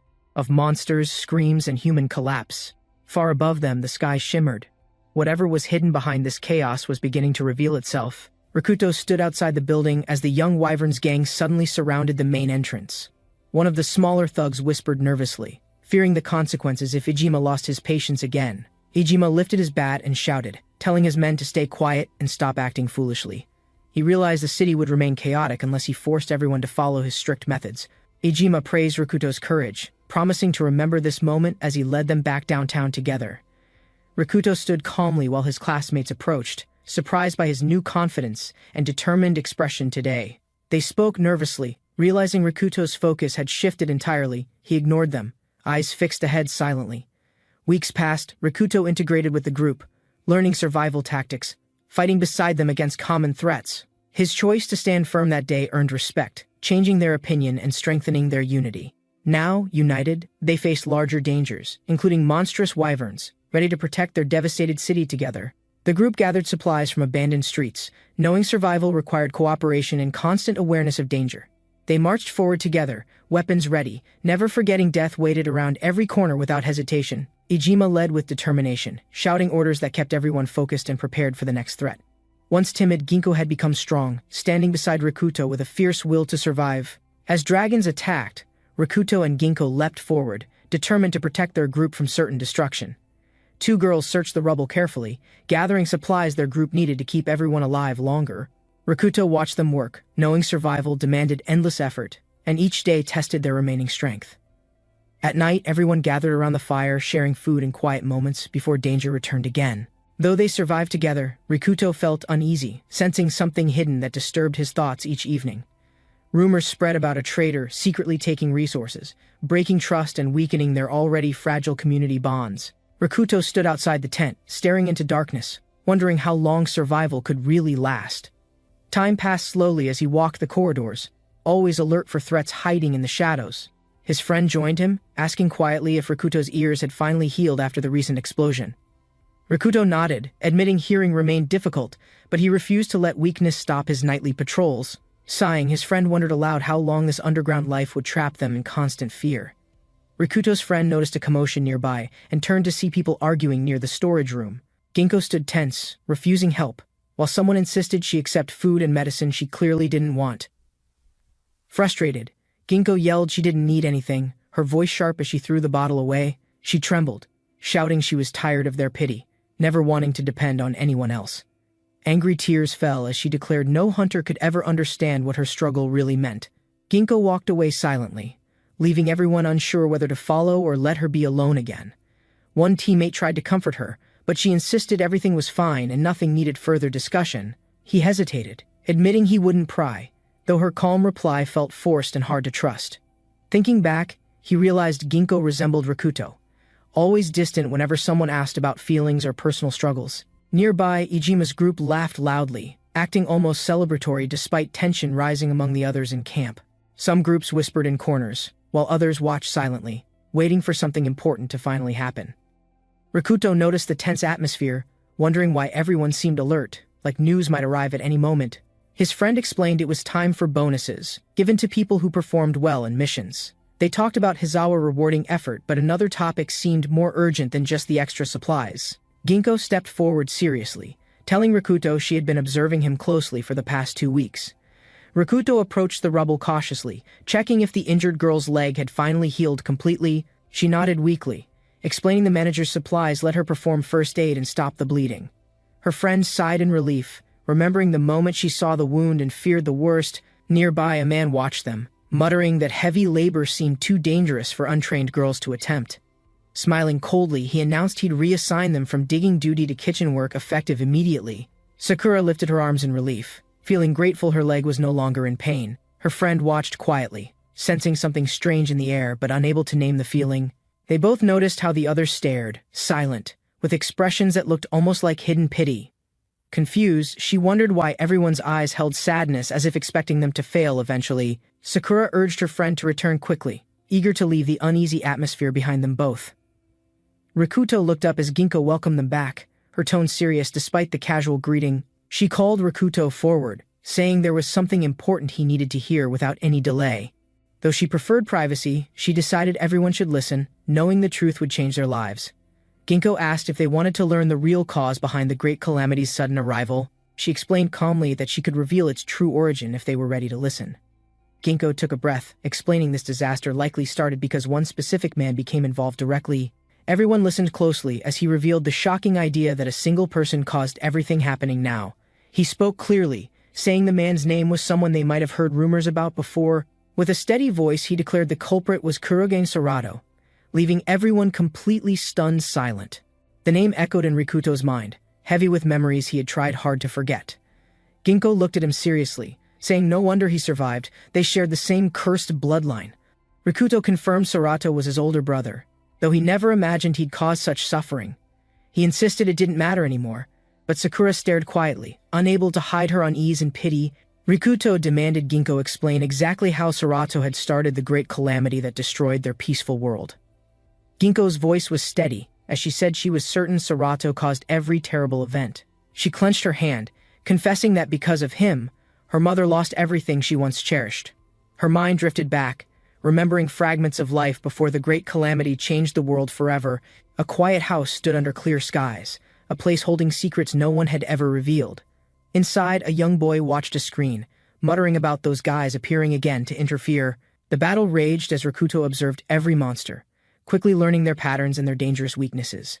He knew slimes moved slowly, but could overwhelm careless fighters who underestimated their strange, shifting forms. Golems fell once struck on their foreheads, but reaching that weak point took skill and courage.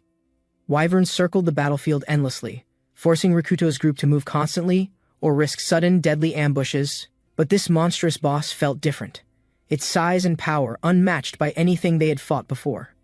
Serato watched the screen with fascination as the huge monster attacked his tiny digital character again. He leaned back on the couch, wondering how to defeat it without using all remaining resources. Smiling, he thought this game his mother programmed was truly challenging and surprisingly fun to play. The balanced difficulty felt rewarding, each victory delivering a rush of satisfaction he rarely experienced otherwise. Hearing the clock chime, he sighed, deciding it was time to leave and head out. The hospital stood quiet under the sun, holding memories Serato wished he could easily forget forever. He walked the hall, repeating his mother's room number in his mind to stay focused. Pushing the door open, he paused, surprised to see an unexpected visitor already waiting inside calmly. He recognized Yukina, who seemed annoyed and uninterested in any polite conversation about Serato's sudden visit. Serato reminded him he was the largest shareholder, daring Yukina to keep refusing his formal invitation again. Yukina looked up slowly, recognizing Serato's voice, feeling both dread and anger fill his tired thoughts. He reminded Serato he had resigned, insisting he was only a dying man needing quiet now. Serato laughed coldly, mocking Yukina as the genius everyone admired, but who wasted potential on nothing important. He praised Yukina's myth summon system, calling it the company's greatest achievement ever built by human hands. Smiling, Serato demanded Yukina spend his final days helping finish the project he valued more than life. Serato sighed, annoyed by Yukina's silence, deciding it was pointless to keep pleading any longer now. He admitted he'd only visited because Yukina was dying, hoping to get clear approval before proceeding. Instead, Serato declared the company records were enough, promising he'd reshape the world using Yukina's knowledge. Before leaving, he warned Yukina not to regret refusing him, his eyes cold and unfeeling again. Yukina watched silently as Serato walked away, a bitter smile forming despite the darkness spreading inside. Yukina sighed, noticing Ginkgo arrive quietly, pretending not to care about Serato's earlier visit to him. Ginkgo tried to ask questions, but Yukina dismissed it, insisting Serato was nothing worth discussing again. Instead, Yukina focused on Ginkgo, reminding him it was a school day he shouldn't be skipping. Ginkgo looked away nervously, mumbling that he hadn't gone because he simply didn't feel like attending. He crossed his arms, complaining his classmates were boring idiots, making school feel pointless every single day. Yukina watched Ginkgo sulk, then gently urged him to smile because smiles always connected people together. Ginkgo flinched, annoyed, insisting forced cheerfulness was meaningless and he didn't need anyone's sympathy to survive. Crossing his arms, he declared he could live alone without help, proving he wasn't truly dependent. Yukina asked quietly why Ginkgo always stepped in to help strangers if he really felt that way. Smiling softly, Yukina reassured him it was okay, because he simply had a genuinely kind heart. Ginkgo turned to the window, feeling awkward after Yukina's kind words he didn't know how to answer. Yukina suggested they change topics, hoping to talk about something more cheerful to lighten the mood. Ginkgo mentioned the old game Yukina created, proudly explaining he finally defeated the tough North District boss. Yukina was impressed, admitting he'd designed that area to be a serious test for experienced players. Ginkgo agreed, adding that the game stayed exciting since monsters kept adapting new unpredictable attack patterns. Morning sunlight touched the hospital, while Ginkgo kept thinking about the game that never reached completion. He teased Yukina, claiming the main character Sylvia was obviously based on him in every detail. Yukina only laughed softly, admitting it was possible, but he'd never actually confirmed the connection aloud. Ginkgo sighed, saying the game would be famous if Yukina had released it like everyone hoped. When asked about the ending, Yukina smiled mysteriously and called it an unspoken secret he'd keep. Ginkgo clutched the memories tightly, wishing every hour with Yukina could last far longer. Somehow, he never expected everything would collapse so suddenly, the last grains of time slipping away forever.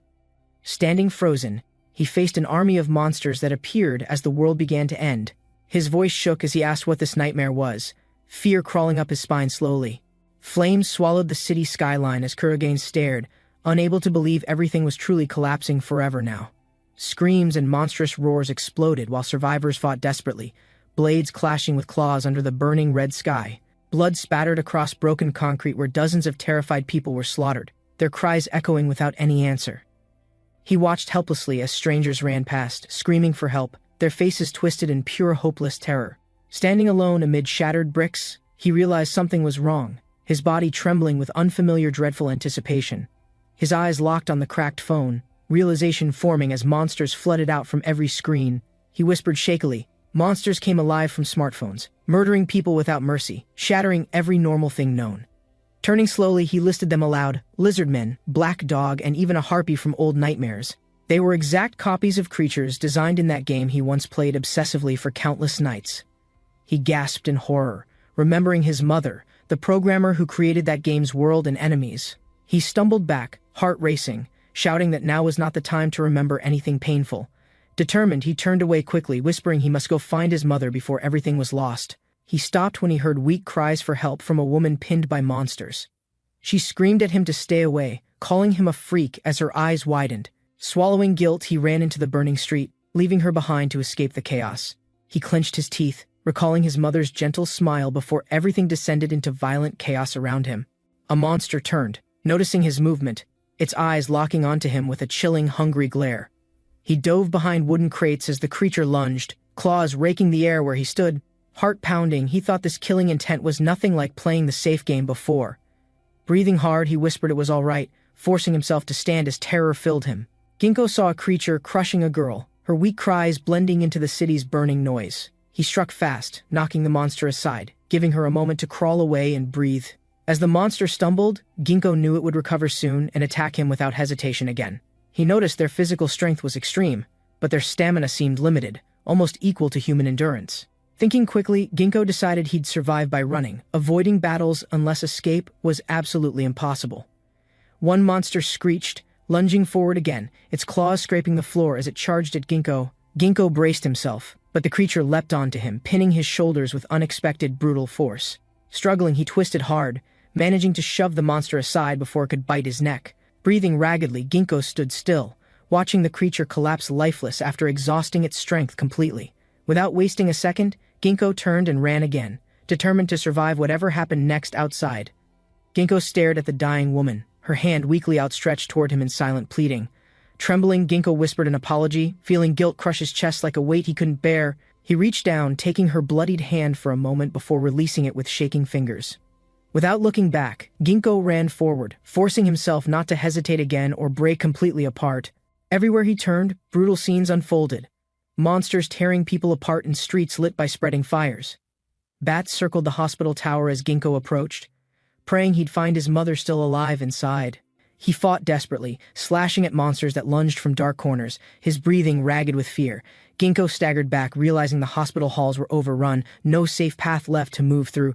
Panic growing, he whispered his mother's name over and over, forcing himself to keep searching. Heart hammering, Ginkgo screamed for her, voice echoing down the corridor filled with blood and shadows. Ginkgo stepped carefully into the room, noticing how strangely clean and untouched everything looked around him. He whispered that there were no corpses or blood, confusion tightening his chest like a vice. Ginkgo wondered if she had escaped, his mind racing through every possibility he could think of. He called out, voice cracking, before falling silent when no answer came from the empty shadows. Realization struck, he had wasted precious time, and he clenched his fists, swearing to keep searching harder. Ginkgo spotted his mother sitting against the wall, typing frantically with a determined look in her eyes. She muttered that if her predictions were right, everything happening now followed the game's original design. Her voice trembled as she admitted the only comfort was having her son still alive nearby. Ginkgo cried out, relieved to see her safe, and reached down to pull her up. When she didn't respond, Ginkgo froze, confusion filling him as he whispered her name again softly. Ginkgo's mother looked up, her eyes wide, whispering everything happening was somehow all because of her. He insisted they had to leave, admitting he didn't fully understand but knew staying was dangerous. Pulling her close, Ginkgo pleaded, reminding her they would die if they remained trapped in hiding. She finally nodded weakly, agreeing she couldn't die yet, her voice steadying as she stood up. Suddenly, a monstrous shape rushed toward them, claws slashing the air as it closed the distance. Ginkgo froze, staring in shock as the massive creature's shadow loomed over him and his mother. A giant scorpion charged forward, its claws smashing furniture as it shrieked with terrifying, inhuman rage. Ginkgo recognized it immediately, a mid-boss monster meant for later stages, now appearing far too soon.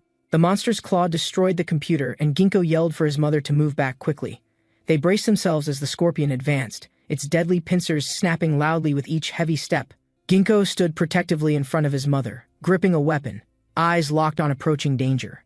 The giant scorpion stomped closer, its legs crushing debris as Ginkgo shielded his terrified mother carefully. He glanced back at her shaking form, promising he would protect her no matter what happened. Studying the creature, Ginkgo remembered how its armored body moved quickly, even with such a size.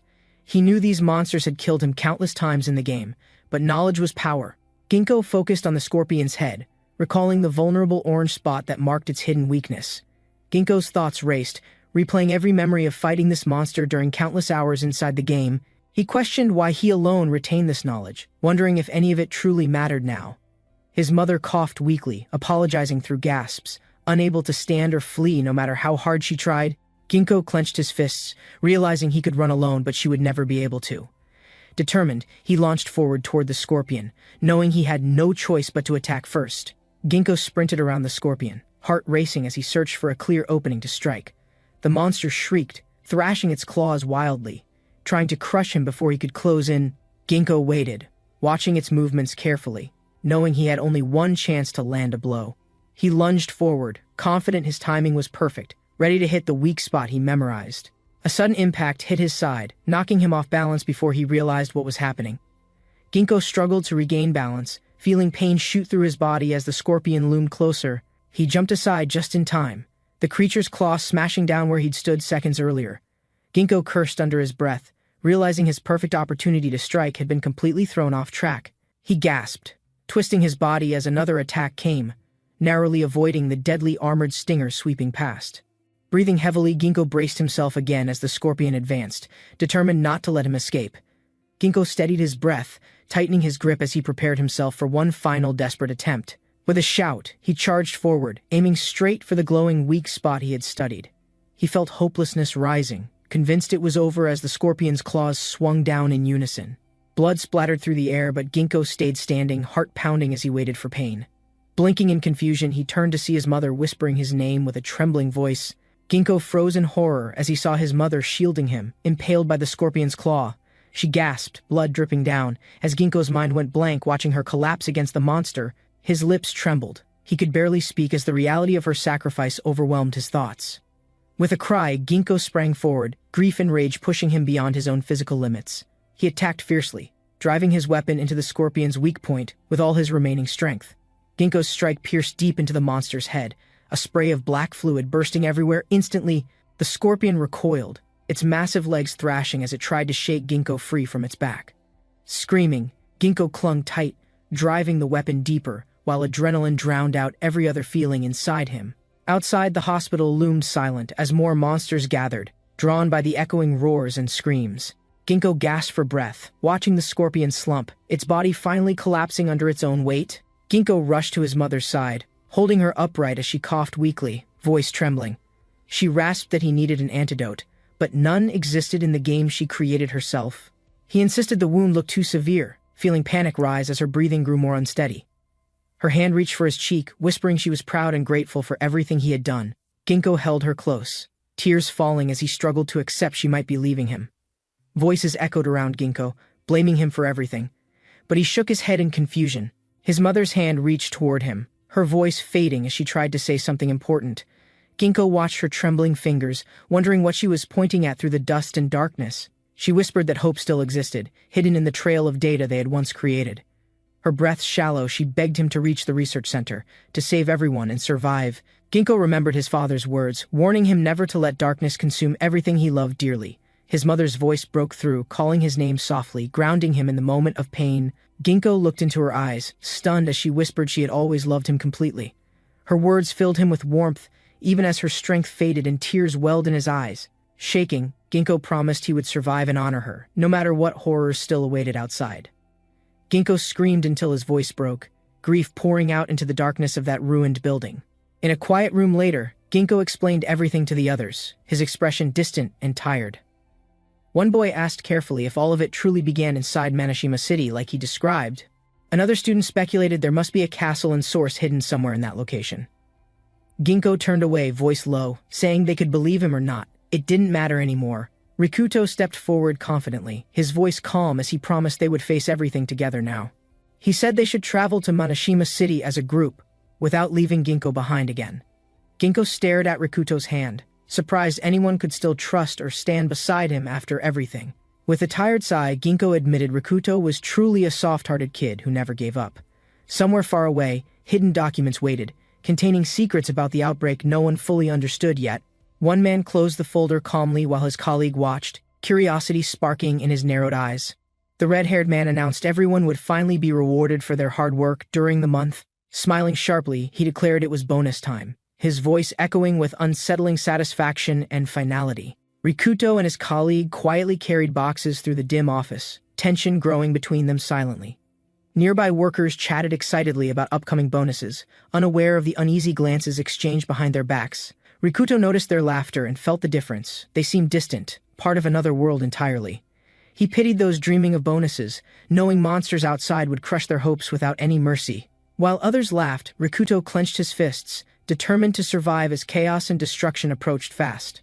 Rikuto stood apart, observing coworkers enjoying themselves, their laughter echoing while he remained silent and watchful. He sensed the invisible line separating those clinging to comfort and those aware of coming chaos.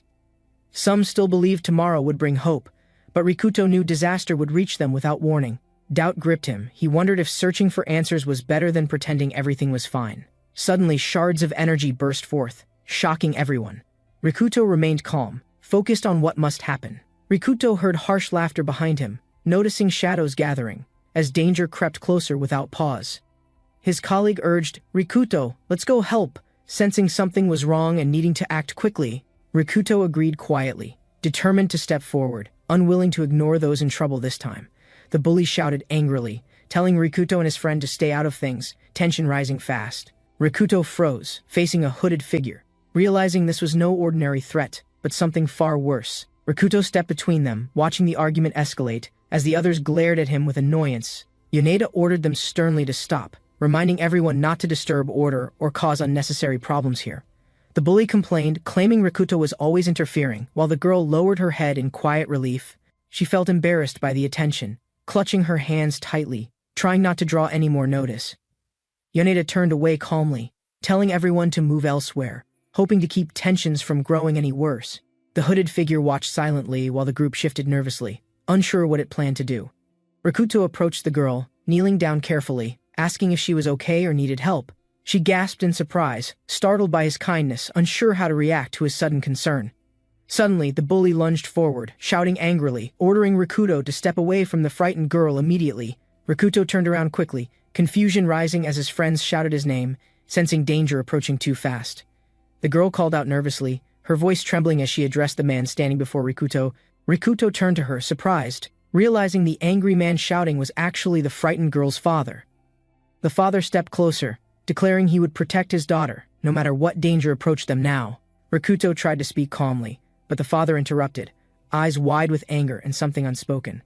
He demanded answers, shouting at Rikuto, desperate to understand why his family was being targeted so suddenly. The father pulled his daughter close, shielding her as he glared at Rikuto with guarded suspicion. She clung to him, trembling, whispering apologies for everything that had happened to them that night. Rikuto watched silently, understanding their pain, then lowered his head as they prepared to leave together. He turned away slowly, agreeing it was time to move, though the air still felt heavy. Nearby, another man sat alone, clutching his head, whispering he hated this world more than anything. The young man buried his face in his hands, overwhelmed by frustration and a growing despair. A calm girl approached slowly, asking if he was all right. Noticing how pale and shaken he looked, he lifted his head slightly, startled by her gentle voice, unable to find any words to answer. He stammered out a denial, insisting he was fine, though his voice trembled with obvious uncertainty. She smiled softly, promising to leave food nearby, while he tried to thank her through embarrassment. She asked if he had officially joined their group, her expression calm under the dim lighting. He nodded hesitantly, explaining he had become a member that day, still unsure about everything happening. Trying to sound confident, he promised to do his best since there was no other option. Another girl called her away, saying the others had returned, and she quickly turned to leave. Left alone again, he mumbled nervously. Realizing this was the first time he'd felt so included, the storage room remained silent as a heavy feeling settled over everyone sitting under the dim lights. One student spoke, saying it felt strange they had survived here together for almost an entire month. He confessed it sometimes felt like a game designed to wear down everyone's will to resist.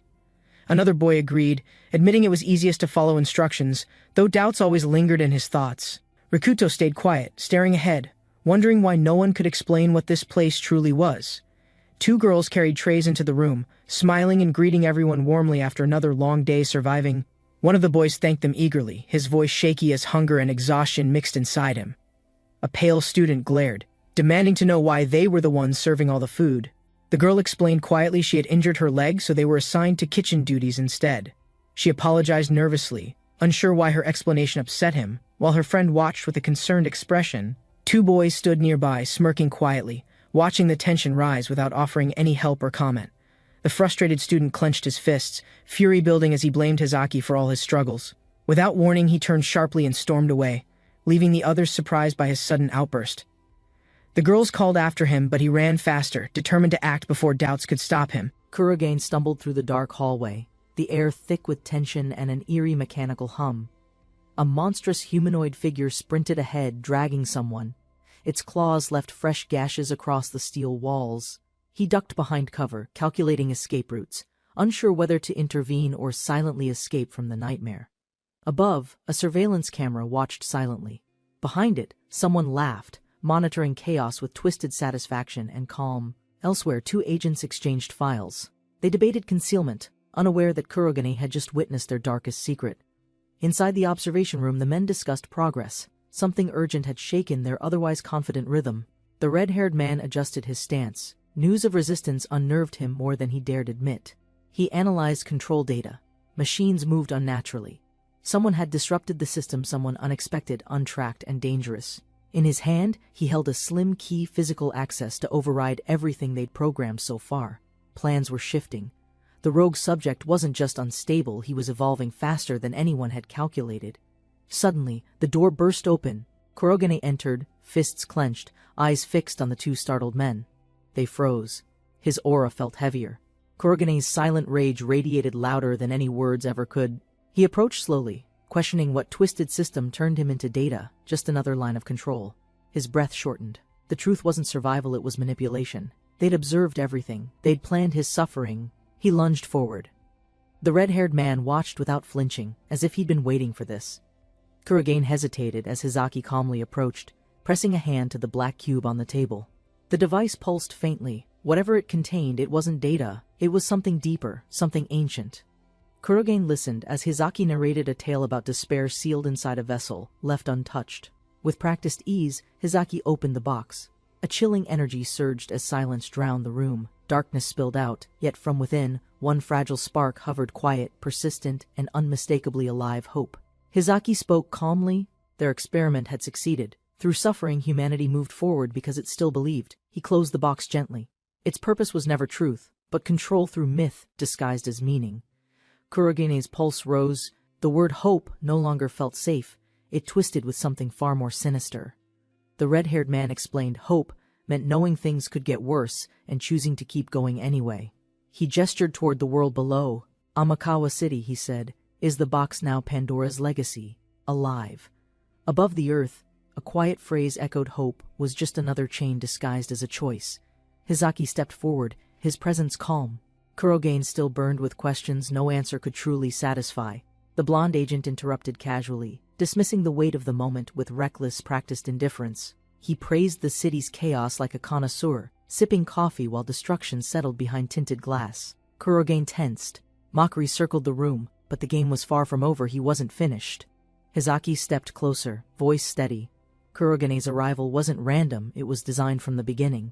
He explained that Kurogane was chosen because he endured, he kept moving while others simply broke. Kurogane braced himself. Hizaki's words echoed truths he didn't want to accept but couldn't fully deny. The room fell silent. One decision loomed: either fight against them or embrace what he'd become.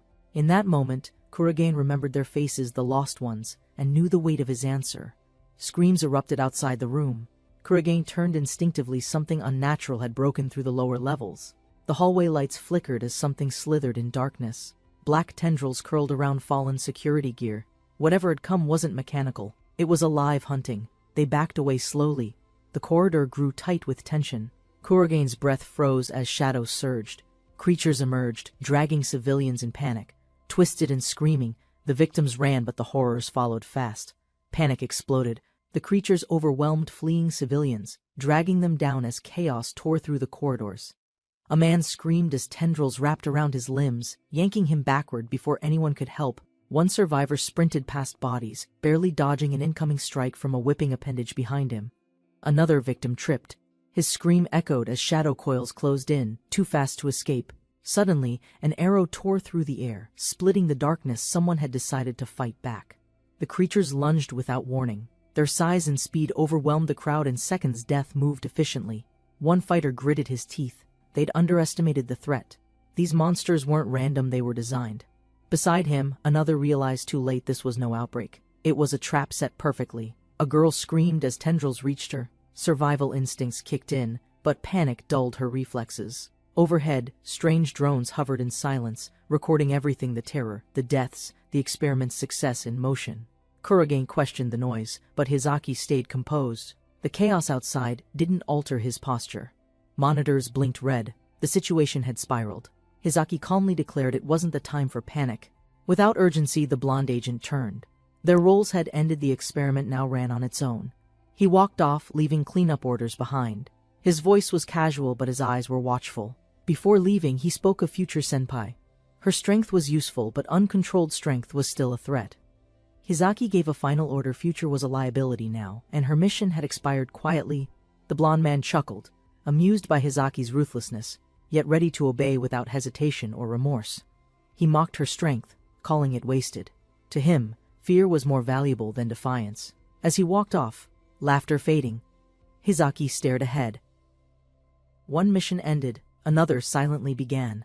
Screams echoed as monstrous tendrils burst into the hallway, clawing through students running in sheer panic. A girl stumbled backward, her eyes wide in terror as a shadowy creature lunged with gaping maw. She fled down the corridor, heart pounding, breath-sharp. Monsters surged closer, hunger gleaming in their eyes. One student froze mid-run. Confusion met horror when tentacles wrapped around her before dragging her into darkness. Suddenly, Kurogane appeared, blood-splattered, furious fist crashing into the beast, a silent warrior defying death itself without hesitation. Kurogane dragged the wounded girl behind him, his eyes scanning the shadows, alive with silent threat. He turned toward the girl beside him, quickly calculating the safest route through the crumbling hallway. She froze, confused by his sudden turn, unaware danger still crept silently along the tunnel walls. Realizing her hesitation, Kurogane shouted, forcing her legs into motion as panic slowly overtook her thoughts. She fled into the darkness while he remained behind, watching the tracks, knowing something worse approached. Behind Kurogane, the monstrous worm slithered forward, its tendrils twitching, eyes scanning for fresh prey. The creature lunged, metallic jaws gaping, unthinking and merciless. Its purpose reduced to devouring anything that moved. Kurogane sprinted into range, not retreating. He knew others remained trapped further ahead, still unaware. The worm struck down a nearby boy, its piercing limbs shredding flesh before dragging him screaming away. Further ahead, two boys argued, oblivious, clutching weapons, still hoping logic or rules would bring them safety. A student swung his bat, slamming the worm's tendril aside, determined to hold the line alone. He stepped back, breathing hard. Others emerged calmer, more prepared, hardened by earlier fights in the tunnels. One man assessed quickly. The monsters weren't strong individually, but there were too many to ignore. They debated strategy. Though confident, the numbers swarming the halls posed a growing, relentless danger to everyone. Meanwhile, elsewhere in the chaos, the swarm overwhelmed weaker students, spreading panic and blood across the floor. The group looked to Rikako for orders. Silence hung heavily while monsters howled somewhere beyond reach. Rikako stepped forward calmly. His plan was set, though some consequences would weigh heavily on morale. Confusion stirred as others questioned him, but his mind was clear: sacrifice one path to secure another. In the North Hall, elite fighters remained chained, isolated during lockdown protocols triggered when monsters breached. Though the threat was growing, Rikako knew the strongest students behind the chains were their chance. Rikako delivered orders coldly, assuring survival depended on discipline. His tone left no room for argument. Though stunned, the boys acknowledged him. They were hesitant, but the chain of command was absolute. Smiling faintly, Rikako justified his decision. To him, sacrifices were part of leadership, not cruelty, but necessity. Elsewhere, chaos deepened. Kurogane appeared from darkness, prompting recognition. His arrival signaled a turning point approaching fast. Monsters cornered a new group. Panic erupted as the survivors spotted Kurogane sprinting to intercept again. The group hesitated, trapped between monsters and metal. Kurogane's sudden motion gave them a final option. Kurogane emerged from shadow, alone and calm. His presence confused some, but offered immediate hope. One student recognized him instantly. The memory sparked urgency, knowing Kurogane wouldn't run without good reason. Kurogane darted forward down a side corridor one others had feared to enter since the beginning. Watching from behind, Rikako sighed. To him, their actions were childish risks, but still, he allowed it. With a twisted grin, the man saw opportunity in chaos. Some lives were meant for sacrifice. Far below, the cries began. Those without protection were already caught in the spreading nightmare. In the southern block, panic took over. Unarmed students fled, but the monsters were faster. Tentacles lashed out wildly. Screams tore through the hall. Hope faded as the creatures overwhelmed everything. One girl tried to help a fallen classmate, dragging them desperately through the storm of death. She tripped hard, crashing to the ground. Behind her, shrieks echoed and claws scraped the walls. Her father limped beside her, gripping his ribs. His body failed, but his resolve stayed firm. He knew the truth: his time was done. Gently, he urged his daughter to run alone. She hesitated in horror. The monster surged forward. Her father shielded her with one final breath. His sacrifice bought seconds. She stumbled forward, tears blurring her vision, chased by death and memory. The worm lunged again, but steel sliced through its head. Another student had joined the fight. He landed cleanly, blood staining his sleeves. His movements were trained, measured, purposeful, and without hesitation. Without waiting, he stepped ahead. Someone had to buy time for the others still escaping behind. His friend froze in disbelief. This wasn't part of their plan. No one had agreed. But his voice was firm. Not everyone could survive. He'd chosen to fight so others could. He declared that abandoning others to survive alone was cowardice, a choice belonging only to beasts. He stood tall, blade steady. His belief: clear survival meant nothing if humanity was discarded. They watched, stunned by his words. His presence reminded them what it meant to stand together. He faced the dark alone. Something stirred beyond. The air shifted, heavy with unseen movement. The girl clutched her father, voice trembling. The sound confirmed it. Something was coming closer again. Rikuto turned sharply, instincts reacting to the shout, warning tones echoing louder than the screams behind him. From above, a threat dropped fast. He scanned upward, feet sliding as dust and sparks fell. He lunged forward, realizing the danger was aimed not at him but at the people he protected. Blade raised, Rikuto intercepted mid-air, his stance firm, shielding the group behind from the creature's assault.